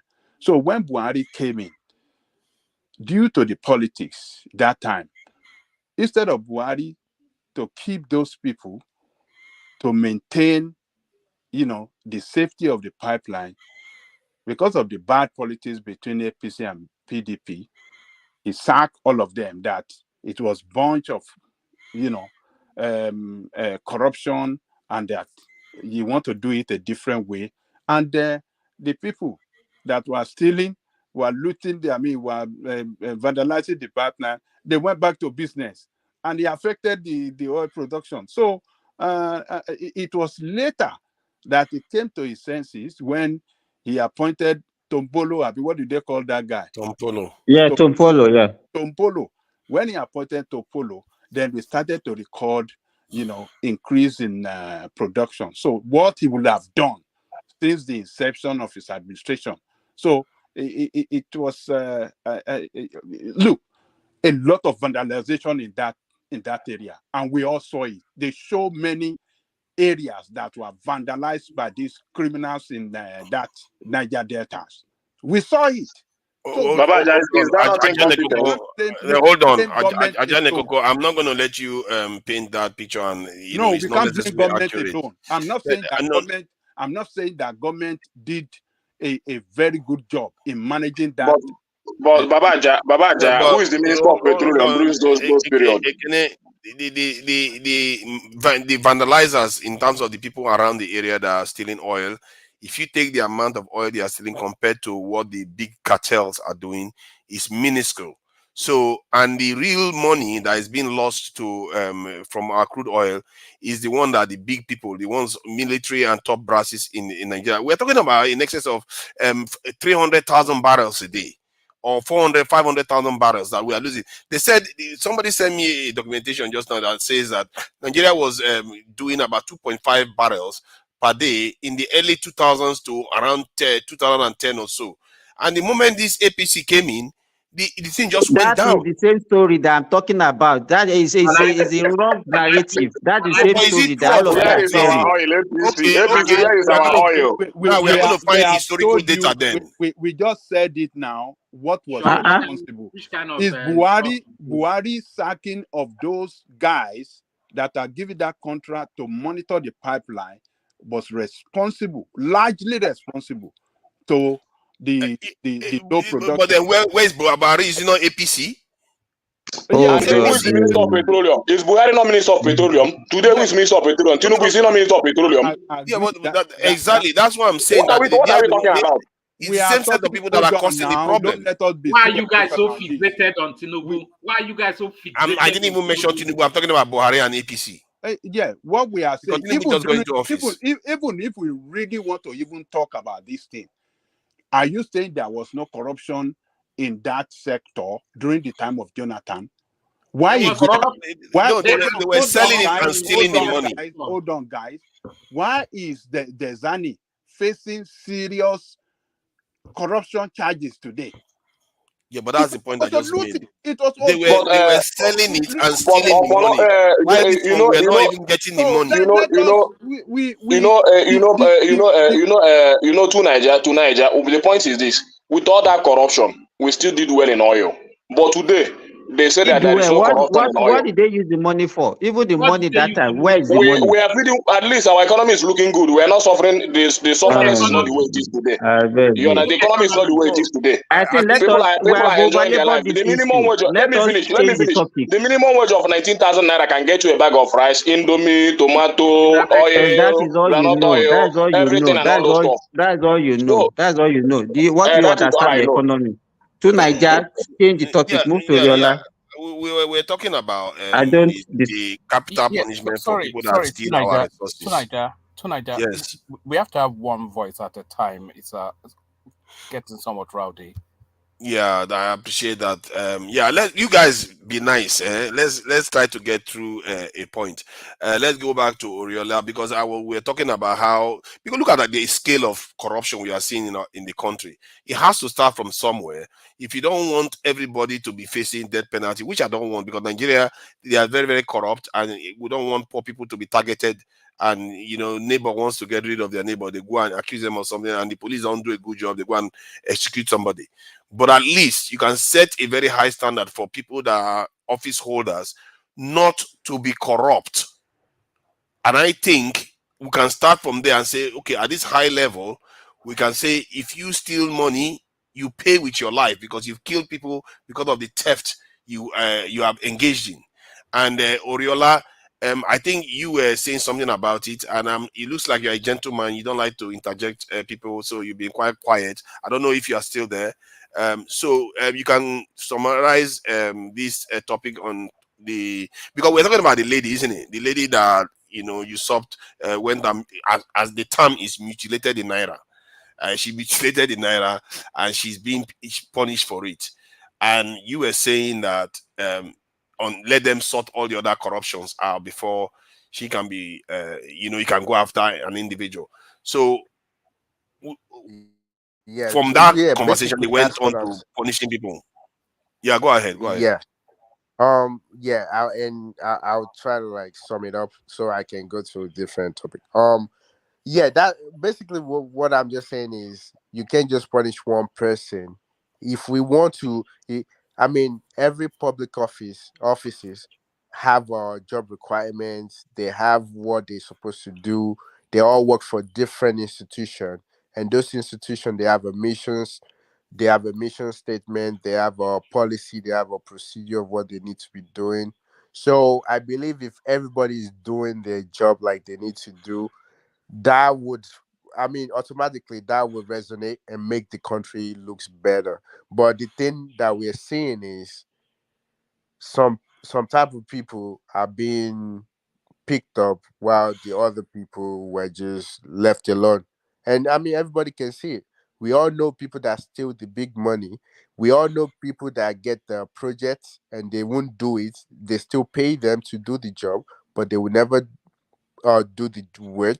A great example, the Battle Road, the train. There's so many. They give them project. They won't do it after 4 years. They will still go back for the same project they already got paid for to fight for another contract, and they will still award it to them, but they won't pay. So I believe that the only way that can resolve all this issue is everybody to do their job, and by doing their job, it trickle down. I mean, we can blame the president all we want. If the minister is not doing his job, the secretary of state is not doing their job, the directors are not doing their job, the managers are not doing their job. Of course, the workers will not do their job. So it just trickle down. So So what should be everybody the needs to be held accountable. punishment for them if they don't do their job? What should be Uh, the we have a law. We have a law in place. There's a law in place that says if you thief, those laws? Are if they you steal working? money, this Are is they working? what. But it's not working now. Yeah, They are not but that's enforcing what it. And right. that is But why that's what I'm saying. that's why That we are getting for capital. That's why Um, we're getting for capital. Okay, briefly, please. Yes. Those laws are in place. You are asking if those laws are working. Those laws, we are the ones that need to implement those laws. So the laws are there for us to implement. That still boils down to the same corruption. Yeah, and then who is supposed to be the custodian of the law? Is it not the commander in chief and the ministers? They are It's the supposed to be make sure. institution. It's the institution. How will the commander in chief be everywhere? We No, need no, to Exactly. no. It's the institution accept now. responsibility as a I see. citizen. I agree. I agree. Everybody I should agree with you. But I'm saying, Attorney if the top General is is the one in stealing, charge of law. everybody else wants to steal. If yeah, exactly, it's a minister. If the top is stealing, everybody else wants to steal. So if you have the tops, you set a high standard for the top, then they are going to go down and say, "I'm not stealing anything. You want to No, steal? Are that's you not how it crazy?" works. I the disagree with only that thing point. Okay, the only It's the thing institution. give me the weakness of that approach. Yeah. Then, the only And thing the only if you thing that look, will address the problem is to build an institution that will address the we problem. already have institution. They just not carried out. you know how an institution is built by setting Wait, let me precedent. give you an We example. don't have Let me them. wait. Let me give you a great example. You know, like how the one before this president for United States was acting erratic, acting out of place. You know who Donald put Trump. him in place? You know who put him in place? The institution. It's not just one particular person. It's just the institution that's telling him this is our law. This is how it's done, and you have to do it So, right. so what is the So essence of that's an what we need. institution? Well, hold on, hold on. What is the power of an institution? An institution, his power comes from being able to prosecute people of high and low standing, so that they have set a strong precedent that anybody else that comes after that will definitely face the law. But if you don't have a precedence of convicting people, there's no institution. Institution is just based on precedence. Because No, if that's not true. I don't like the point of okay, view that you're looking tell at me. this. Okay, now So tell me let me what makes wait. Let me how an institution becomes strong. yeah. Give it to Now me. Let me know. let me give you example of an institution. So police is an institution. They call them what they call them is it? They're not correction officer, but they call them a name. They're institution on their own. Meaning you will call them for robbery, you call them for someone out of place, you call them for this. They already have a guideline of what to do when those things happen. So all they have to do is follow that law and do it. They don't need the governor, the president to tell them this is what you need to do. You already have constitution already give you What that makes power. them what is the incentive or the this in the this in the deterrent to that makes them uphold the rules of that institution? Well, don't they get paid salary? Isn't that one of the thing that makes them? That one is quite low in Nigeria. And what else? Well, how about the punishment? Well, I don't think see, what punish. Yeah, So they the won't law that uphold guide. it. Hence, you don't have an institution. Wait, the law that guide them already have. Okay, everywhere that every one of us work, there's usually a mission statement. That means this is what this company is about. This is how they want to be viewed. This is what they're working. This is their goal, and they also have a policy and procedure. Meaning, if you're in this workplace, you don't get bribery, you don't do this, you don't sexually assault someone, you don't do all of this. And once you're out of line, then you break the law. And the next thing to do, they will call you another institution to deal with you. And what institution would they call? They call the law enforcement. And under law enforcement, you have the police and you have the law, which is the attorneys and the lawyers. I see. We have all of those I things. think. Sorry, Orola. Let me try to clarify something. I think sometimes when we hear these words, institution, we hear HGI says all those things. It just it's like sign books, but in reality, you have to go to the essence of what they truly mean. Institution is not just a word; it is something that has been able to operate and been able to seem to work. Like if you look at what happened in Senegal recently, the reason why their own democratic system was able to be restored, the order was supposed to be was able to be restored, is because they've had time to build precedents. After that's what institutions mean. It's not when they say build strong institutions, you have rules, but you have to be able to enforce them, set the example with that institution, then it becomes strong. What that will mean is that anybody else that comes next, they'll be like, if that person can face it, who are you? If our first president can obey the law, who are you to disobey it? That's what makes an institution strong. You have to have precedents. You have to claim scabs with that institution. Like if you have an institution that says it's law like police, if the police is found to go and arrest the police, the minister, and get the minister jailed, what do you think the school lecturer or anybody, a bandit is going to think? A bandit is going to think, if this guy can jail a lecturer or a minister like this, what are they going to do to me? That is what gives institution strength. You have to get rules to be enforced. And this is why I think, like with that lady now, that you have to have whatever, in the case of Nigeria, you have to prosecute whatever you have, because they don't want to bring anybody to be prosecuted for any crime anymore. So you understand what I'm trying to, the picture I'm trying to paint in terms of institution. I didn't get your point. I didn't get your point, to be honest, because basically what all of us are saying is institutions stand on their own. They're under the constitution. The constitution already give them power. Now under their own, they already have their own policy and everything that they allow them to stand on their own to carry out their job. So they don't need any political affiliation. They don't need anybody to tell them this is how they need to do. So the example you're citing, I don't understand the fact that they've been doing it for so long. Don't we have our own institution? We have it. The only thing is it just doesn't function, and we need it to function. And you have people in it. Because we've not really put a lot of enforcement in it. We've not put teeth into it, and it's part of it. We are listening to other people. Yeah, it's us now. You see, one of the first decay of our institutions. Let me try to explain this. One of the first area we started decaying as a nation, they started telling us that we shouldn't execute people that commit capital offense. In a nation like ours, that we are not fully developed, and the people with integrity have not emerged enough, you cannot allow the lawbreakers and impunity, these people that operate with impunity, to reign supreme. And that is what Nigeria has done. We listen to foreigners tell us not to carry out capital punishment because to them it's too harsh. But while all of them went through the same stage when they were developing, and because you have to have room of enforcing strict rules so that people with integrity will dominate the state. If those people dominate the state, then you can start reining it back. But what we did was we removed it and expect people to still follow the law. Okay, and if you look at, I think it was since 2004 we did that. Since then, things have gotten far worse in Nigeria in terms of corruption.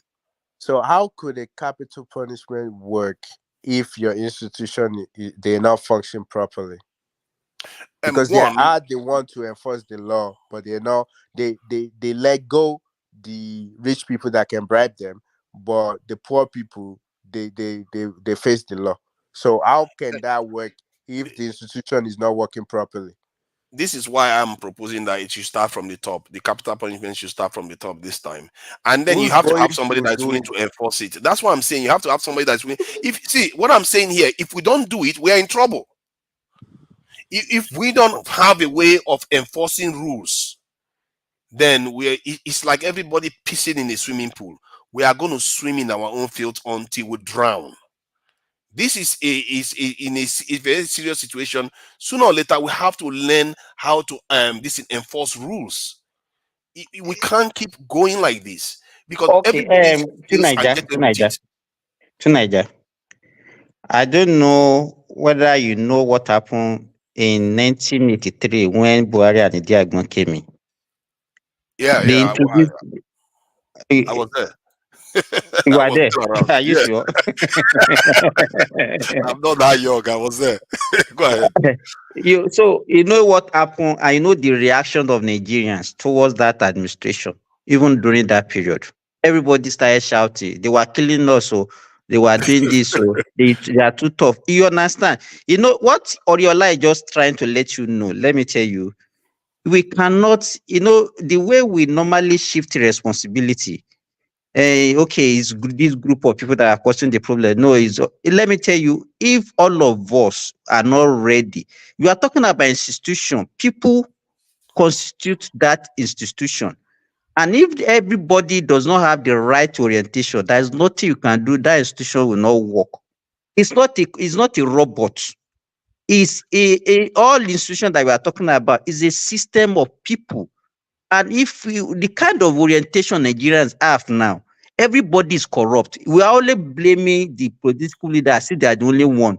The people that collect that bribe along the borders, in the immigration, in custom, in police, in even teachers collect bribe from students and all those things.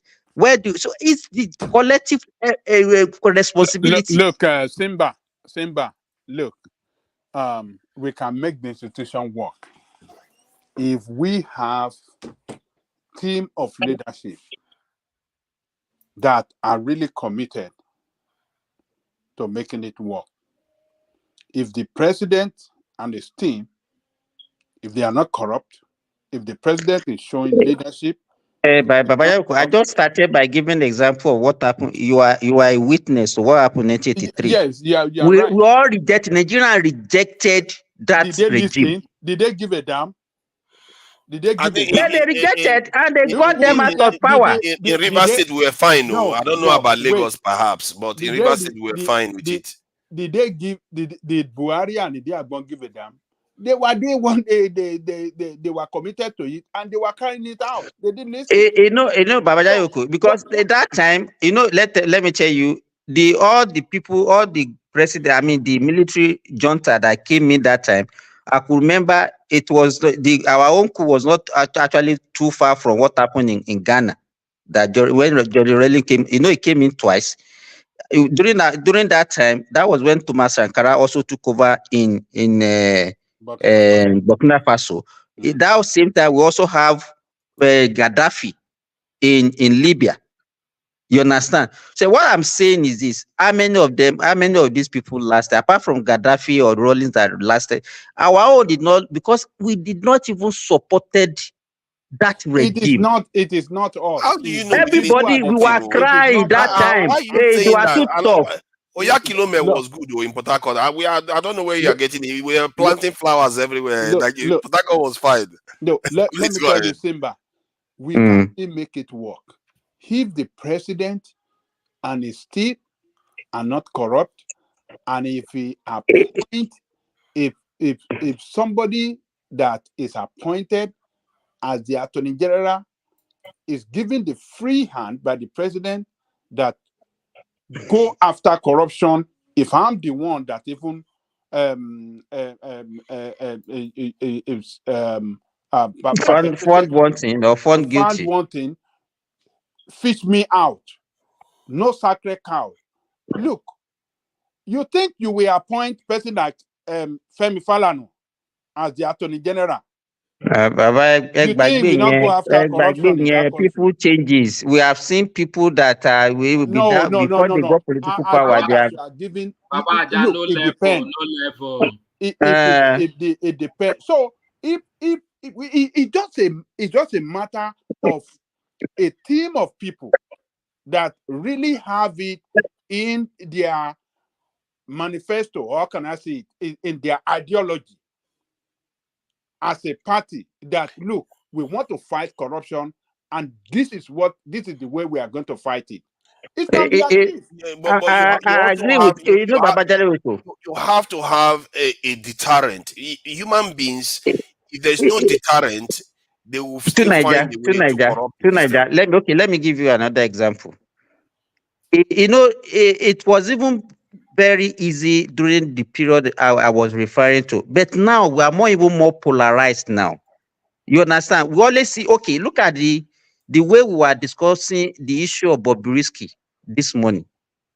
And some people are saying, we she the only one? Why will she be the only one that they will take? Those are the way the prism, the way we are looking at issues these days.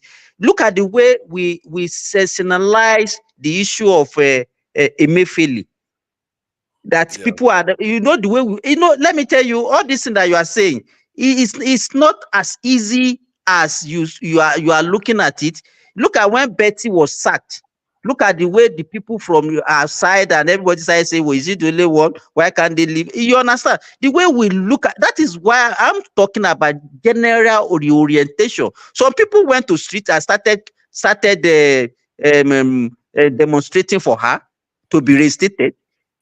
You You see, understand? see, Simba, what you said just now about general orientation, what I see, I don't want to sound nihilistic. Like what you've just said, there is some truth to it that you have to change the entire people to an extent, that most of them anyway. But I also agree with Ajay Koko that you need a set of people.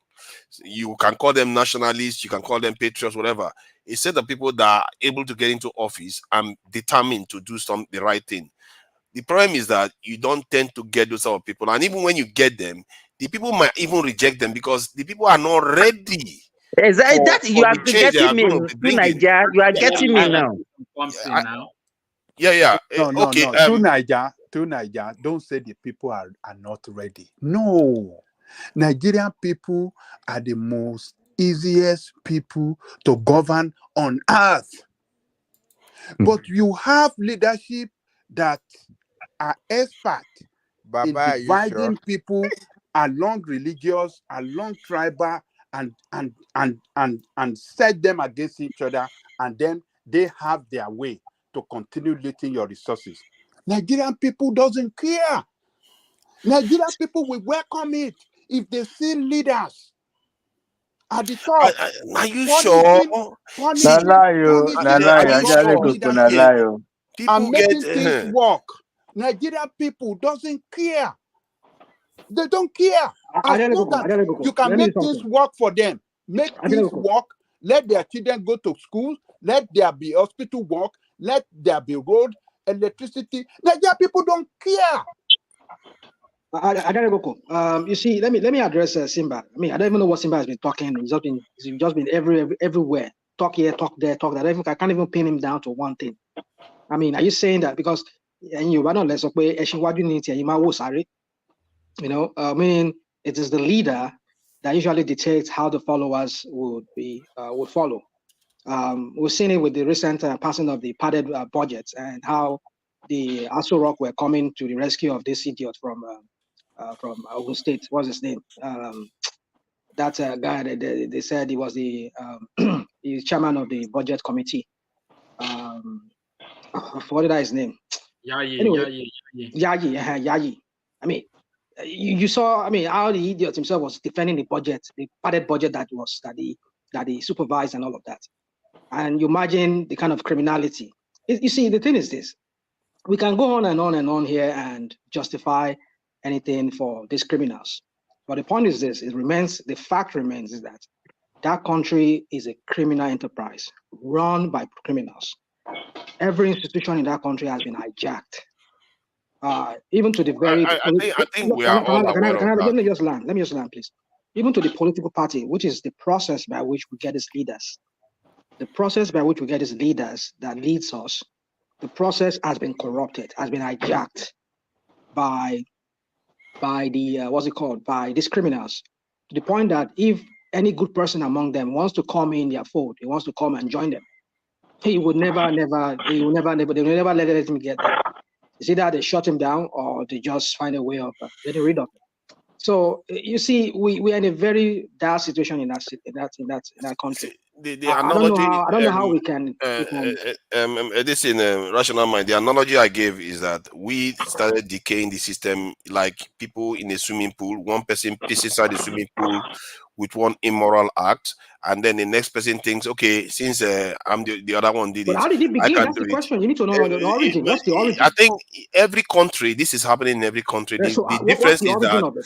The difference is that let me finish my point now. Let me finish my point. The difference is that this stuff is happening in every country. You have people pissing in the swimming pool, but people are coming to wash it out. But in our own case, instead of the people to come and wash it out, they too are pissing in the swimming pool. Then we're all swimming in our own filth right now. That is where we are. But Ekene wanted to say something quickly. Please go ahead, Ekene.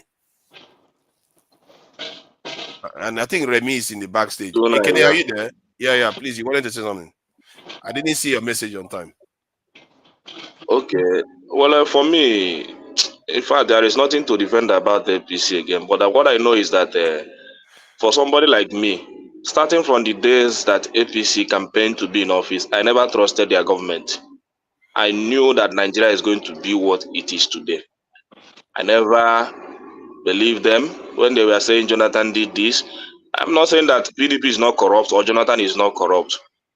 But for me, somebody like me, I have a strong mind that APC is going to take Nigeria back to where it is today.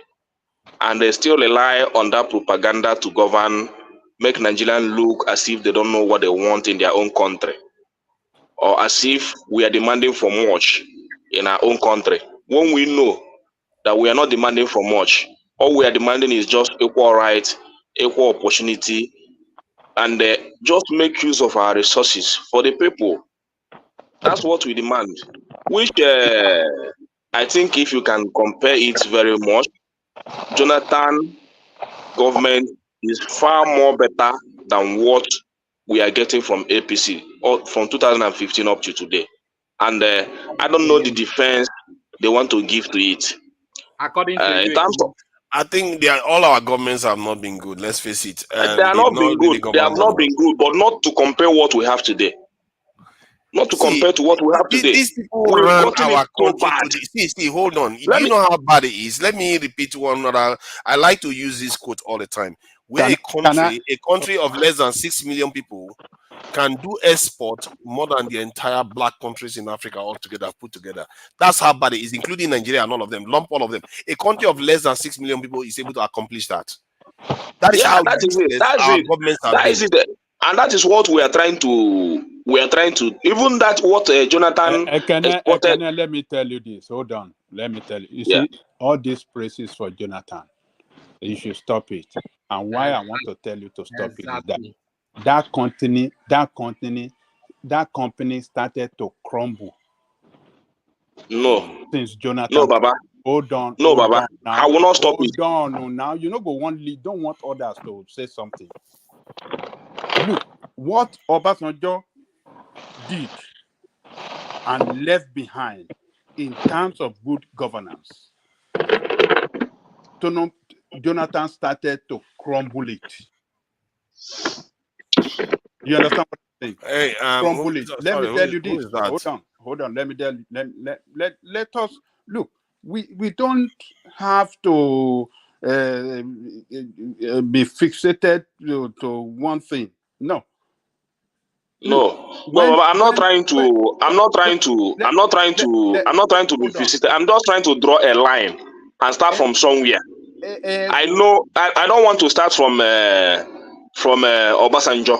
I want to start from somewhere to tell APC how bad they have managed our economy, even our diversity, even our security.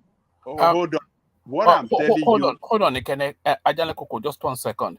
Yeah. Ekene, you must let other people present their argument. That's one. And then the other thing is, anyone that is not speaking, can you make sure you are muted, just so that your background noise is not interfering with the stream? So, as I was saying, is that look, what the foundation of good governance in terms of the management of the economy that Obasanjo left behind. If Jonathan had followed it, Nigeria would have better off, and Buhari wouldn't have been able to win and kick Jonathan out of government. But Jonathan failed to manage the economy of that country where it looked like he was managing it, but actually he was crumbling it. He was crumbling it. All the savings that Obasanjo left in, what do you call it, excess crude oil account vanished, substantially vanished under him.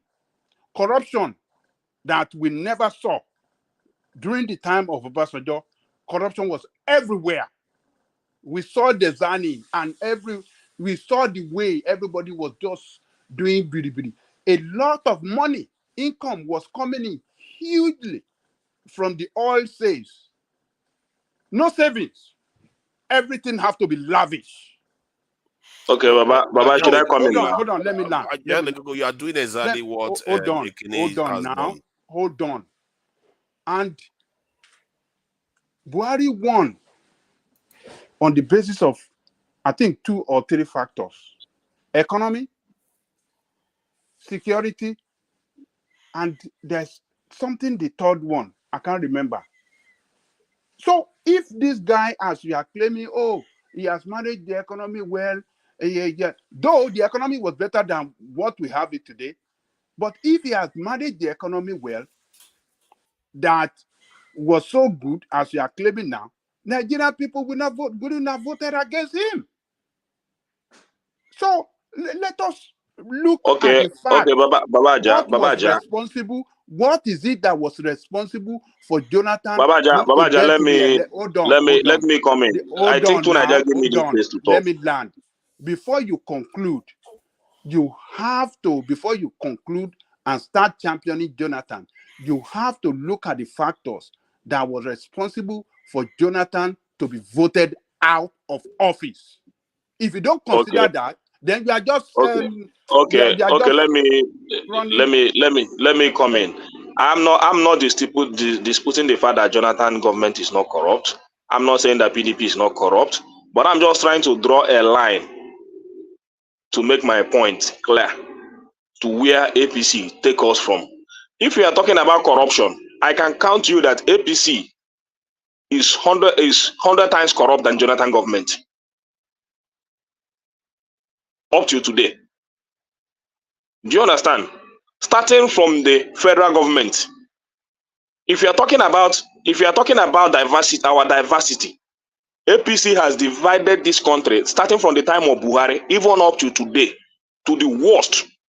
Nigeria is not united. Nigeria is not what it used to be in terms of unity. You talk about insecurity.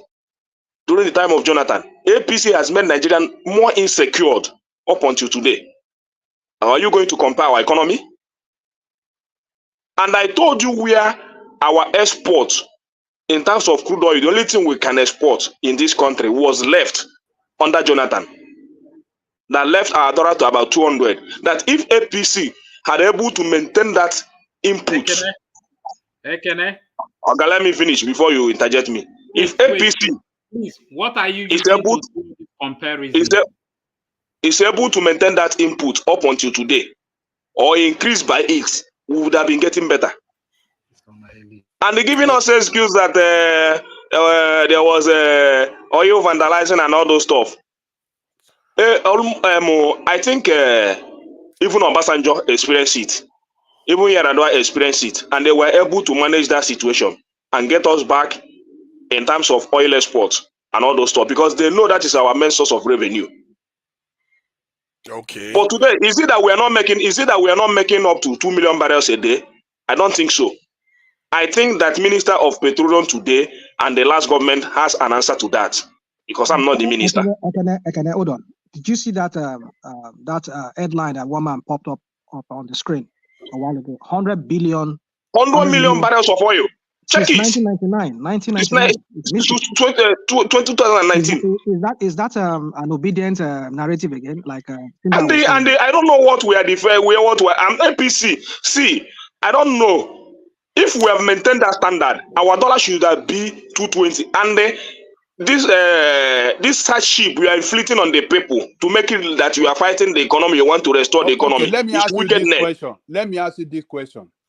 Are you telling me that if Jonathan had been the person that still remained in power, would our economy be better off today?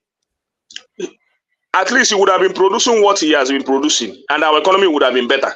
Yes, and I believe that when the economy was going down, it was not going any down. It is the propaganda of APC. I told you where if it is not propaganda, how can I? Just let me make this point, Tunaja. Let me make this point. If it is not propaganda, how can we drop from 70 billion input a year to tax something in just 1 year?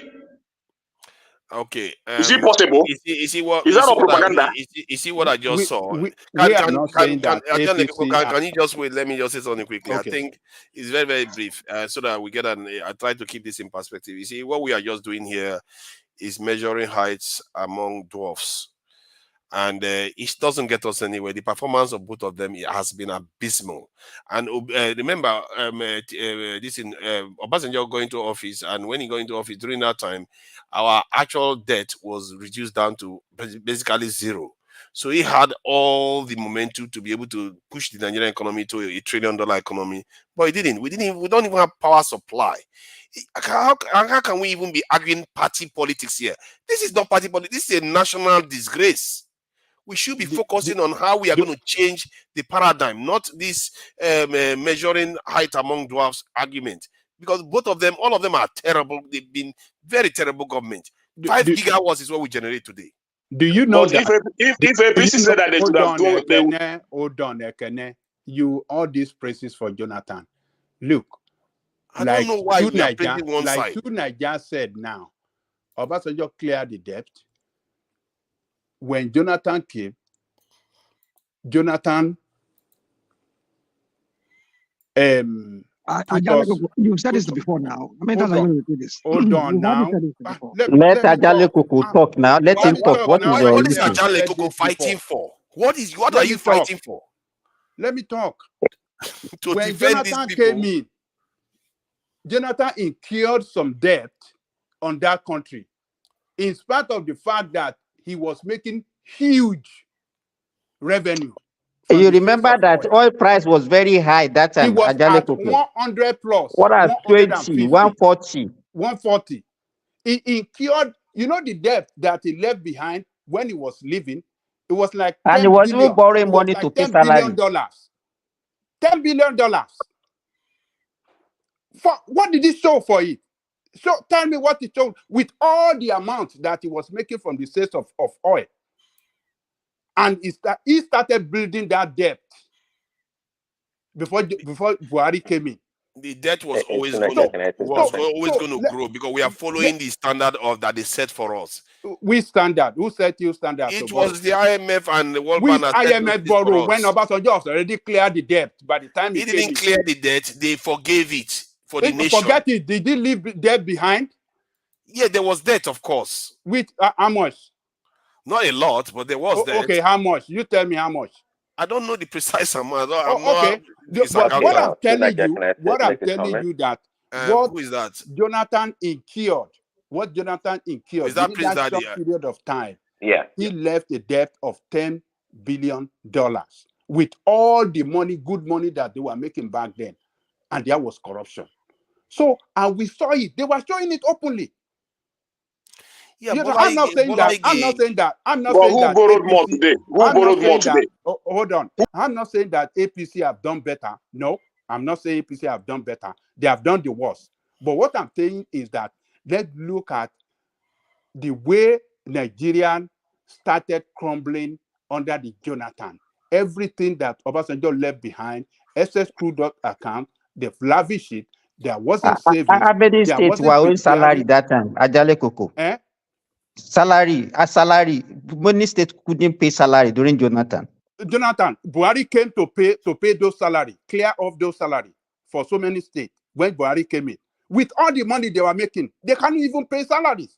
So we can't be fixated into Ajale Koko, let me make a point of correction for you, because the conversation they were having was a very good one. Ekene was making some points, right? He's doing what's called a comparative analysis between Jonathan and this present administration.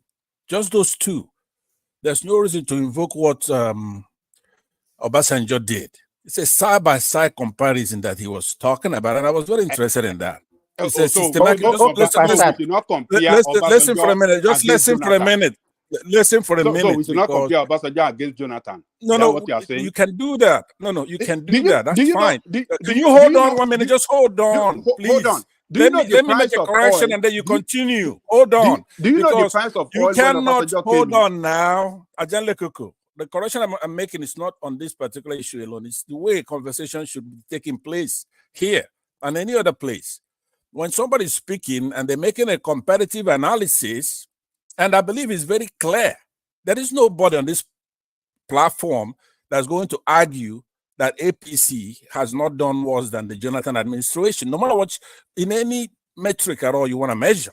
So I just want you, don't use your age or your familiarity with the host to dampen the people who are making a cogent point. So that's what I want to say. And then please, tonight, move it around so you get to people who just came to the platform. Yeah, thank you. Okay, can I make a point now? Yeah, Prince Daddy, please go ahead. Okay, yeah, thank you. So I guess maybe the question will go to Ajalekoko. So, see, Ekene is not an economist, but he's a man that's on the ground, right? I mean, he lives the Nigerian life, if I can say that. So he made a point earlier, and he's made it before, that with 19,000 naira, you can buy a bag of rice, do this and that with that much money. Okay, well, there's one thing about governance, okay? I don't particularly think that Jonathan was any great president in any way if he handled the economy. He probably had a lot of opportunity with a high crude price and with a maybe favorable exchange rate and all this stuff, and with zero debt or whatever the debt paid up.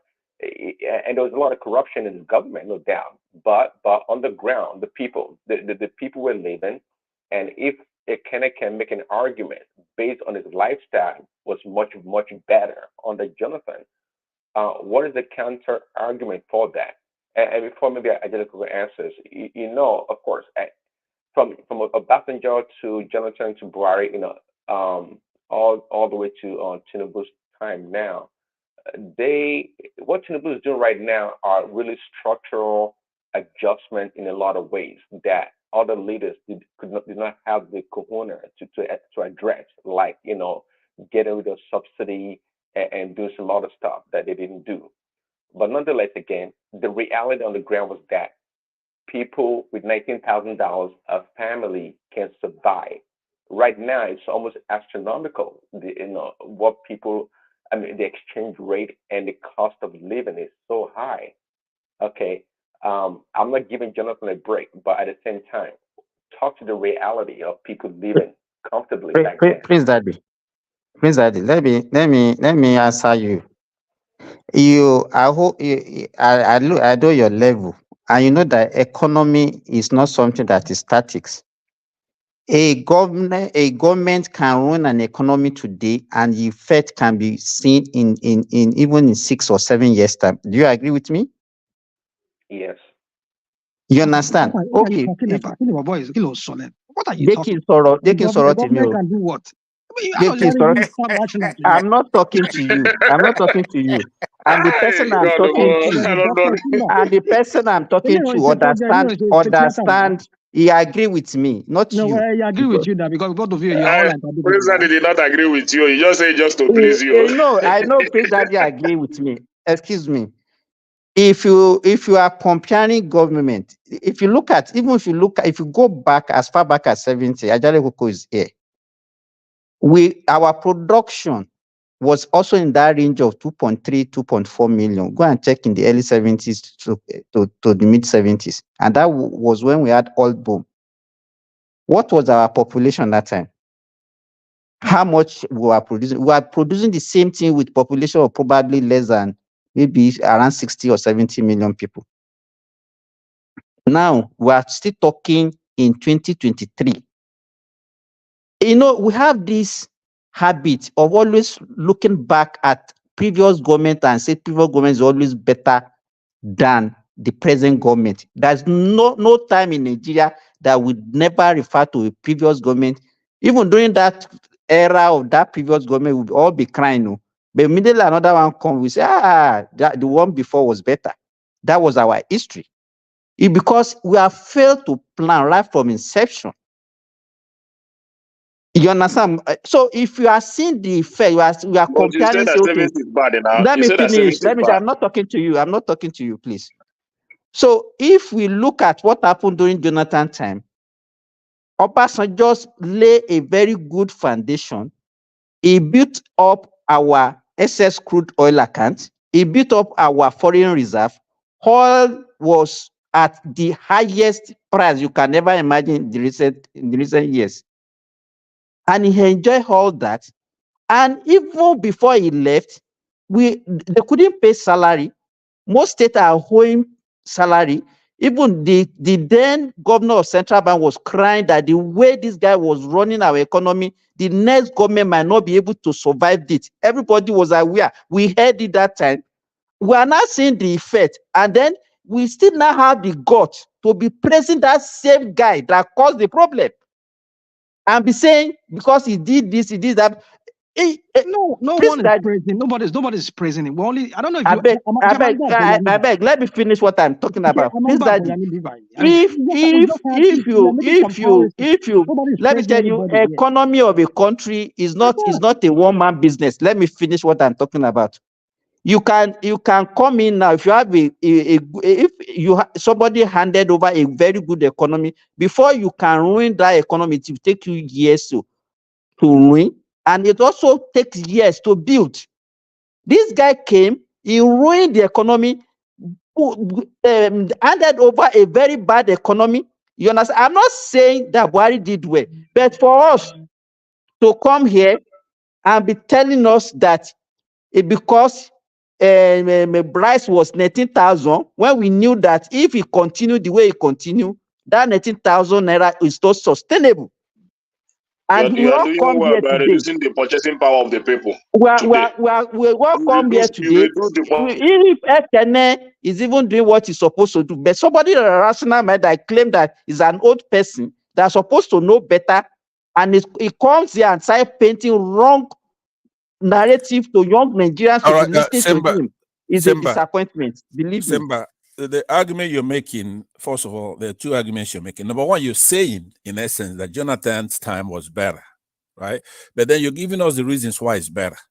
You see, some of the reasons you're proffering is that it was better because his predecessor laid the foundation for him, right? And then you're excusing his successor by saying, Jonathan ruined it, but it takes 2 years before the effects of what he did to take effect. Now that is just hogwash, right? If anybody's to buy that argument you're making, then we shouldn't have any calculation for any particular administration, because if they're doing badly, it's because of their predecessor. And that doesn't make any sense. When somebody comes in, they're running for office saying, hey, look, hold on. Let me land. Hold on, I'm going to land in a minute. It's not even your turn. It's not my turn. We have to structure this thing, but I just want to talk about your argument you're making.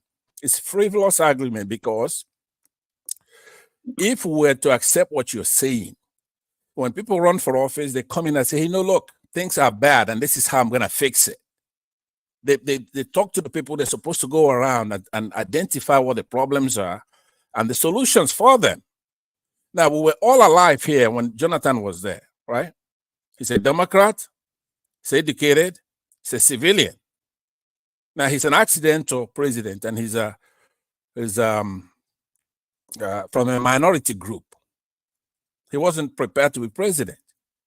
So he came in there, and virtually everything, he put together people to look into our constitution, and they had a report. He didn't implement it. He didn't have that kind of gravitas.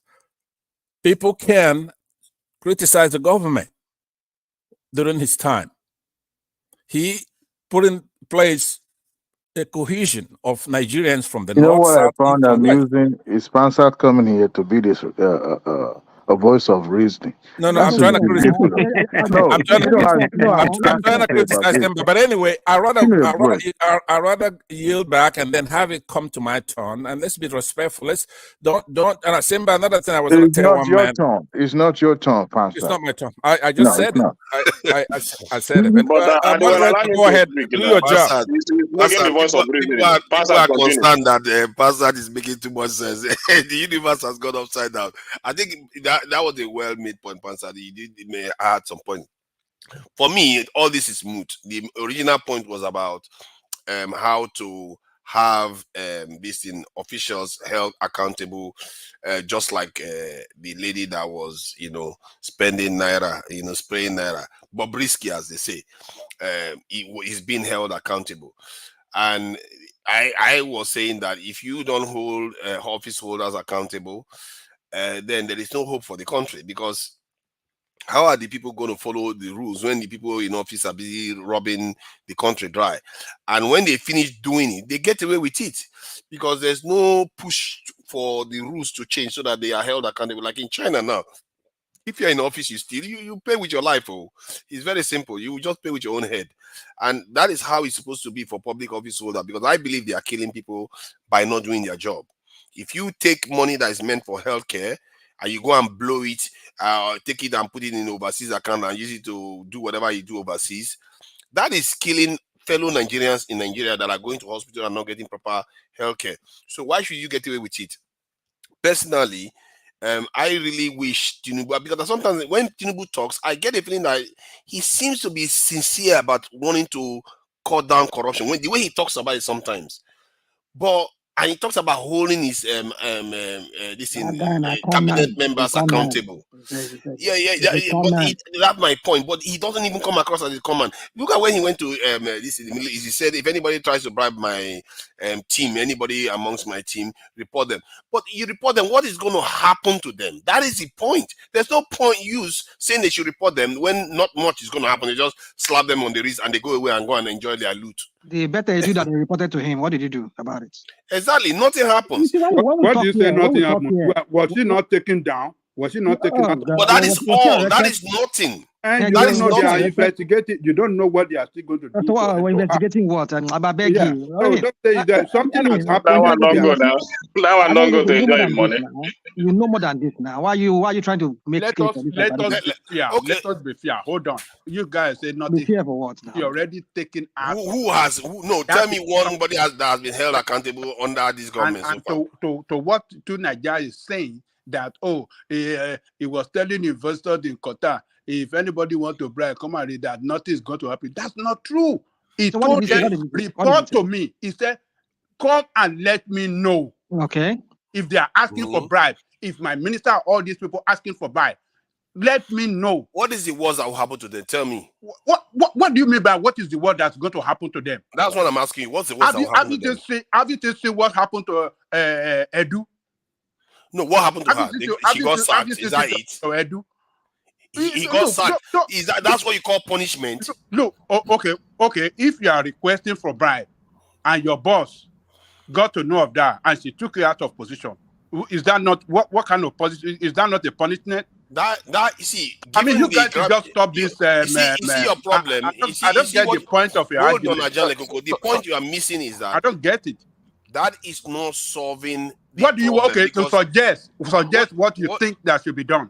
See what I. If somebody is reporting that. Hold on one moment. One moment. So sorry, tonight we must just do this. Let's move the conversations around in a structured manner. That's one. Let's not get locked into these tangential arguments that just leads to a cul-de-sac. Nothing really comes out of it. That's two. And let us not have too many voices cascading over each other. That's three.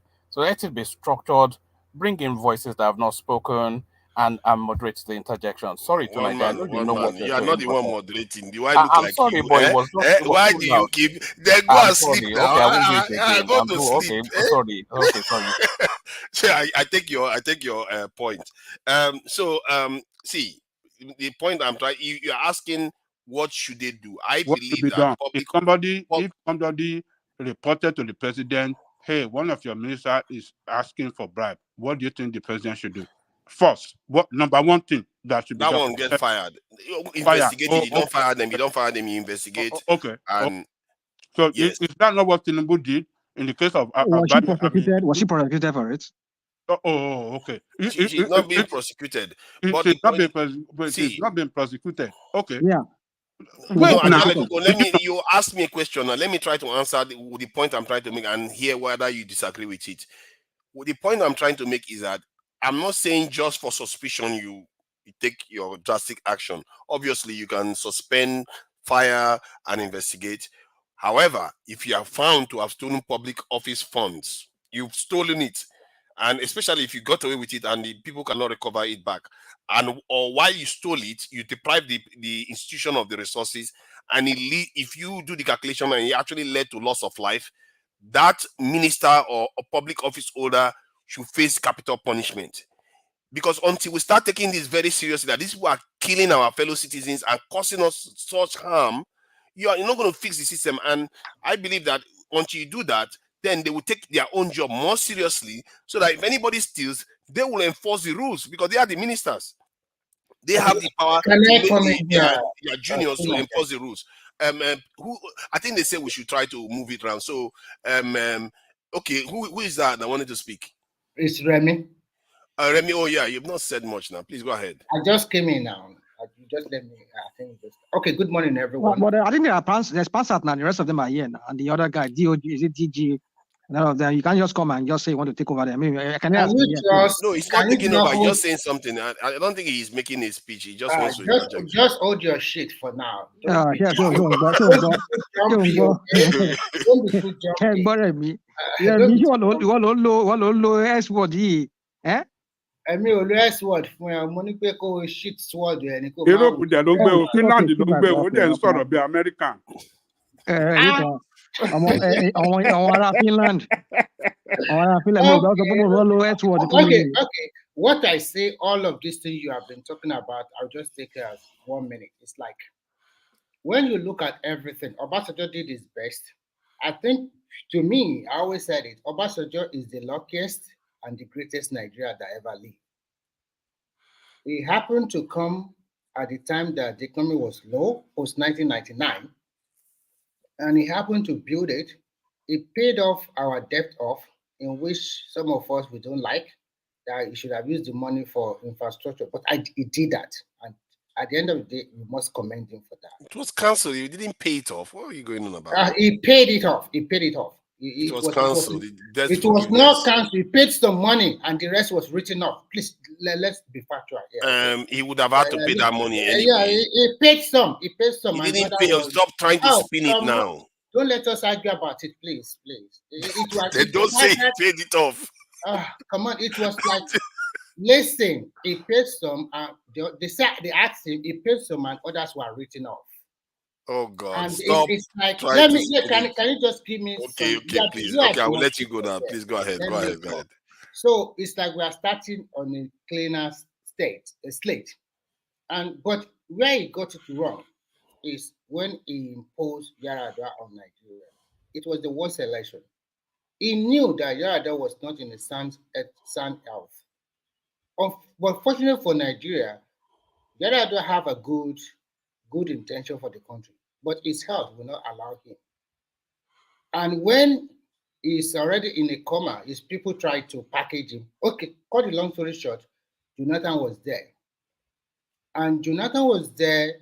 He was lucky to have a lot of money in his disposal, and we continue to make money.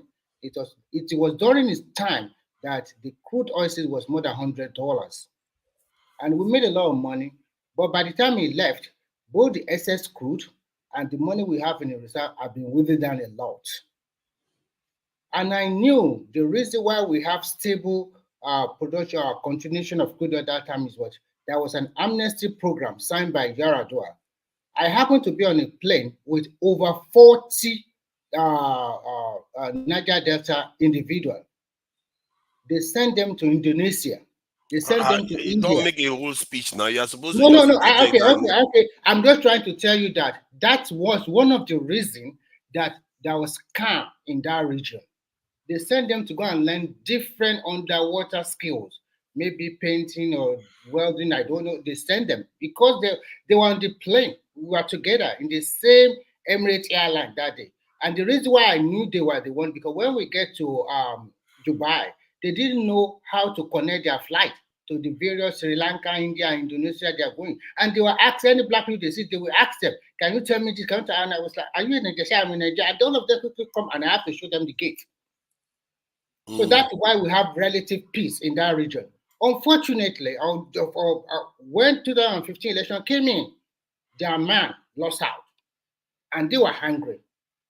And Buhari too does not play good politics with it. It does not want to continue without paying them because they have been receiving the money for more than 10 years. Calculated from 2010 to 2007 when Yaradua was It's there 8 to years around then. 2015. They have been receiving that amnesty money, and that guy does not want to continue. And then when Jonathan was ruling, the majority of his people that were there are people from the south and people from the southeast.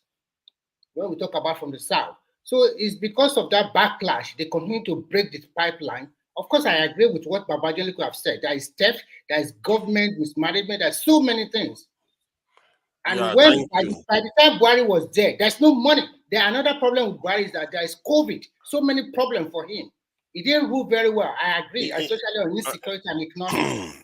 But we should not come here and be saying that where is our no, let me just finish in just 10 seconds. Where is our 1 million? We should be very factual. Let's be very factual here. Election has come and gone.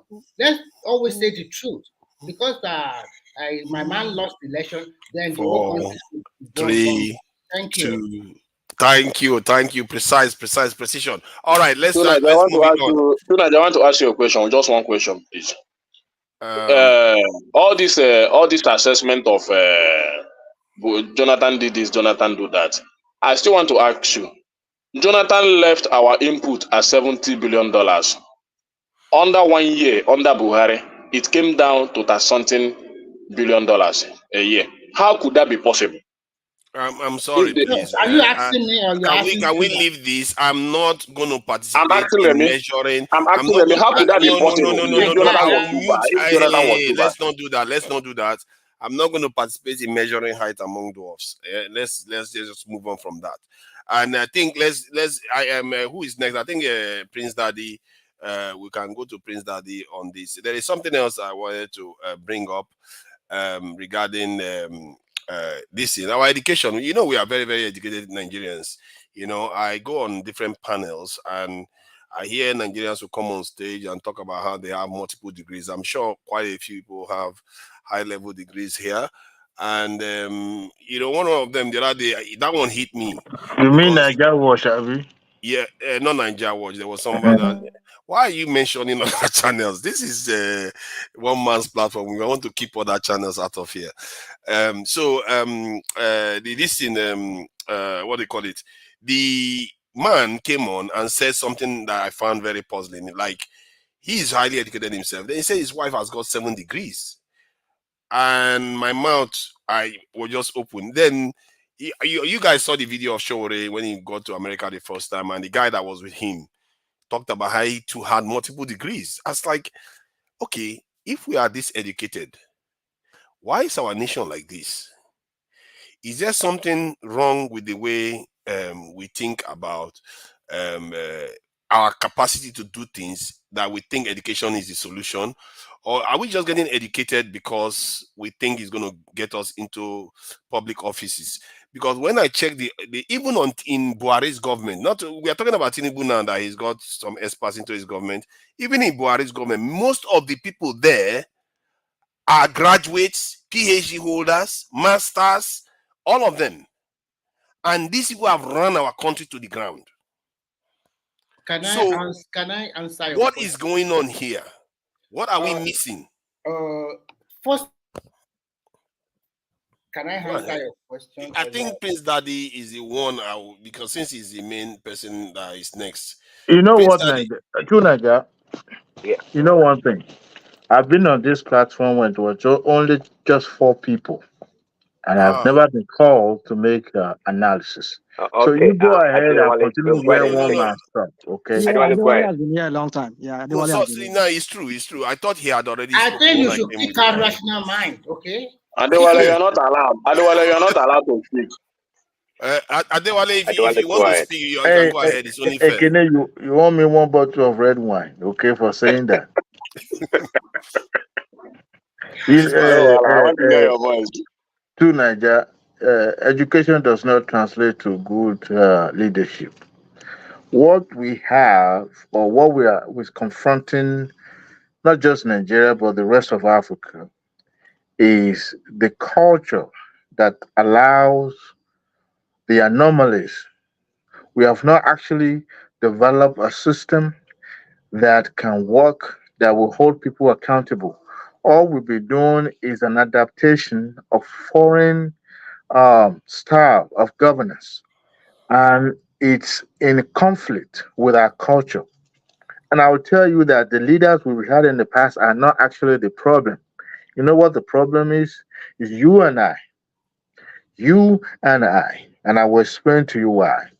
You know, in leadership, how do you unfreeze people's brain to accept what should be just and freeze it back? Because people don't believe that they are a stakeholder in the country that they belong. So what you see them doing is to accept that anomaly and continue to perpetrate it and make it becomes the norm. That is why it seems we are not holding our leaders accountable. Not that the leaders are not trying. You see, they always say that goat do sweat, but because of the skin of the goat does not, you know, allow people to know that the goat actually sweat. When you have the leaders that are working, we have a contending issue. People troop in every day to table their concern.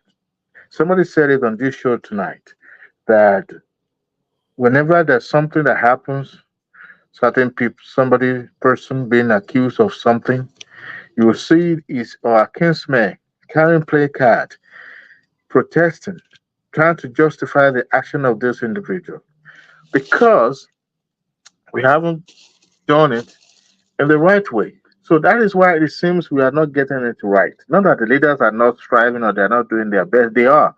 But if you have a snippet of what they confront on a daily basis, somebody might argue and say, well, they should have develop a backbone or, you know, have some balls and do some things.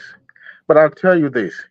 If any person elected to the public office to govern in that country, because our country is a very complex society, if anybody elected to that office and trying to depart and do, you know, contrary to what has been done before, I tell you that will be the end of that country.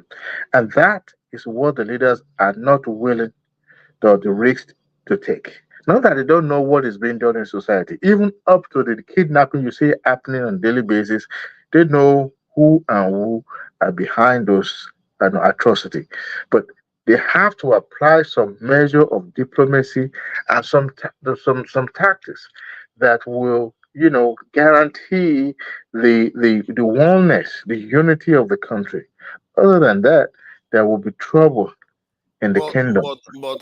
Let me. I don't know how that is linked to leaders that are highly educated people that are supposed to do the right thing by their people. By doing the right thing by your people, I don't see why people are going to turn against you. Like if you build power station and make sure that we start manufacturing, are people going to turn against that leader? Hmm. You know, in Yoruba, they always refer the king as the head of the community, correct? And I also believe that is the same way in the northern part of the country. I know some Jews in the south and the southern part of the country. And these people are, number one, by the virtue of their office, they are political. Not that they are not involved in politics, but they are impartial to their subjects, correct? But you see, the same people that will praise you behind you will will praise you in the public, will go behind you to begin to sabotage what you're doing to better their life. And I'll tell you why.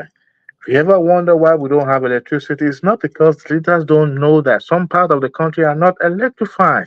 They do know, but some people are hell bent. And one thing is to concentrate on governance, and another thing is to be distracted by the politics that get you there in the first place. So, regardless of the education that you've attained, sometimes when you have to apply this thing in the real sense, it becomes really, really difficult. And that is where somebody who is politically savvy and have a good administrative skill has to come in. Not that Well, I want you to give us we an don't. example where it becomes a problem because you are saying these things, but I don't know how practical it is that they have these problems that somehow if they try to do the right thing, it's going to wreck the country. Please give us examples. Well, education does not mean that you will be an effective leader or a good administrator. You practically learn how to do certain things certain way, but you have to adapt. The climate, the system, the culture, all this thing has to be, initiatives has to be put in place for you to be able to be effective. Now, you go to go to school, pass through higher education, you get your certificate, your degree, but when it comes to the society that you have to apply those skills that you've acquired, it becomes problem because you have a conflict of people that not just a stakeholder, they also have a diverse opinion, just like we have on this platform, that we have different view. And how do we aggregate and harmonize those views and make it work for us is where the problem is, because you want to go in a certain direction. And I give you an example. During the June 12 saga, there were some prominent Yoruba eminent, leaders that were going behind to Aso Rock to tell the CNC on how to deal with the MKO. And in the public, they will go with him, go to the public places, do interview, even protest for him. So when you have people that are not just devious in their ways, they are they derive their pleasure or their satisfaction in seeing you failing. And look, sometimes it may not be personal. It might be just some circumstance. For example, somebody who's been doing business for a long time and is been doing it in a scrupulous way. And now you come to clean the table. It's not going to sit back and watch you do that, right? So you now have a situation where we are interwoven in the society, and every time one person is connected to one another, because our culture, enables that. So, and so far, we've not had a good leader who is able to balance in terms of the acquired skill of good administrative skill with the education. With the political part of it, which means you are not distracted by the politics, but you are facing the governance squarely. So, So and we let have me ask you people. then. Let me ask you then. Sorry for interrupting. So if you were to rate all the leaders Nigeria has had since independence, which of them has got the balance between their education and performance? Which of them performed the best amongst all of them? Um, hmm, that would be a very difficult for me to judge. You know why? Because every single one of them have had some impact in the development of the country, one way or the other. Now, starting from the beginning, I would say that the person that I think that's done the most um, were the founding father. Every other successful administrator after them has been an accidental uh, accidental president. Even included the democratically elected ones among them. I think the founder fathers, I'm talking about the likes of Ahmadu Bello, Warlord, the Zigs, and all that, they meant well. But you Yeah, see, but based on their performance, everything they they created was destroyed I, within I don't 6 years. think we're able to, put it into context the what goes into that negotiation for them to be able to secure the independence of the country. These people practically fought. They fought themselves, but they realized that in that indifference between them, they could find strength, and they found strength that was able they're able to talk to their master, to the colonialists, and they're able to secure the freedom that they wanted. We would have gotten our freedom way before Ghana. But because of the difference that they have, and they're able to look inward. Now, some of the people that came after them, or perhaps their Portuguese and all that, were the one that collaborated with the military and they took over because that was what was fashionable. So if we are continued in that trend, in that trajectory that we started with, you know, from that from the inception of the country, maybe by now we would have been in a paradise. But May unfortunately, I chime in for a moment is on what that you just said? answer? It's me. Yeah, Oh, answer. Jesus Christ. On the complaint Try, you have, yeah, please try to keep it brief so we can carry on. yeah, I want to cite for the panel in light of what Adewola just said. It's a Bible verse. It's John 4:17 to 18. If you want to read it, you can read it. But basically, in that passage, there's a woman who's complaining about not having husbands, having a husband. So the passage cites from the story of Jesus and the Samaritan woman. That's what it's called if you want to use some keywords to look it up. So he says to the Lord, I have no husband. Jesus then said to her, you are right in saying, I have no husband. For you have had 5 husbands, and the one you have now is not your husband. What you have said is true. You know, Adewale, the husband you have right now, it's not your husband. We've had good leaders who should come to fore. Tell him his husband. Tell him his husband. Pardon? His husband. Tell Adewale his husband. His husband is Peter Obi. I know Bobriski, so I don't know where you get this. Adewale,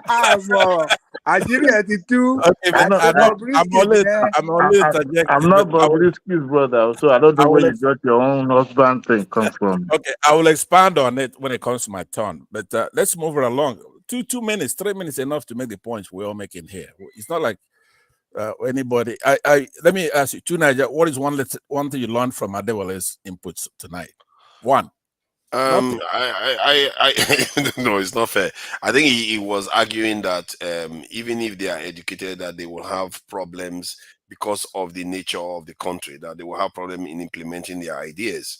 Right. And I'm trying to press him to give me example of what these issues are going to be, because I don't think anybody wants to generate electricity and have problems. A lot of people on this platform, right? We're all very, very educated and very smart, and we're blessed with the fact that we're in diaspora. We see how things work. It's not rocket science, right? We see how things work. But what I've been doing when I come on a platform, I just want to be able to convince people like this to get on the right side, on the contrary side. This government doesn't belong to anybody. No governments belong to anybody, not even a tribe. They are all for the elite, and that's the way it is. Nothing is going to change that. Even here in the United States, it's an elitist thing going on. So once I'm able to, I don't know how to do it, is to convince people, almost everyone on this platform. I'll say everyone on this platform. Let's fight on the good side. Tell the truth, because you look stupid when you're arguing contrary to the facts, right? Contrary. For example, well, anyway, I don't want to make it to where I'm going to be accused of tribalism. We all have our strengths in talking about our country here, but how do we just forget about the government? Let's say Tinubu government belonging to you because you're from the Southwest. It doesn't belong to you because you're in the Southwest. Right? Sorry, Pastor, 1 second. Tunaja, see, you just demonstrated my point. You failed to rail in Pansa upon all your education, Tunaja, as an administrator of this panel tonight. You couldn't stop him when he continues. You should have stopped him because he was hijacking my time. So that is a good example of what you have in that country. I'm glad you called it. No, I take your point. I take your point. But if I do too much, that they say the other day somebody was saying that was that the brother of India me, so I have to slow down. So please go ahead, Adewale Pastor. Sorry, you took too much time. You know, when we have no problem. This factor of, oh, what would these people say? Oh, we don't want to upset the North. We don't. Somebody mute their mic. Somebody's moving around on the, Okay, please go ahead. Yeah, we don't want to upset certain groups. Adewale, you are scratching your mic. We were up to 200 since he started talking. We're under 100. Can you hear me better now? Stop. Can you hear me better now? Don't listen to this. You accuse me of being tribal. Anyway, let me move forward because I don't like to take much of time. Let me talk about the Pansat cousin, Bobriski, real quick. I think there is an order from the higher authority. I'm suspect now. I'm not sure that they wanted to do something about the menace. Bobriski going around town dressing like a woman. That bogus allegation of mishandling currency is just bull crap. Um, we all know we've had cases where people spend money and all that, but they wanted to make a scapegoat. They found one, and two, they wanted to, just you know, tell the police, tell somewhere, just to because it's beginning to have that grow further. And before you know, he started. I mean, he's an influencer, according to what he said he does for a living. I don't even know if it's a he or she, but the shame claim that it's influencing people. So when you are influenced, what does that mean? You are, you know, living this lifestyle that you want people to adopt, right? So the currency of a thing, somebody has to be the scapegoat, and government found him. I mean, I think the penalty is pay some fine and you'll be out. But having EFCC parading him, I think that is overkill. It should have been a job of press. I mean, police. But you just want to. We're living in a country where everybody is. How do you say this in English? Your eye service. You just want to show that you're doing something, but you ain't doing shit, right? I mean, sorry, pardon my French. So, but I think it's high time somebody do something about him. It's beginning to become the norms, and the bloggers are not even helping matter. It seems as if they be paid to be, continuously writing story or reporting them every single time. And guess what? People are tuning into blogging, I mean, to blogs rather than watching news, and they rather watch Bobriski than to be watching China's television. So, and that is where I'm having issues. I think government need to revisit that homosexual law and have to do some amendment because it seems that they've not been able to, I wish them good luck in terms of legislating against cross dressing, which to me is also alien to our culture or to some culture. But some people might argue that we've seen men dressing like a woman, which is not common in Nigeria. It is So not common. it is Bobriski. Yeah, that's your cousin right there. Is that a man? You tell me. You tell me. Yeah, I'm confused though because I didn't know. I don't know too much about Bobriski. So this is the Bobriski they're talking about. Is a man, and And and, and it's not just about cross dressing. They also it's not. They also need to legislate about the transgender of a thing because the guy already have a boob, a breast. Yeah. What sorry are we going to do about that? Adewale, sorry to interject. I quickly want to just say this thing about the electricity tariff hike. Now, it is the National Electric Regulation Commission that is regulating the electricity, blah, blah, blah, in Nigeria. But there is a caveat in the new Electoral Act that says that if they form their own electricity regulation commission, they can opt out from the national one. So that means if, for example, Lagos State want to start generating and transmitting electricity by itself, they don't need the input from the NERC. They can form their own state regulatory commission and they can now say this is how much we want to sell electricity to their consumer in Lagos State. I think there's no point of saying blah, blah, blah, crying wolf. And luckily for us, there are about 12 states that have already said and sent their State Regulatory Commission bill to the draft to the National Electricity Regulation Commission just to say yes to it. So in the next few years, I think if some states are really want to do this thing, I think at the end of the day, some states in Nigeria will smile soon. Some states. Yeah, some states. My fear is that until I see it, there are some things that are strategically changing in Nigeria with the Dangote refinery coming on stream and the Nigerian refineries looking to come on stream. That is one strategic change. Mm-hmm. But if it doesn't hold, because Nigerians, we have a way of... as we are talking now, they have started lifting diesel and automotive fuel for airplane from the Dangote refinery already.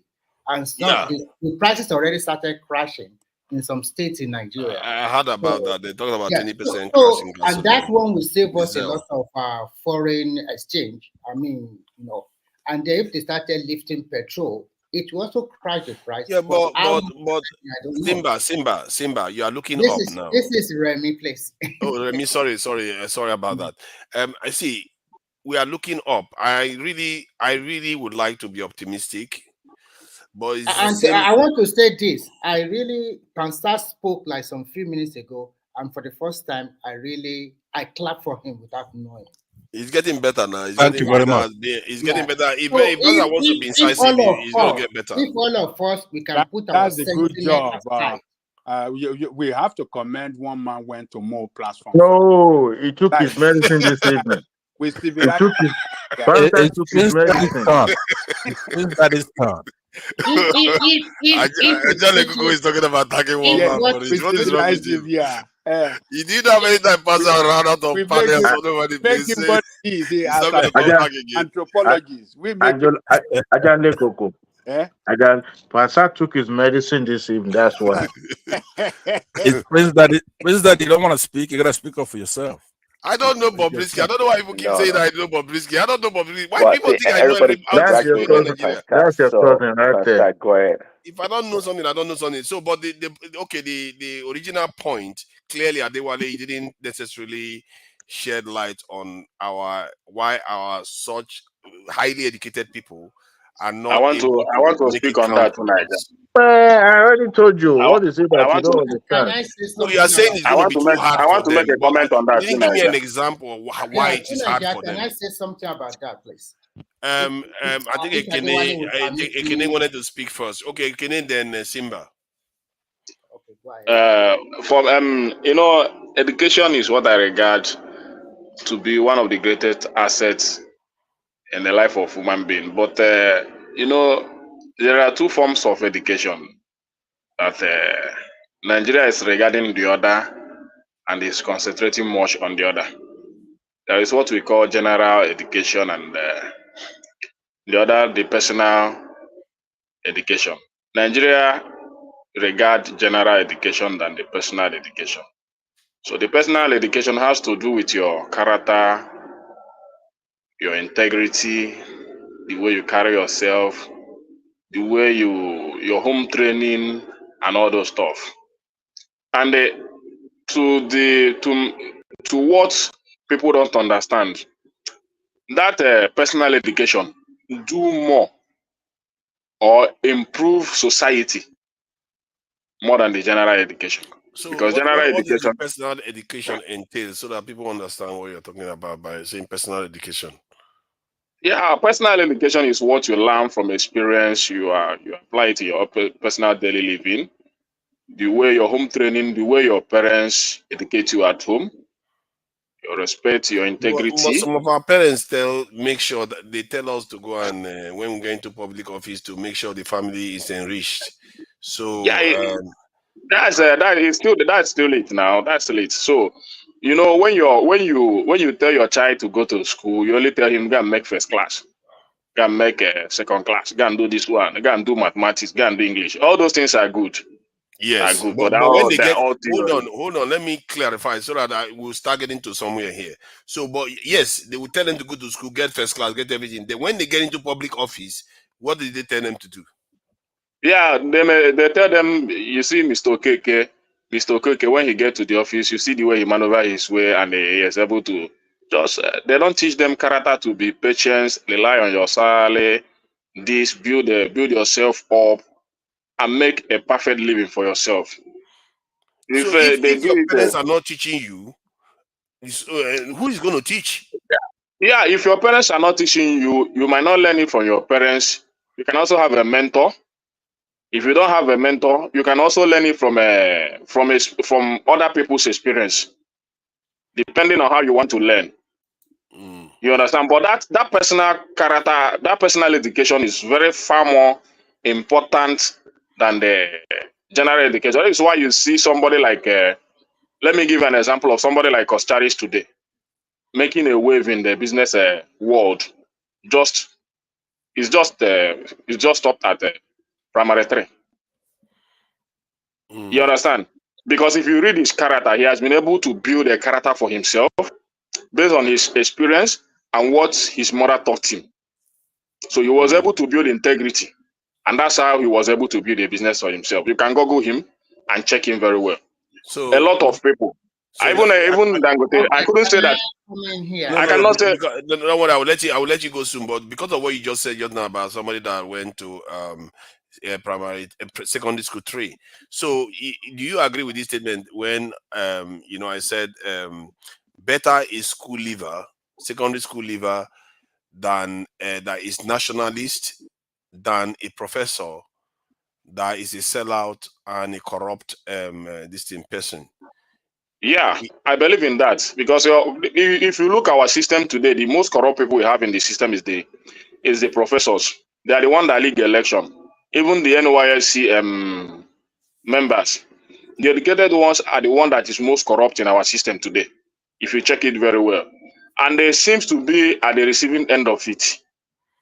You understand? But they don't understand because you check our judges, the way they come to court, they address issue, they speak the most decorated English, but are the most corrupt. Yeah, You understand? thank you. Even the one, that is let's Simba, this is so that we can so move it on. so we have to Answer this here. we have to imbibe that two issues. If we check countries that are doing well today, they are not much into what we do in terms of education. But if you check their personal character, the rule of law, because that personal education comes also with rule of law. Yes. You understand? So in a society that there is a rule of law, yeah, it does a lot, but we don't have it in Nigeria. So that's why things are going the way it is. Thank you. Education is a beauty. If you can reach to the level that you can push yourself to, it's an opportunity because it gives you the needed exposure to know what is going on around the world and to also perform your career. But beyond that, everybody has a personality trait. So that is why you ask question, well, this guy is highly educated, but why is he behaving this way? Because everybody's personality are very different. That is one. No matter highly educated you are, your personality or your behavioral trait will come out, and that is why people will be able to distinguish you from this is Mr. A, or this is Mr. B, or this is Chioma, or this is Tokpe, or this is AB. So education prepare you for the unknown, so that you can be able to handle yourself. So that's why it gives opportunity to people that if they go to another country, they find themselves with the level of the education they already have, will help them to navigate the unknown. Personality trait first. Then you have to talk about the environment or the community that you grow up. When you look at all these developed countries, it takes them hundreds of years to get to where they are today because their community, the literacy level is very high.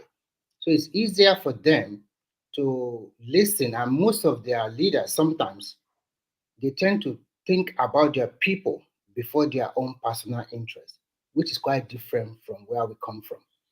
Where we come from most time is my personal interest first before the interests of the populace. Unfortunately, we always get our leaders from our followers.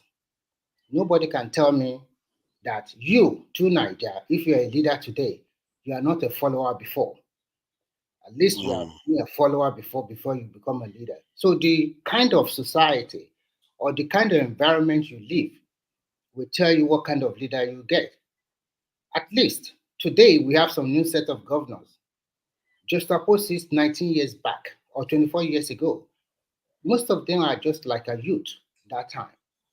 Because if they are 50 years today, you remove 24 years ago from 1999, for example. Probably they are around 24, 25. Probably maybe in the university or just starting working. So they were followers before, but today they become a leader. It is what they find in their environment. That is what they tend to. So for you to make a change, it's not going to be easy. Because the other people that surround you, they also want something, especially for their own personal interest. So that's why sometimes you see how are Nigerians behaving like that. He's highly educated, but why is he doing like that? Because he knows if he does not pan to the majority of the followers, he won't have his way. And that's why sometimes they want to talk to you that if you ever been close to any leader in Nigeria, then you will know why that system is so corrupt or rotten like that. Do you know that a leader can see several people in a day for the next 16 hours non-stop, and everybody bringing one problem or the other, and the solution is always about money or position? Do you know for you to even get a commissioner post in any state, it's a tug of war. Unless you want Nigeria to have a dictator for the next 40 years. All of you trying to say, okay, let's put capital punishment, let's do this, let's do that. We are practicing constitutional democracy. You cannot just do whatever you want. So in a nutshell, in conclusion, when you look at education, which is the beauty, which is good, but you also have to look at each person's personality trait or behavioral trait. I also like to look at the environment or the society where they dwell. Thank you. Fela did say that who be government teacher, culture and tradition was his answer. So we create the monsters that we are often criticizing. That said, what you said about because of the challenges they face, I don't necessarily subscribe to that. I think the solution comes from your first assertion that they put themselves first, individually first, because they think that is the way to go. But in reality, by putting themselves first, they are actually selling themselves cheap. Try to hear me out. That's that analogy I gave. When I say put themselves first, I'm not referring to politicians alone. I'm referring to everybody, especially in Africa, especially in Nigeria. That's what I'm trying to say. Yeah, that is the same thing as that swimming pool analogy that I was giving. When people put themselves first, and especially in an immoral way that leads to decay, everybody else starts doing that, we are all going to swim in the mess. You might think that you are, because a rich man in Nigeria is still in Nigeria. He's still messed up. His children, he might think that his children are doing so well. His children are still stuck in Nigeria. They are still Nigerian. They're not going to transform to the royal family of the UK. They are still. So I feel like the way we look at these educated people that are supposed to see through time and see the bigger picture, it's like education is not capable of teaching you that. So you ask yourself a question. Okay, Nigeria, can I come in? Obasanjo, for example, he has been in, sorry, quickly, you will talk now. He has been a military head of state in 1976, or no, 1970 to 1979, came back as a civilian government. With almost 12 years, still, he cannot tell the road that leads to his Otafam. It's unbelievable. So he's highly educated, a 5-star general, a president, more than 12 years. Is it, you ask yourself that question. Why? Yeah. What happened? So, Prince Daddy, up to Prince Daddy, could you yield me 1 minute of your time, then I'll yield back 1 minute when it's my turn. I think I go after you, because I do want to tackle this issue of knocking education. It's prevalent on this platform, and now people say I never criticize somebody from the Southeast. I'm about to do it now. I want to criticize Ekene, who makes a lot of cogent points here. As a matter of fact, I've never disagreed with his economy, whatever it is he's talking about. And also to Niger, who I also admonished last weekend on Dr. Damage's show about education, right? Now, what is education, right? Let's just use the colloquial education. It's not just sitting in a classroom and being taught something. But education is very important. You cannot be anti-intellectual. You can't. Our country needs educated people. The reason why those people you name off are a problem in our society, you said the professors and the vice chancellors or whoever is in charge of elections, that they're the ones corrupting. That is not why they're corrupt. It's not because they're educated. Okay, there's corruption in our society because there's no law and order. There's certain punishment for wrongdoing or breaking the law. But education is important for our culture, the popular culture even, right? You have a lot of things to gain from it. You have employment, social bonds, personal growth, superior reasoning skills. When somebody's educated, that person will approach problem solving analysis of social and political issues, teaching others, often equipped with superior understanding and critical thinking skills, with people who lack those kind of things. So we need. Have you ever seen a war between educated people and non-educated population? You see it in Gaza today. That's what you get when you have a far superior country with educated people who are the semi-democrats. I don't think Israel. Can I just qualify something? But Passat,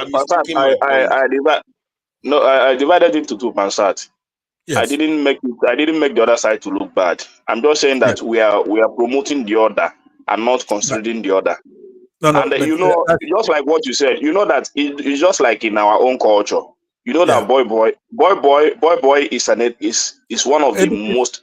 It's educated. It's education that promotes the Southeast today. Yeah, but it's education. It's what you don't study. It's what you don't study in the university. I know, but listen, what I'm saying, maybe it's just semantics, right? You understand? It makes you look bad, right? I'm just borrowing a minute from Prince Daddy. So let me conclude that by saying this. You should never, somebody like you, as smart as you are, all the points that you make, it pains me obviously to disagree with you on this, right? But you should never be caught making that kind of blanket statement. You shouldn't even think it. Education is very good, including what you mentioned. That's education. It's not orthodox, but it is good because of the culture, like I said, discipline, improvement, information. I think learning. you are mistaking the point I was making, Pansat. The point I was making was that better a school leaver that is a nationalist than a professor or highly educated person that is a sellout or somebody with colonial mentality. I know, but look at what you left out, though. Hold on, hold on. 15 seconds. Let me qualify something. Yeah. Let me qualify something. Right. That if the professor is a nationalist, yes, that's a great thing. That's a very, very great person. But how many of them have we had? Okay, hold on. Because you're very smart and very clever. You knew that I was going to say you left out that third option, right? No, because it's implied in his statement. No, it's not. No, it's not, because it's implied by saying a school leaver is better than the one that is a professor. That means if that professor is not somebody of colonial mentality, he's actually very valuable to the people. Okay, then that's what you should be pushing, right? That is status quo. Yeah, but we have a lot of them now, but they've not done anything for us. That's the problem. To Niger, you are being disingenuous now, because you've made this point 3 times that I've listened to you. In 2 of those cases, you were hosting, right? And I challenged you at Dr. Damages when you said that, right? Because what you're doing is you're not emphasizing the positive one. There's 3 things. You talk about the 2, right?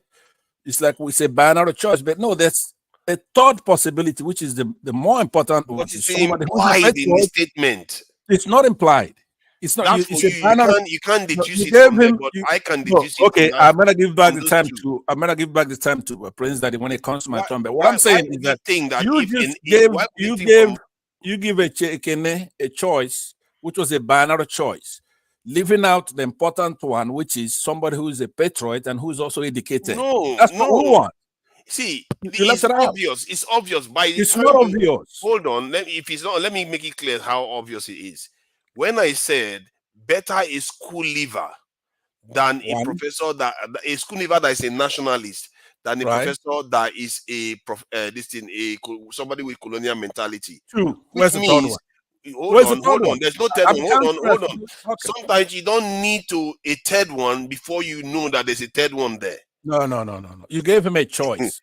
And you know him very well. You know him that he comes here talking about educated people, but I know what he means, right? It's sharp. I know what he means, but he's just trying to say, and he said it once, to his credit. He says, look, if somebody went to school and is using it, not to just blow grammar, somebody's using it to make his people better, his people being Nigerians, right? Because he's a Nigerian, right? I'm a Biafran. So now he's saying, if somebody's educated and they're using it in a positive manner for their people, that's his number one choice. But if somebody went to school and all they want to do is to speak in the abstract and just talk nonsense, that he has no tolerance for that. Yes. So you know him, so now you came here and you gave him a binary choice. I didn't give you. See, you are only hearing a binary choice. If I told you now, a chemist that knows what they are doing is better than a quack doctor that doesn't know anything they are doing, what does that imply to you? What it means to me is that I'm going to ask you, no, that I want neither. Okay, I want a chemist that knows what he's doing. That's what I would say. Exactly, because it's better than that of a quack doctor. But it still implies that a proper doctor is better than the chemist. Prince, I'm gonna get you back to you. I want to wait till my turn. Look, tonight, it's going to be your turn soon anyway. Don't talk like that on a platform, especially when you're hosting a platform. Now, the reason why I'm upset about this is I said here a couple of days ago, I look at the list of Nobel Prize winners. Nigeria has 1. South Africa has 11. Why are you crying? Let me tell you what. Medal or not? No, that means a lot to me, right? Yeah, of course. Now, and the other day, I think Baba here was correcting me. I was distracted by one man, so I didn't respond to him because I had said South Africa had 30 million people, right? And he says no, it's 60 million. Now he's trying to match weights with me. He's doing that at his own peril, obviously, because I'm seldom wrong, right? So what I meant by that is that when South Africa attained their 11 Nobel Prizes, their population was 30 million. 5 million blacks, 5 million whites, and 25 million blacks, right? It's been a while since they haven't had one. So that's their population, and that's how many they have. You have Ireland, small country, Ireland, with 11. Have India with 10. Israel with 13. Denmark with 14, right? Even this country that's fighting a war right now with Russia. Why are you worrying about that aspect at this moment? Okay, I'm going to tell you why, and I'm going to pass it to Prince Daddy, because in Nigeria, there's something, these tribes, this Wazobia. Now, of course, the minorities are not left out of Now this. you've gone back to this again. Hold on. What they do is anything that you could give yourself a title on, all right? Anything you could just pull out of your ass. You say you're good at it. This is the Nobel Prize. That is something that is prestigious. You couldn't for everybody. Hold on, for everybody. You see, what you are doing here is let me land now. Why are you worrying about awards when you should be worrying about how you can better your people? Listen to me. This is a world category. You have to compete by merit, right? So if you're good, you'll be on that list. You're gonna have some, because you have to discover something that's peer reviewed, not only by your own country, universities and institutions. So and you would rather win Nobel Prize than have 24-hour power electricity in Nigeria? Because they go hand in hand. You cannot have it one without the other. Then that's maybe the thing. you should focus on the other one. No, you want to cut corners, right? If I go out there today, hold on. Let me about the end result when you have not done the base work. Let's not be right here, okay? Please. When it really sucks when the host is the troll, right? So what I'm saying is one Niger, you are the moderator. Somebody borrow 1 minute. 1 minute is now 10 minutes. And he cannot stop him. I cannot stop him. Hold on. I know you want to pull out my. You want to pull out use 1 minute to complete your point. So that you notice Remy and the other guy that sounds like him. You know what? 1 minute to complete your point. You are using your 1 minute. So what I'm saying, if I go out to because it's actually dumb for us to be trying to generate electricity by fossil fuel, right? Because these white folks, these Western people, we have to teach them a lesson. We haven't taught them a lesson yet because people like me have not come down there to do it. Why should we go out there trying to generate electricity by burning fossil fuel? Is that stupid? Now, if I go out there and I recruit maybe 100 young Nigerians, put them through a training camp, get them toughened up, and go out to that Sahara Desert, right? I'm going to be able to put something out there that's going to give the entire Africa electricity that they need for the whole year, maybe 15 minutes. Because it's right there. The energy is right there. It's energy conversion. They're not using it because they don't have it, right? Why would you do anything else when you have photovoltaic cells right now? You have energy, storage capacity, right? You go, and as a matter of fact, Germany went out there trying to steal that thing one time. Thank you, Pansat. But look, you see what I'm telling you? You don't even want to hear. You've had your say now. Your time is up. When you do that kind of research, that's how you get electricity. You have to be smart enough to recruit young Nigerians with brain and Pansat, taking out there. you've already made some good points. Don't start ruining it now.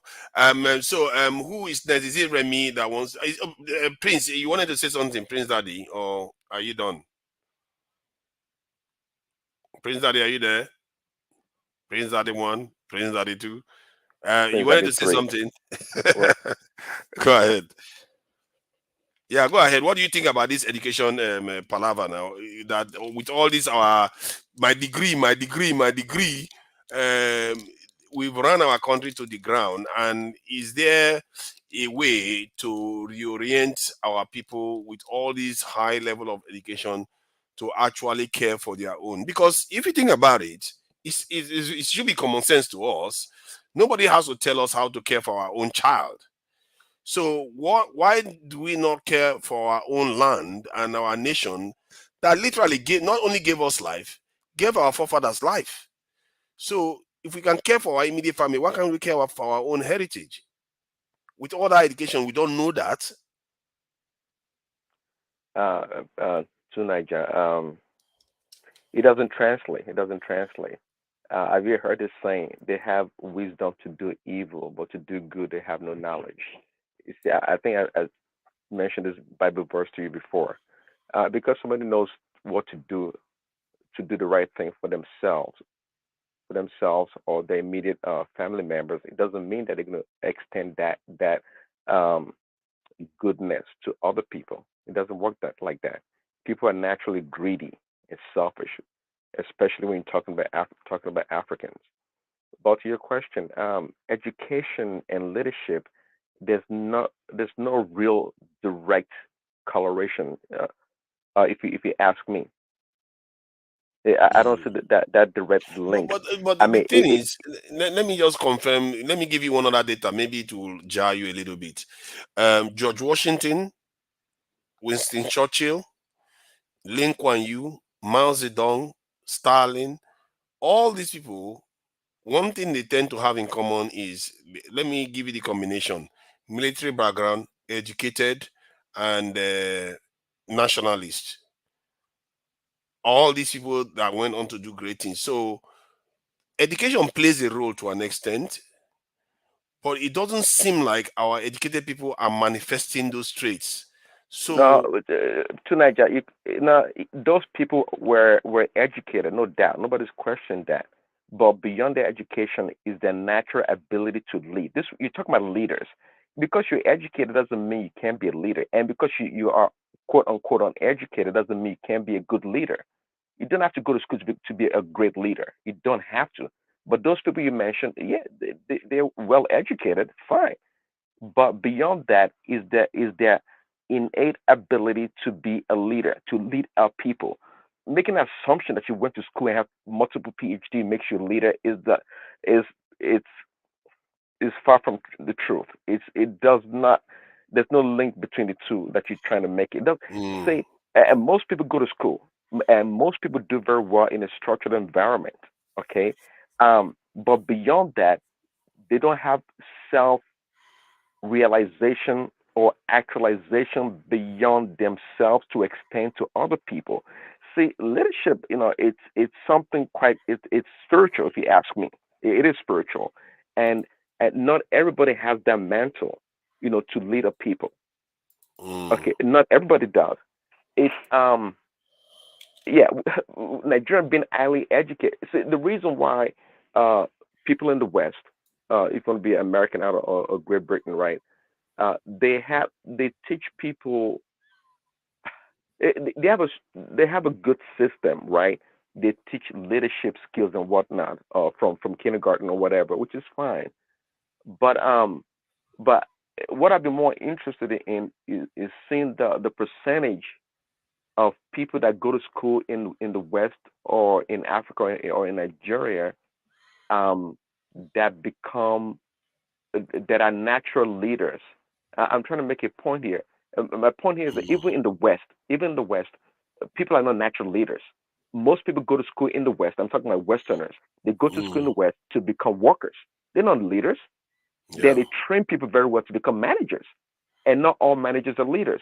They just are people that are very structurally oriented to follow procedures and rules in order to administer them to guide people, but they're not leaders at all. Yeah, They're you are far quite from being correct leaders. there. Mm. Okay, so in the Nigerian context, we have a lot of smart people. I think you said that, or somebody else said we have a lot of smart people in the government. Is it from Bukola Saraki that was a doctor, and this one PhD? We have them all, but it doesn't make them good leaders. It's people. A good example of a good leader would be like maybe Abraham Lincoln. Okay, but see, because leadership that you're talking about that transforms a society or a people, you're talking about selfless Prince leadership. Daddy. Prince Selfless Daddy. leadership. Yeah. I don't think even this question that what Tunaja is promoting is, I don't think you can have, because everywhere he has been promoting it, he didn't get the right answer that he wanted, and that's why he's also promoting it on this platform today. One thing that we have forgotten is that I don't even know what he's referring to as education, because I don't think there's anybody in this world that doesn't have any form of education or the other, depending on what you refer to as education.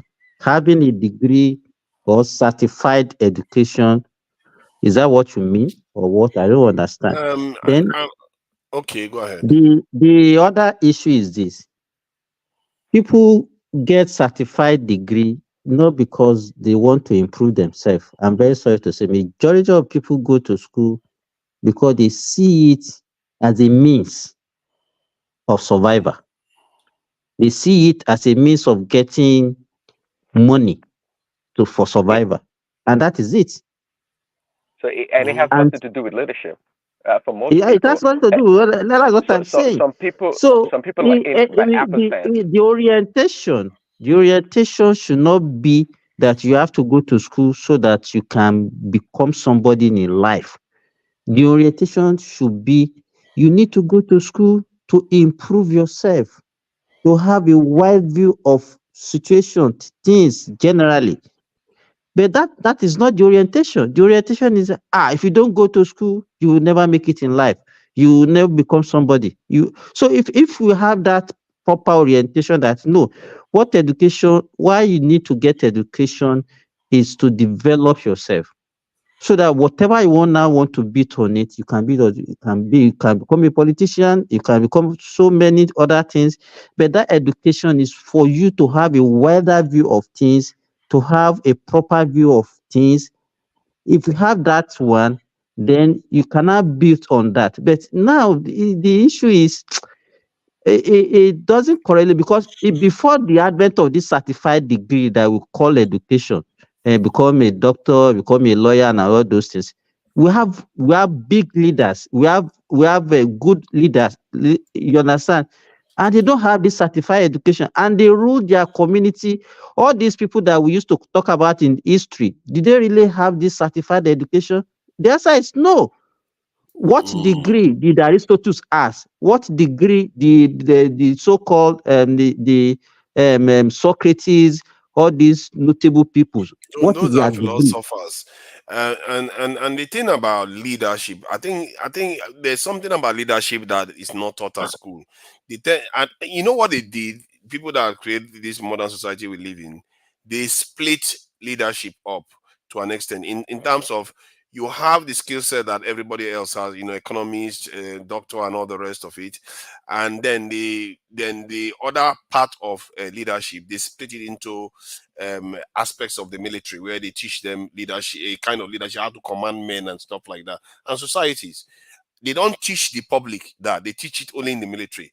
So, and the military, they don't teach them administering civil society. So they split it up, and you tend to have people that are struggling to make both match. And this is why all these are highly educated people, they can't do anything because they don't have that military part. That's my own theory now. Because if you look at some of these greatest leaders, they had both. They're educated, they also have military background, they come from a military background, and they become civilians. Because you are saying this because you restricted yourself to recent time. You understand? And that's why you are focused on that. If you Oh, have looked at the past leaders too are like that. Those ones are warrior kings the and all. great leaders of 20, I mean, some centuries ago. Those are the one I'm talking about. I'm not talking about all these Lee Kuan Yew, all these Okay, what kind of leaders are you your referring to now? Washington. Well, you know, What Socrates is I'm not a saying leader. is that there is no, as Prince Daddy said, there's no correlation about the kind of education that you are talking about and being a good leader. That's what we are talking about. Okay, There's no but correlation. okay, you made a statement that I wanted to ask. I'm sorry, I forgot to ask that question. You said something about what you need, something about you needed to get some kind of education to actually better yourself. You said something about you have to learn to better yourself. What does that mean in terms of translating to leadership? You know what? Because you are the one emphasizing the education, and that was why I'm saying that the kind of orientation, the reason why people will go to school, formal school, to get this degree or certified education that you are referring to presently, is not even is not to better themselves. It's just to, they see it as a means. That's what I mean, as a means to survival. You understand what I mean? Yeah. As okay, to get a job, to get, that is the main reason why most people go to school. Yeah, It's but not for is it not better to teach them integrity, teach them to defend their communities and but protect where their are they heritage? really are we teaching all those things? We don't teach all those things. Eh, We don't Maybe that's what we need to be doing more of. Okay, tonight, Jeff, for me to wrap it up, see, if I'm not mistaken, when you mentioned Lee Kuan Yew and maybe Chamberlain and all those people that you mentioned, you're talking about transformational leaders. No, That's true. okay, and I think the leadership you're talking about goes all the way to running a nation, not this kind of this lower class leadership you're talking about. I think, I mean, so to your point, what you're asking for, perhaps can be found in somebody like Awolowo, for example. To me, is perhaps uh, the greatest Nigerian leader.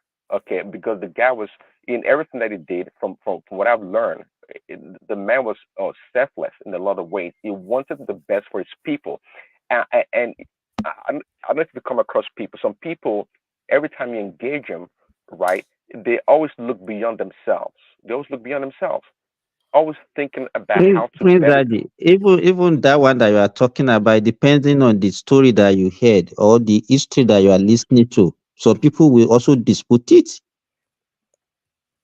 Well, they can dispute it, but we have record of what Awolowo did, and we knew how is. I mean, how can somebody be fighting for education for a people, his people, to the point of trying to incentivize or induce the family members, the parents, in order to send them to school? Why? Because they found value in that.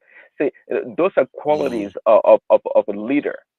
Okay, Yeah. going beyond yourself, your selfless nature, to improve the lives of other people at any point in time.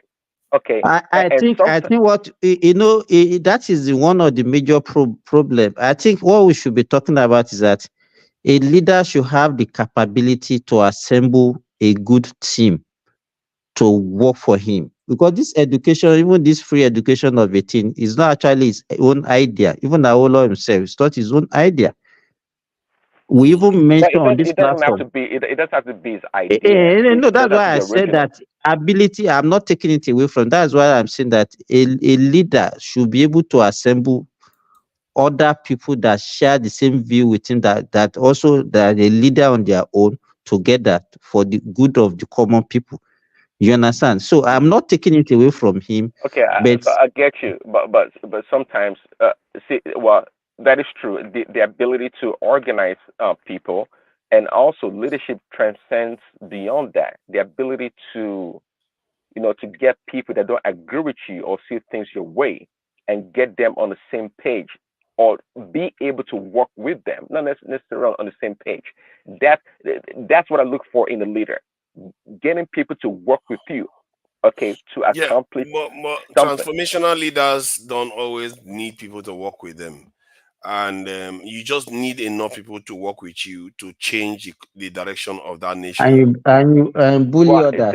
it may not get them to work with you tonight, but your ability to manage the situation is very key. Yeah. It can blow up on you, so they don't have to Mm. work with you directly, but you have to see.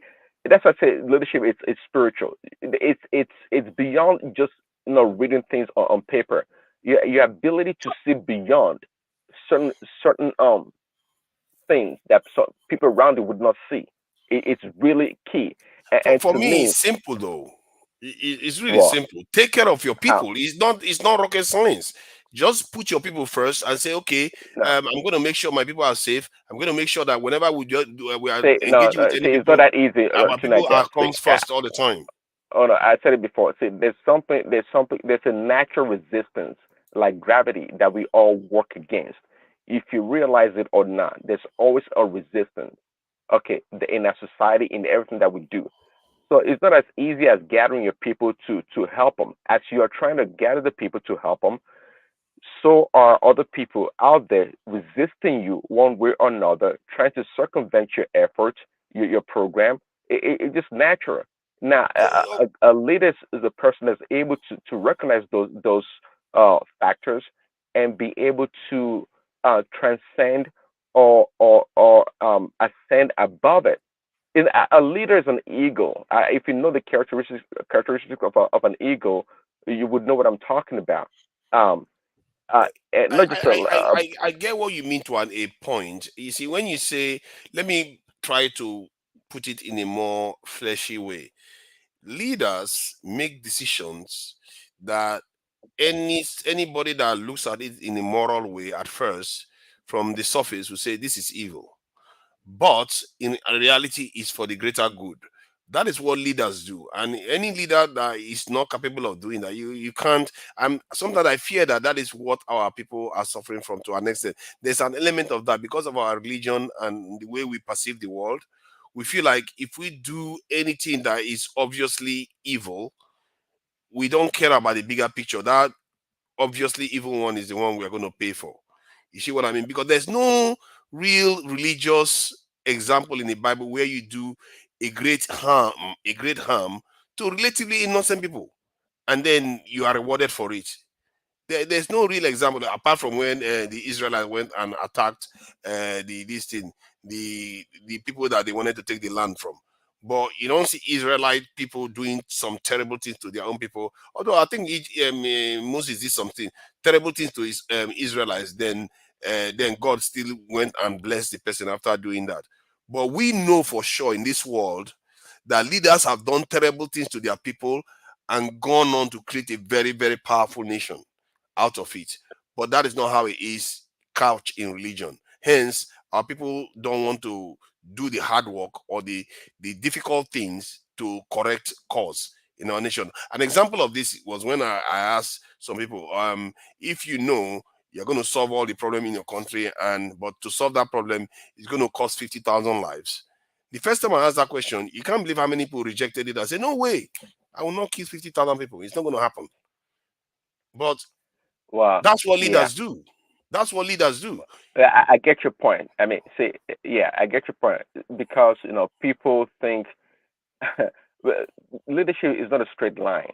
It's all about making tough decisions, but the ability of the leader to see the end of his objectives, right? It's key. The goal is trying to accomplish, and that's why I use the analogy of an eagle, and a leader. Yeah, you try to carry people along, okay, but you have to know also as a leader that people would never or always see things the way you see them.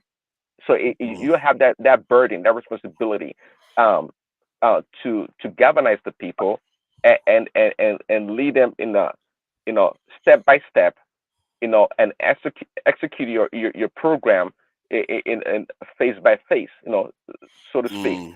So there's no one real definition of a leader, but if I'm to conclude, I would say a leader, okay, is somebody that has the spiritual insight to see beyond what people around him see.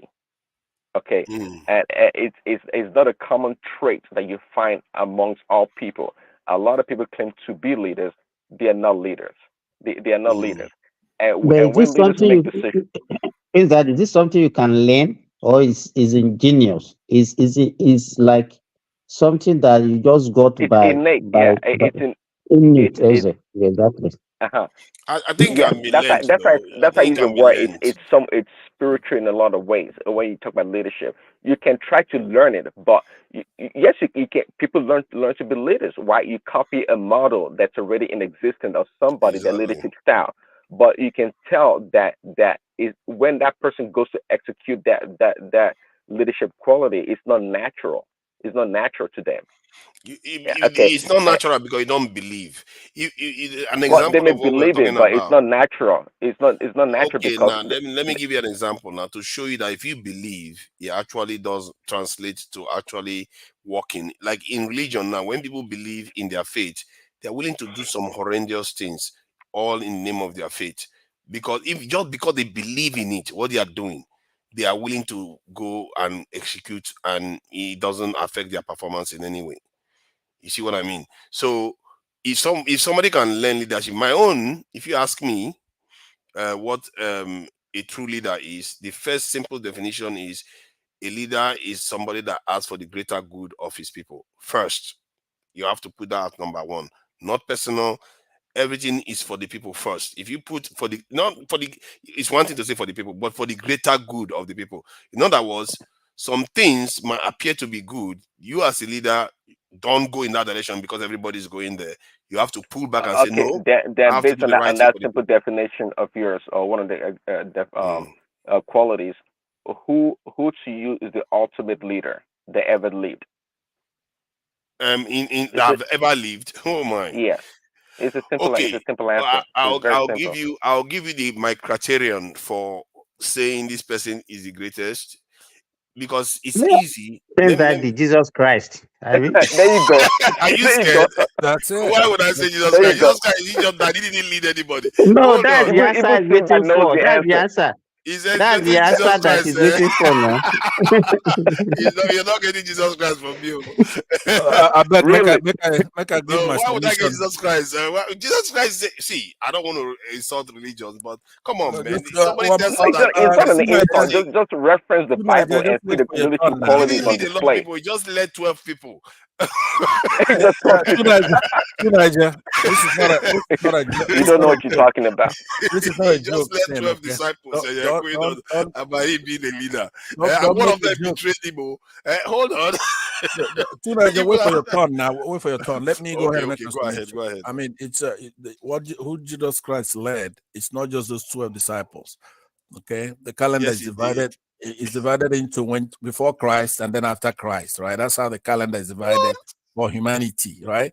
So let's not even play So, around with it. so You're doing Tafawa it because Balewa is the one leading Nigerians. 200 no, something no, Nigerians today please, because he please. died in 1966. Is that it? Now, Come on. please, let me. Why I want to go now? Make my speech now with your permission, Prince Daddy. Let me. I will yield the rest of my time to you when I'm done, because Okay, I'm good. Thank you. yeah, thank you very much. So, first of all, we talked about the education thing. When I interjected, I made some mentions of that. I did overhear Simba talking about the two camps that we have in Nigeria. We don't have two camps in Nigeria. When he's saying you're giving both sides props, right? We have status quo, and then we have people who are ascending in our country, progressive elements. There are those who are mired in the past, the way it's always been done traditionally in many or most third world countries, right? Who want to hold us down. They don't want us to improve and catch up with the rest of the world. And then you have those who have come to disrupt it, throw those other people into confusion, into disorder, into disarray, confuse them, turn that country upside down so that we can emerge and join the developed world. We're not even a developing country. So that's what we have. You have people who are just doing the regular old stuff. Mediocrity at best. They're not even rise to that degree. And so if you're in that camp, don't be thinking we have two camps. You are at the base. There are people who want to move forward. Now, when I moved that over to Nigeria and his education then, and to a degree, Kene, who's gone now. Even when you look at the stuff, you have the graphic you have on the screen right now. NUK, I don't know what publication that is.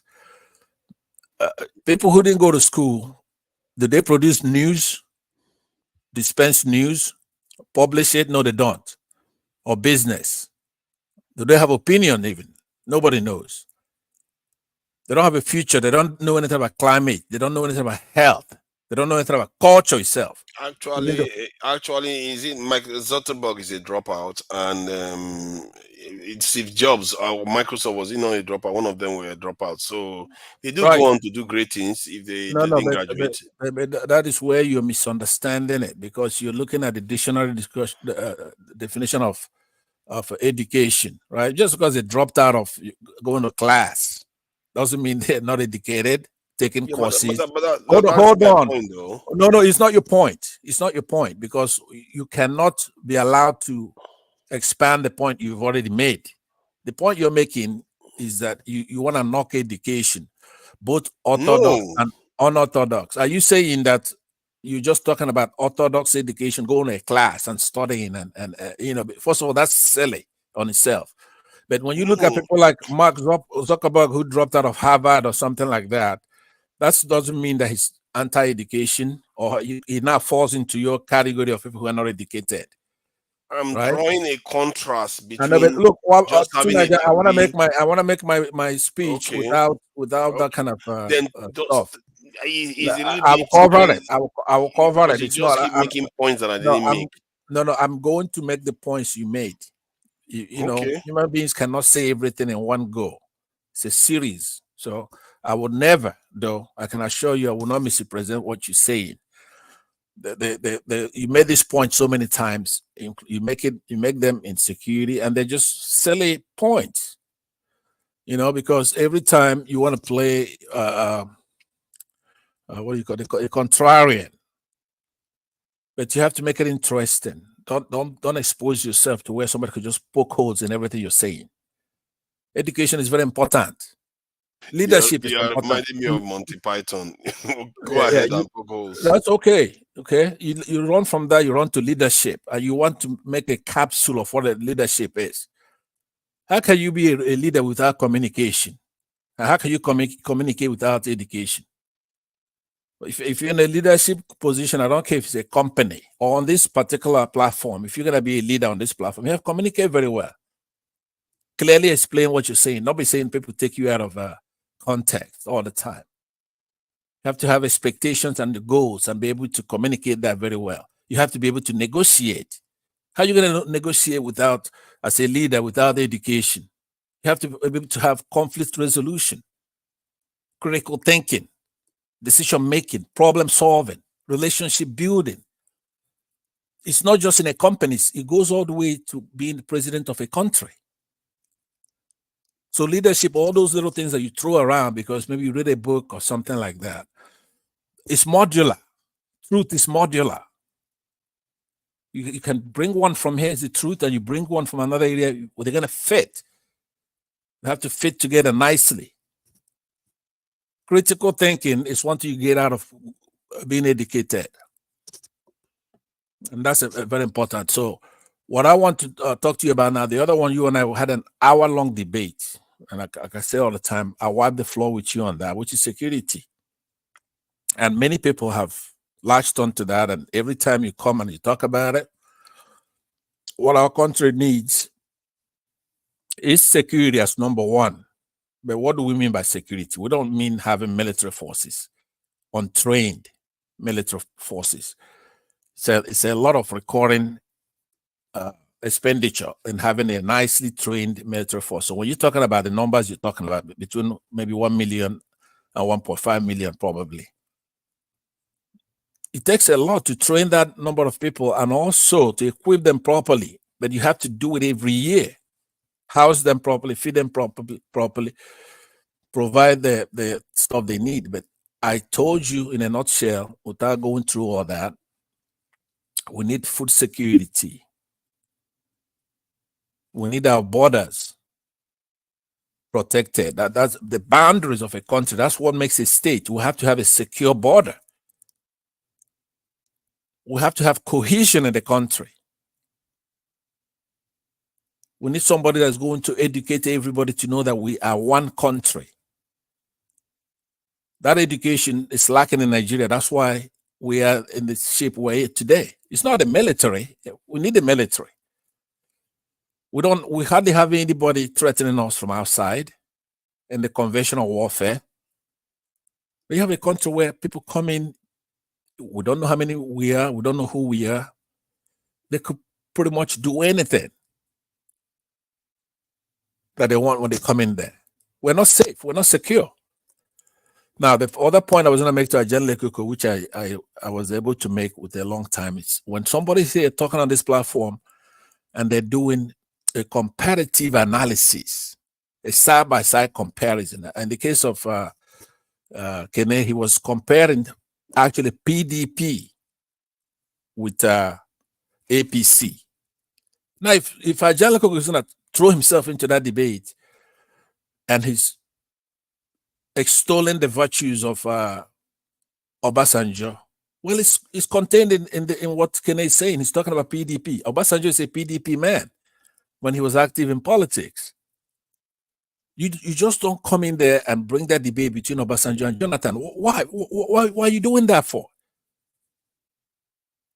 And as patriotic as Ekene is, sensitive, very concerned human being about his country, the state of it, and the kind of points he makes. Now, he has a lot more tolerance for the Yorubas than I do, who are recalcitrant, not the good ones like Dele Faratumi and Badebanjo. We have some good Yorubas there, but the ones on this platform, especially those on this panel right now, very recalcitrant. They don't want to hear the truth. It irks them. They don't want you to talk. So I come once in a while to make these corrections, not because I like to. A lot of people don't like it that I come here. They believe it's beneath me. And I don't think so. The way I calculate work is from the physics perspective, where there has to be a displacement. I'm trying to displace ignorance. Even if it's one person here, that'll be sufficient for me. Now, this platform is very important. I go to the other highfalutin ones like. Can I just say something quickly? I'm beginning to think that I belong to a class of people that a lot of people misunderstand, but it's fine. But I know. The Panzer Supply did a good job this evening. The Panzer one. Panzer Supplier did a good job. Supply. I want to learn. Don't worry, man. They gave him the right medicine, so that's why. Don't worry, Can you imagine how ridiculous for him to be coming in here trying to moralize and trying to analyze everybody's analysis as if he's the moral police or no. I do it from a neutral perspective. Tunaja, hold your peace. Let me. You've been talking. You've been talking. I know been talking. And you finished talking, and let me respond now. No. Let me make one more point that you respond, and I conclude. Okay, hold on. Now, because whatever it is you're going to be saying, right? I don't know how you assess yourself. Since you've been here tonight, have you talked about the wickedness of our people, the immorality in our society there, the nefariousness? I talked about it. No, you did not. Because it's very egregious. So what is that mess swimming pool? Let me, if you don't spoon feed me, because I'm trying to get to one of the problems you have. Guys, you want to talk about superficial. You want to compete with people who are light years ahead of you. You haven't even put together the basic stuff. Every time I hear you talk, you want to compete with Oyibo, who can bomb you every square inch from space. right? You're competing with Oyibo, which is fine. Who's against that? But before we do that, we have to unite. There's strength in unity. We have to do things by true or false, binary, the way you always want to couch your debate, choosing characters based on Bullshit. That's bullshit. Okay. So let me Everything land. you say is bullshit. Let me land. So the iniquity in our society, impiety, the wrongdoing, violation, atrocity, even violence, it's odious. You cannot get anywhere unless you do those things the way they're supposed to be done. Because first of all, we may have started it, like you say, sometime, Africa. But for whatever reason, we're not doing very well. But how do we put it all back together? How do we go forward? Well, we'll go forward. Number one, which I just I've been telling you all along, you have to do things the right way. Education is one of the most important things. So you can't go on a platform where you're hosting only to go and create an unnecessary debate. Going to school is important. Okay. Can I see going to school obviously is very, very important. It's not just important, it's extremely important. However, the definition you see on the screen right now clearly indicates probably the problem we're having. We are mistaking this in having facts, information, and skills acquired through experience or education, the theoretical or practical understanding of a subject as wisdom, as patriotism, as nationalism, as somebody that wants to care for their own people. So the point I am making is that this is a totally different area that we confuse people with education as being wise to an extent. We kind of how do I put it? We attribute wisdom to them that is not merited, and that is the point I'm making. Where I said a school leaver with wisdom for his people is better than a graduate or a professor that hasn't got it, because that's not going to let me take my lead time your back. nation. Please, let me take my time back. Niger, hold on. You must clarify it. In which career? I know. I'm going to cover that because. Are you telling me a school start is better than a doctor? Okay. Hold on, Remy. I'm going to cover that. To Niger, please. You can't monopolize the whole thing. Every time I'm not. It's my turn now. When my time is over, give me a 2-minute warning and I'll conclude. But it's my time. Hold on. You want to do another 2 minutes? No, I said when it's 2 minutes to when my time is over, you can let me know. But because he's addressing me and you won't let me talk. Hold on. I'm saying what Remy just said, because you like to respond to elementary silly stuff. Now he's pointed out to you something that's obvious, right? You know, when you go to school, what do you really study in school? Do you know how many disciplines there are in school? Physics, chemistry, biology, and those are even broad. You can still narrow it further down. Specialized, right? I was talking about Nobel Prizes, right? Now, let me tell you some of the numbers. So you correlate it with advancement in that society. United States has 411 Nobel Prize wins. United States is number one. United Kingdom comes second with 137. Germany, 115. France, 75. Sweden, 34. Russia, 30. Japan, 29. Canada, 27. Switzerland, 25. Austria, 22. Netherlands, 22. I'm sorry, Austria, 25. Italy, 21. Now, look at those countries. It could go all the way down. How many is China on that list again? Where is China on the list? China, I didn't mention China because they have about 8. So you have to go all the way down. So China is so terrible, eh?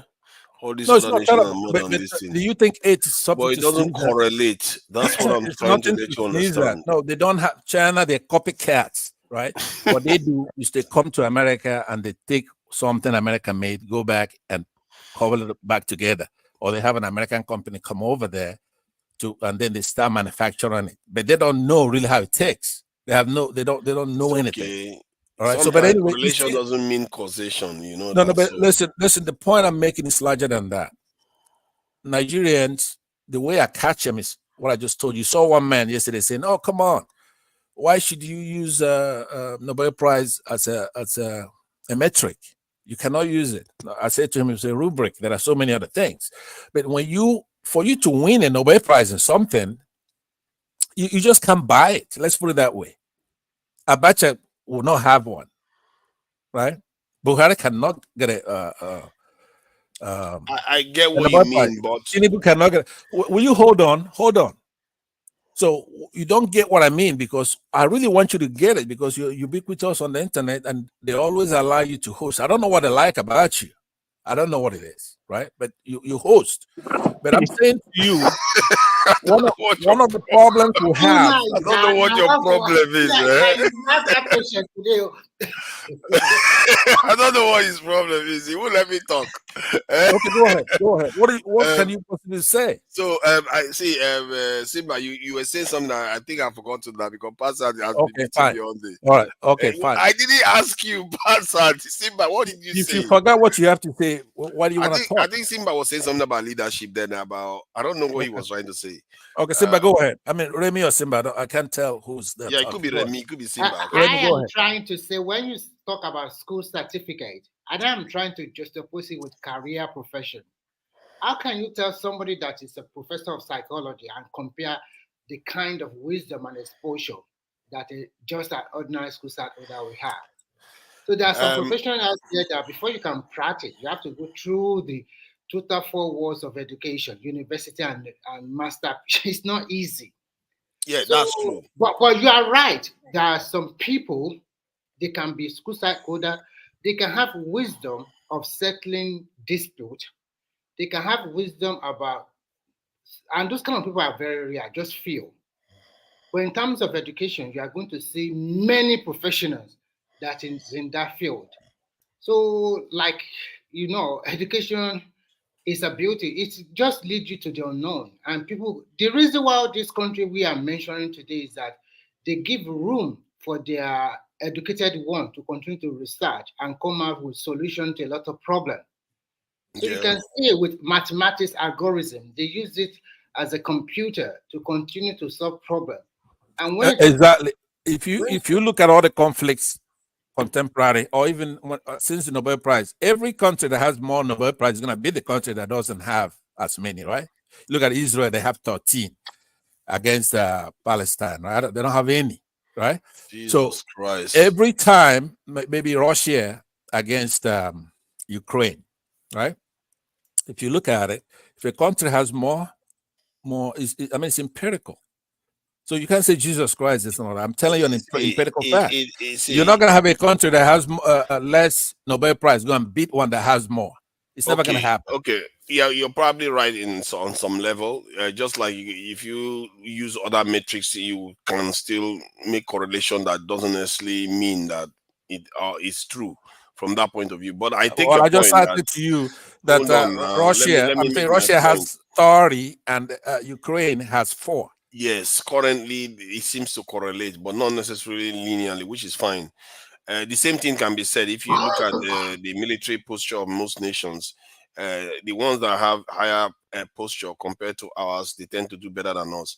So you might agree with my point on that too. So, but in terms of let me address the point Remy made, because I think Remy, I've really butchered your name today. Keep calling you Simba. Sorry about that. But the point he was making was that, like a doctor now, can somebody that is a school leaver be considered better than a doctor?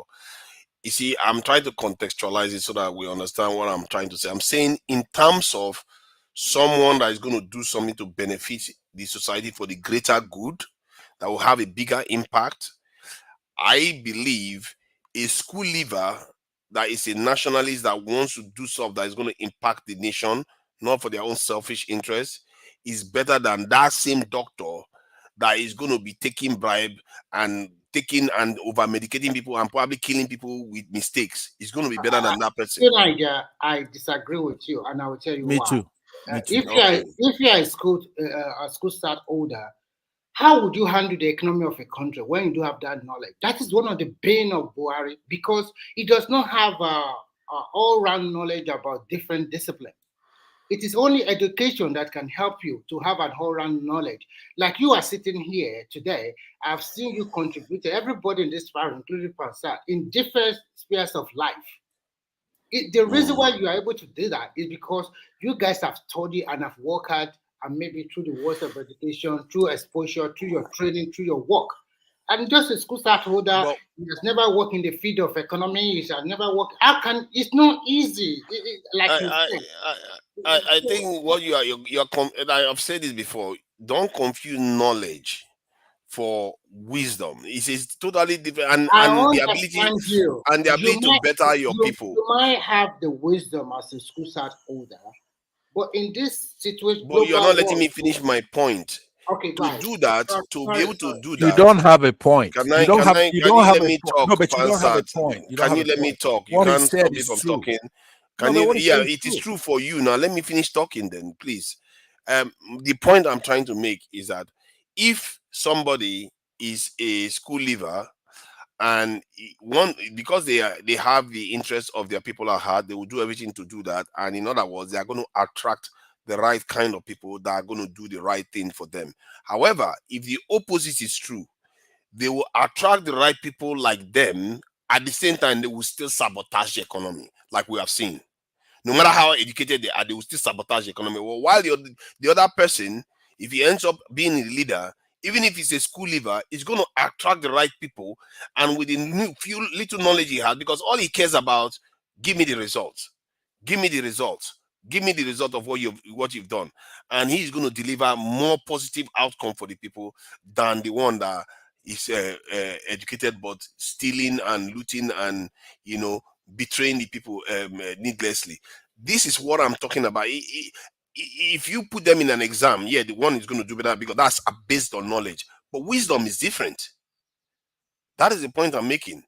And this is, I think, even from this discussion we've just had just now, it tells you what's happening to our people. Because we conflate just having knowledge with wisdom to actually do the right thing by the people. I'm talking about specific wisdom here. I'm not just talking about general wisdom.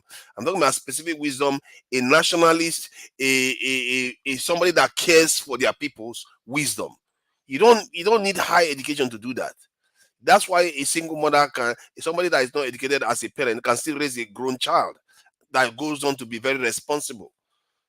Well, while you have somebody that is educated can still raise a child, and the child is very, very responsible because that person didn't do a good job in terms of being very wise. So wisdom is divine. I wouldn't call it divine. I think people have called it spiritual. I'm not going to do that. It's just one of those things people can learn. I understand you clearly, but you must know that as a school start holder, you also have limitation in wisdom. Experience cannot be bought just by a day. And from experience, you get the wisdom. And sometimes because of your exposure, you continue to grow in wisdom and whatever.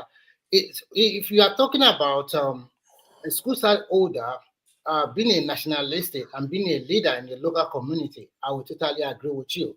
But on a big stage, like to be a state governor or to be a president, unless that school start holder have been like member of the National Assembly, State Assembly, and that is experience. So just a school start holder. I know, but the debate itself is mute because under our constitution, there are educational requirements. Yeah. Under our constitution, you just can't go and start pulling people's teeth out. Which is one of the motives that we do. We think we are wiser than the people that brought this thing to us. I hope many people are able to figure you out. Whenever you interrupt somebody, it means that somebody's making a very key point that's going to devastate everything you have. No, I don't want you to waste my time. That's why I'm interrupting you. I don't have time. What I'm saying is that waste my time. Hold on. With the thing that we just talked about, why is mute to be arguing the point you're arguing is that there's no society that tolerates that nonsense anyway, right? You can't Actually, will you give me a Trump might be in prison and become president, and we are here mumming ourselves and say, "Oh, yeah, if you don't have a degree, all our degree, where did he get us?" No, but what I'm saying is that not the debate we're having right now? Even to be a doctor, to do intrusive surgery, to do anything, right? You have to be certified. There has to be peer review. It's not going to be based on you claiming somehow somebody who dropped out of school is displaying this kind of wisdom. You're going by their whims and caprice, right? There has to, if you got something, just like I'm telling you about that Nobel Prize, it's a review by intelligent people, something you cannot buy, right? Is it flawless? Of course, there's still some politics in it. That is But knowledge. It has nothing to do with wisdom. no, but listen to me. I said Babalawos, they make all the claims in the world. They could claim that they could make you make money if you go and kill your daughter or your son or something like that, right? They have all these claims, which all of them should be rounded up. All that ignorance. In every society in the past, they did things like that. If you want to practice something like that, you have to be licensed. You're going to make a claim. I want to put you out there to prove it, right? So, because it's ruining a lot of people's lives. There's nothing more dangerous than uneducated people. What? It's not. Yeah, that's right. There's nothing more dangerous than uneducated people with that lack wisdom. Yes, no. They can be dangerous. No. The way it's said can be said for educated people too. No. The way it's said is there's nothing more dangerous than half-educated people. Half-educated, but I'm saying that even those who are not educated at all are worse, right? But they have to put it in a nice. Silly. I didn't make it up, but look, I don't want you spoon feeding me. Is this still my turn? Please. No, it's not your turn now. Let me know. How long is your turn? Is it 2 hours? I loaned you and Remy some time. Let me conclude. Let me conclude by saying this, and I'll sit back and listen.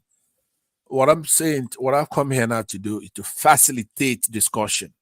I've talked to Ajan Lekoko after, as Adewale observed. I've mentioned everybody, and I'm like sitting on a moral high ground, even though it's true. That's not why I'm doing it. I'm trying to do it for the benefit. We have to have the goal.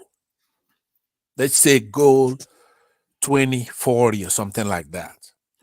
That goal 2040 is for all of us to base things on true and false, pretty much. That's it.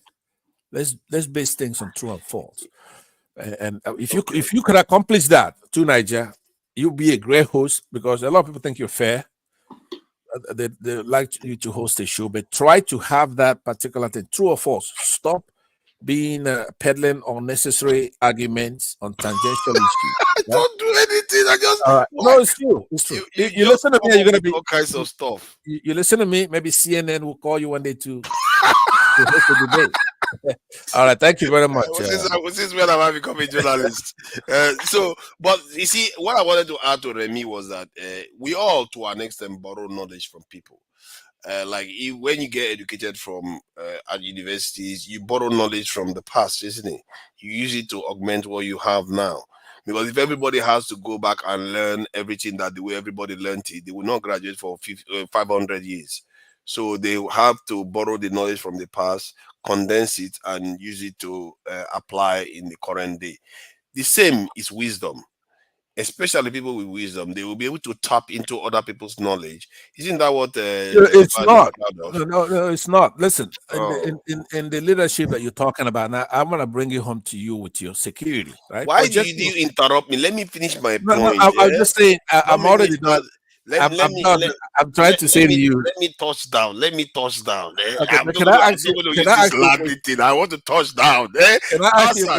Let me ask you. Let me touch down. Stop interrupting my great points. No problem. Go ahead. You know, Pastor is doing what he says I do. Like whenever I try to make a good point, he jumps in and just tries to disrupt me. The point I was making was that people that that with wisdom can tap into the knowledge of other people. This is why some, like in the UK now, when you have people that sometimes you work for in the UK, they don't care to know too much about what you do. They'll just say, this is what I want, do it. And they will give you the resources you need to do it, and they will expect you to deliver it. The only thing they know how to do is holding you accountable. They don't have to know everything. And that should tell you something about leadership. Leadership is not as complicated as people think. You just have to know critical things and care about the people, and you will be surprised how well you perform. And this is why it's relevant. And I think our people conflate education for wisdom, and it's not true. I will leave it at that. I think we've done 7 hours now. But could I say something on the point you just made, because you wanted me to? Yeah, of course. Okay, but what I mean, if I stretch my if I let my imagination go to the zenith, right, I can understand what you're saying, but that's unnecessary stuff. Like Remy said, right? You have a bulk of it on this side. You cannot, on today's world, be a great country and have security if you're just basing it off on your leadership. Then the way you're describing it, you have to go to school. You have to assemble a lot of others who went to school, who specialize. You want to be able to project power. There is no ancient society, right, that are wise, a bunch of wise men, babalawos and pamwan tapas, who could go to a meeting and they have a good meeting and they talk on protocol and show wisdom, right? One company from the UK or India could come in there and take over that whole society. That kind of wisdom doesn't mean anything. You are supposed to know.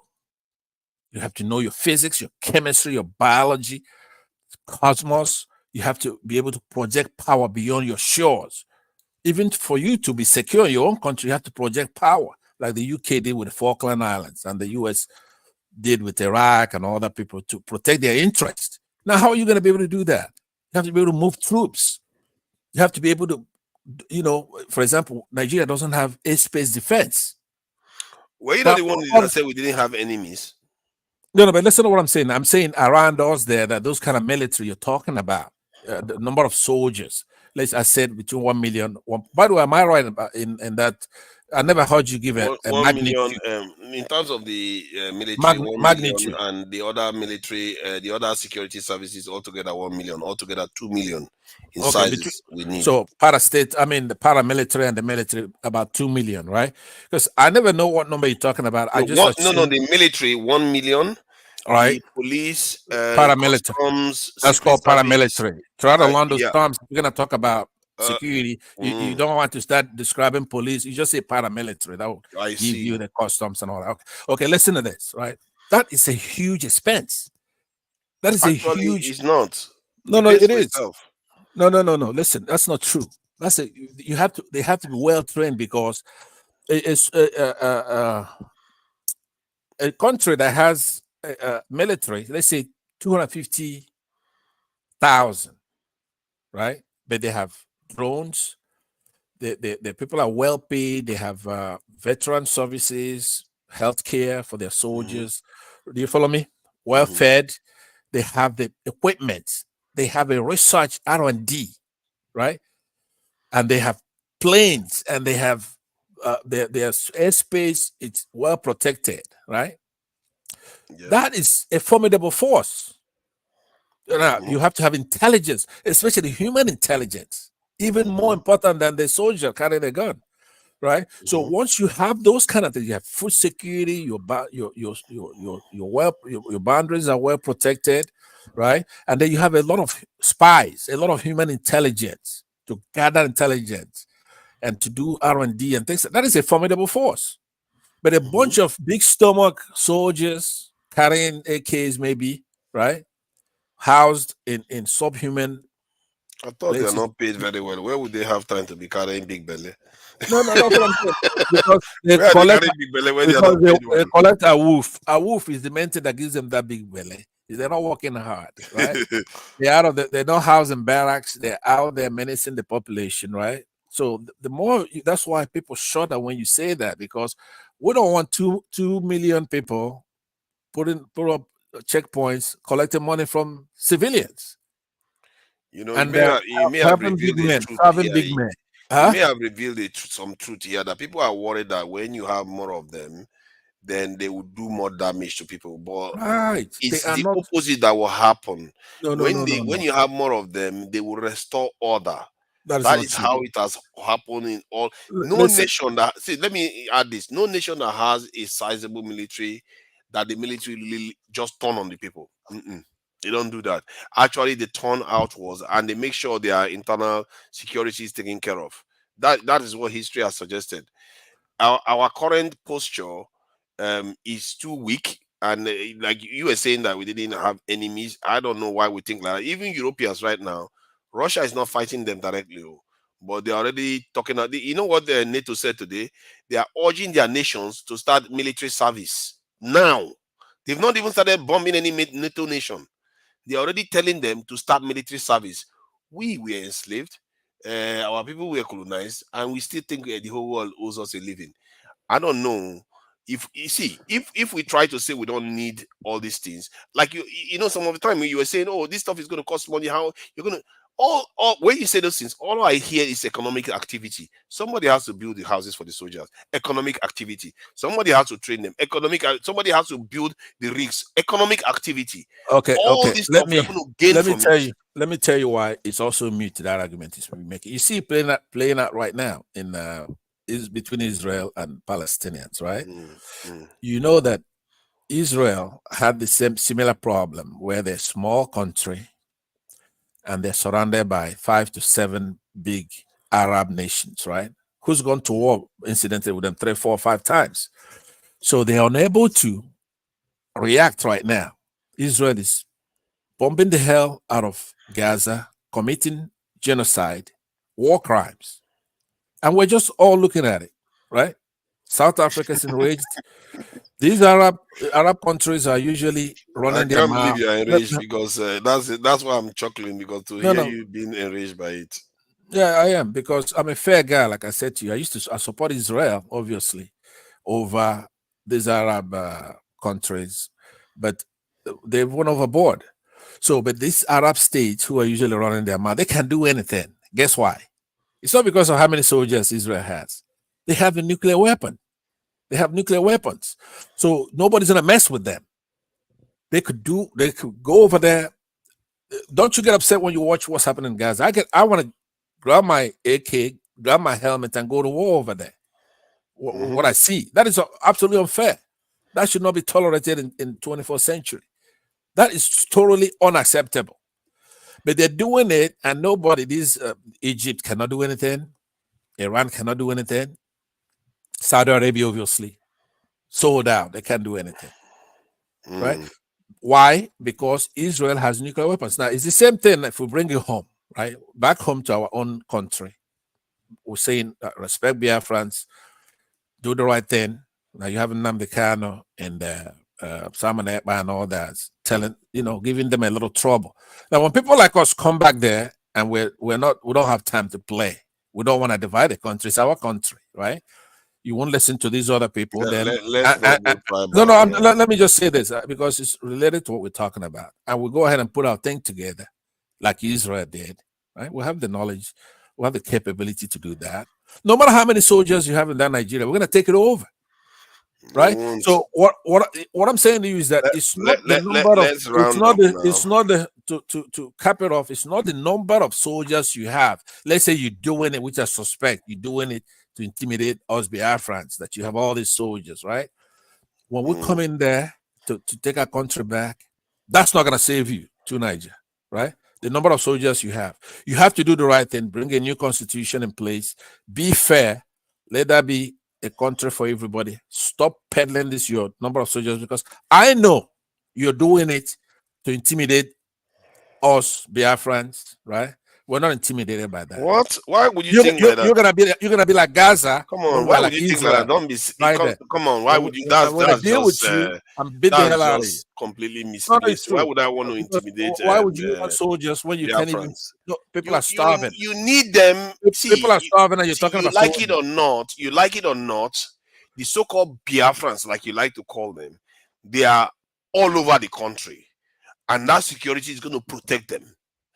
So don't look at it from the point of view that they is there to harm anybody. It's there to lift all of us up. See, if you're going to couple let me say this. Terrorists to be soldiers. Let me say this. Nigeria is the most populated country on the continent. We should be inviting a whole load of foreign direct investment into that country.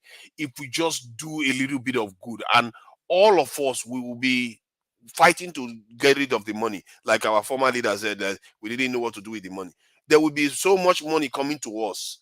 We are a gifted people that have the opportunity, and we just keep squandering it for what? Because you can't even be bothered to secure your country so that people can come and invest. How many people have that kind of luck? Do you know what Singapore had to do to get to be developed like they did? They had to work very hard. We don't even have to work hard. All I have to do is just keep your country secure.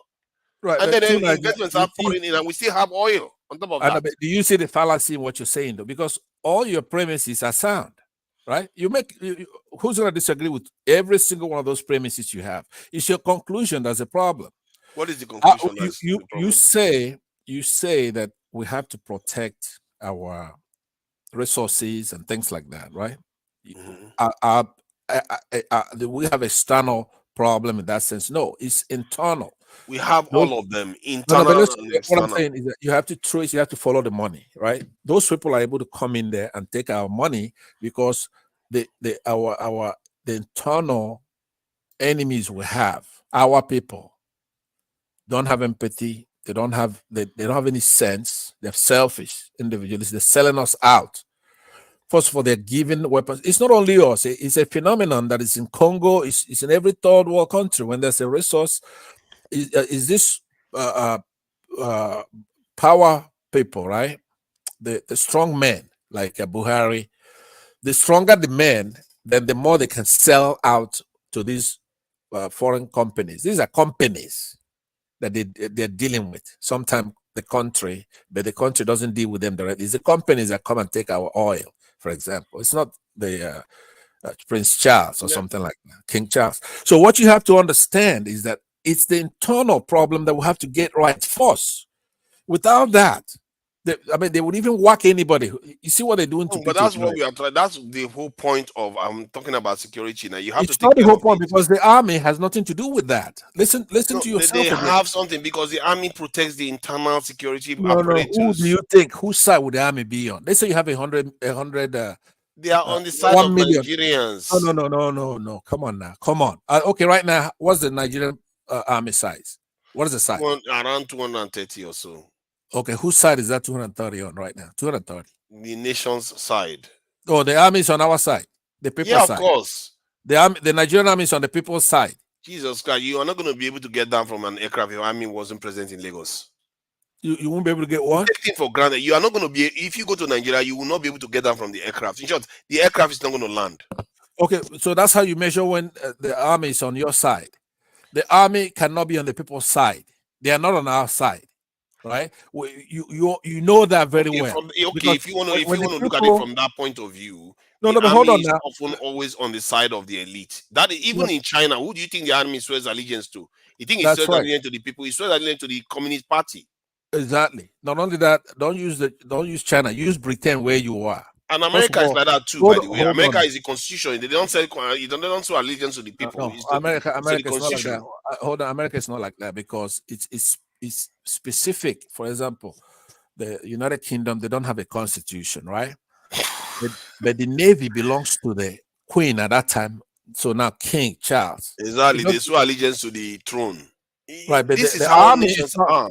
You have to hear me. Do you know what kind of nuggets I'm spitting out? You should be ashamed of yourself.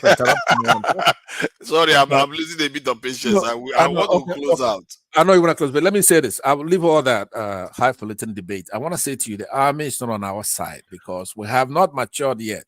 When we mature as a democracy, right, where the people give that preamble where they say, we the people agree to XYZ. And we'll make a constitution where those army, they're in the barracks and research labs doing their job, which is to protect us. Right? And then you have a civil police force, state by state, even colleges and counties, villages, whatever we have in that country, and they have their own security, right? So there's no one super state that has exclusive to violence, and then have professionals in place. Then you're going to see how important 250 army force with a lot of reserves. Every male who's proud of their country should be patriotic enough to serve in the reserve, like Israel does, right? Nigerians here.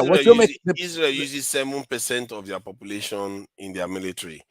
Guess how many percent Nigeria uses in their military? And you try to avoid the point I made. That's what's called the reserve, right? The military. You can't be making a okay. Yeah, if the size is big, yeah, that's fine. But we don't. No, hold on. No, it's not abstract. You have to Google that. Since we don't have reserve. No, I'm saying Israel does, Oh yeah, right? Israel has a massive reserve, Right. bigger than Almost every Nigeria. male, even if you're in diaspora, right? Even if you're in diaspora, you be in that reserve training. You could make that point, and I agree with you on that. Okay, we should have a professional army that's well fed, well equipped, well trained, right? They will be if Okay, but see hold on. they will And be then more than well fed if they just I know, come but and do hold their on job. now. Here's a more important point: is what I'm making. I'm saying, in your case, you're looking for 2 million. I'll say we could even go higher because we're 220 million Nigerians thereabout.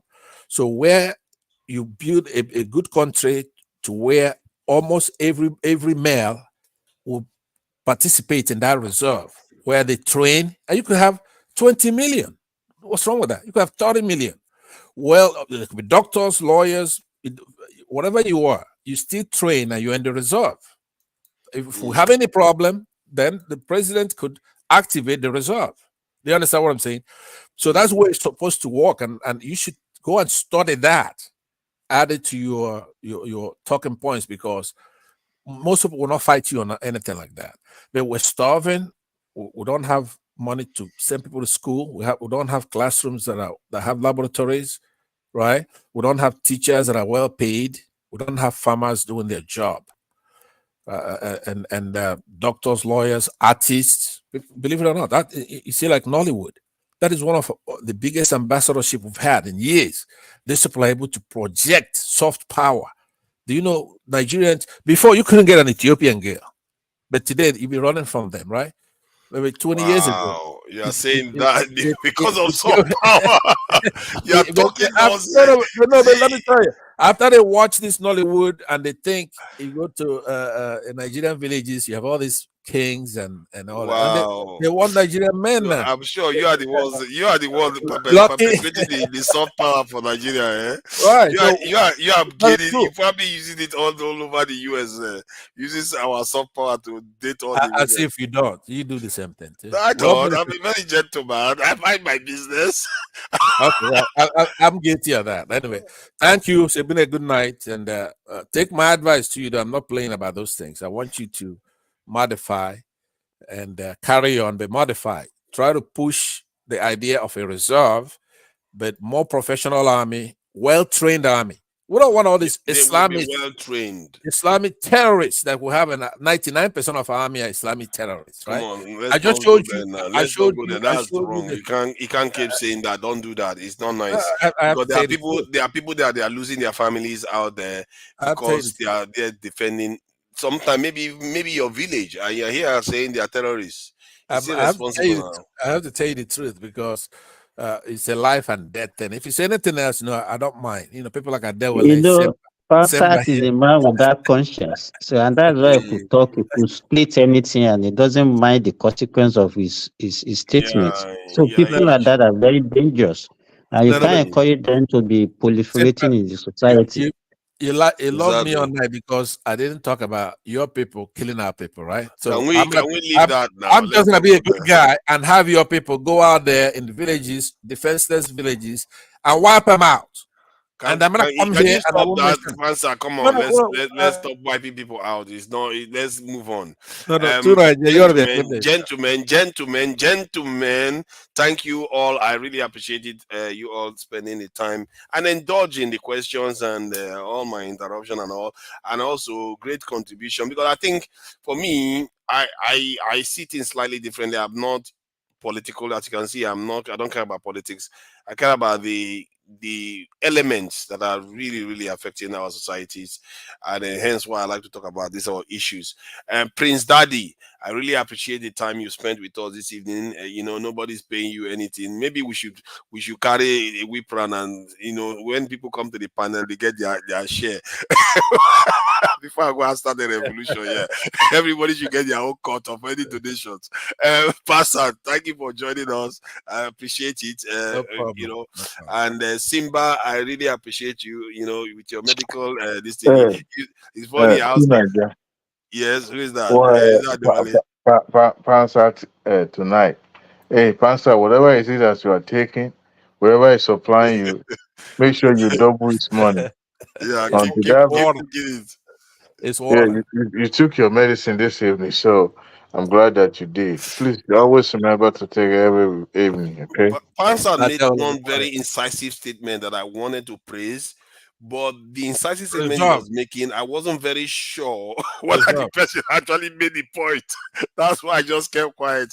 But Oh, the it's way he reserve. crafted when he started talking, the way he crafted it, I thought that was quite good.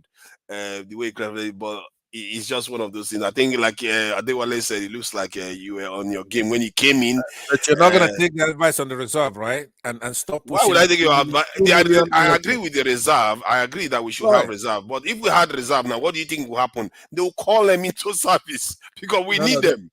no, they What won't. are They you cannot talking do. about? No, We but actually let me tell you. Now, I'm happy that I kidnapping met you 200 children halfway. at a Right? time. Look, I met you halfway. I'm gonna be very disappointed this weekend or whenever you go to talk about it, and you're still pushing the 2 million because it really makes you I'll look push bad. 5 million. Who See, cares? push 20 million reserve, right? Push 20, but let the active military be well trained. We need drones. We need intelligence to solve See, the terrorists. The problem we have, the immediate problem we have are terrorists. That's what it is. See, Yeah. I'm not gonna fault you. You can't see things the way I see things. Just this evening, I was talking to a lady that has a channel that I think 107,000 people. And when I said to her that I don't understand why some of our people don't understand that we have to defend ourselves, she was like, it's as if they don't know our history. I said, that's exactly what I tell them. It's like they don't know our history. We were slave colonized and we still don't think we have problems out there. And that's exactly what you're doing. I'm not going to force you to see the way I see it, but the beauty is that No, there but are to people Niger, that know this thing. to Niger, you see, you're looking at the slavery itself, right? But look, you have to look contemporarily, right? What we have neo colonialization of our continent. It's even far worse. They're doing it they're just smarter than we are. Yeah, They're just smart. how do you think you taught that? You taught that by starting from the base. You have to get your people on a defensive footing, then from there build on top of it. But we're going to keep having that conversation, and who knows, events might prove you or I right. Events often is the determiner of these things. No, it's not. It's not what you'll be determines it. surprised. If you and I, for example, you go backstage now, just you and I, let everybody go. Let me shout out. Let everybody go. I want to chat. debate you one-on-one in private. Don't worry, Just you we'll and get I. our chance. I want to tell you something important. Maybe tomorrow. Today is Friday now. I might be online Okay, tomorrow. I want to go into an executive session with you, just you and I, because I want you to understand something. There are a lot of things I can't tell you in the open like this, right? Because once you know that, you're gonna know how easy it is for us to progress, protect ourselves from this, the ones inside the country and those external. It's very important. It's not academic. So I need, if you cannot do it tonight, very soon, let you and I talk man to man, right? Okay. Stop the showboating. Let me tell you something. Okay. No problem. You are welcome. I will definitely I'm willing to engage. Tope O, thank you for joining us, Tope O. And I'm sure you were really, really against me and bad mouthing me, but it's all good. I know that you do now and again say nice things about me, so I accept that. AB, I see you there. Thank you for joining us. One Nigeria, I see you there. Jude Empire, thank you for joining. Oh, Jude Empire said, oh, who is he saying great? Is he saying great to the show? That's nice. That's one of the nicest things Jude has ever said, if he's taken to me, but I'm not holding my breath on that one. Thank you for joining us. Chioma, you've been there all day. Thank you for being there. And all the people that are on the chat. I don't know what song they play out here. I think I will just find one of these songs that he plays out to close this show. Which one? I can't find this thing. Oh my, let me see. I want to find out the one you used to start the show. What is they call it? Something like Rick Shola or something. Okay, yeah, I found it now. All right. We are going to be closing out now, and thank you all for joining us.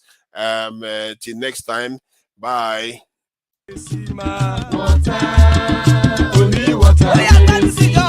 Water. Only water where they see ma.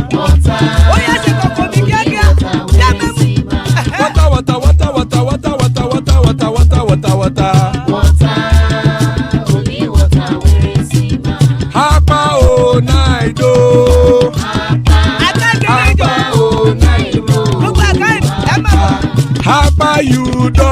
come o.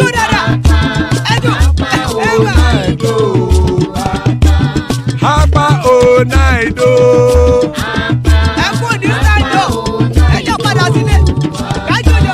Oro kẹ̀kẹ́ ẹlẹ́mùyé o. Ilé sọ́díyà kẹ̀kẹ́ ẹlẹ́mùrè o. Bobby Master kẹ̀kẹ́ ẹlẹ́mùrè o. Chief Wáìlà tí kẹ̀kẹ́ ẹlẹ́mùrè o. Eruku lẹ̀lẹ̀ ẹlẹ́mùdé.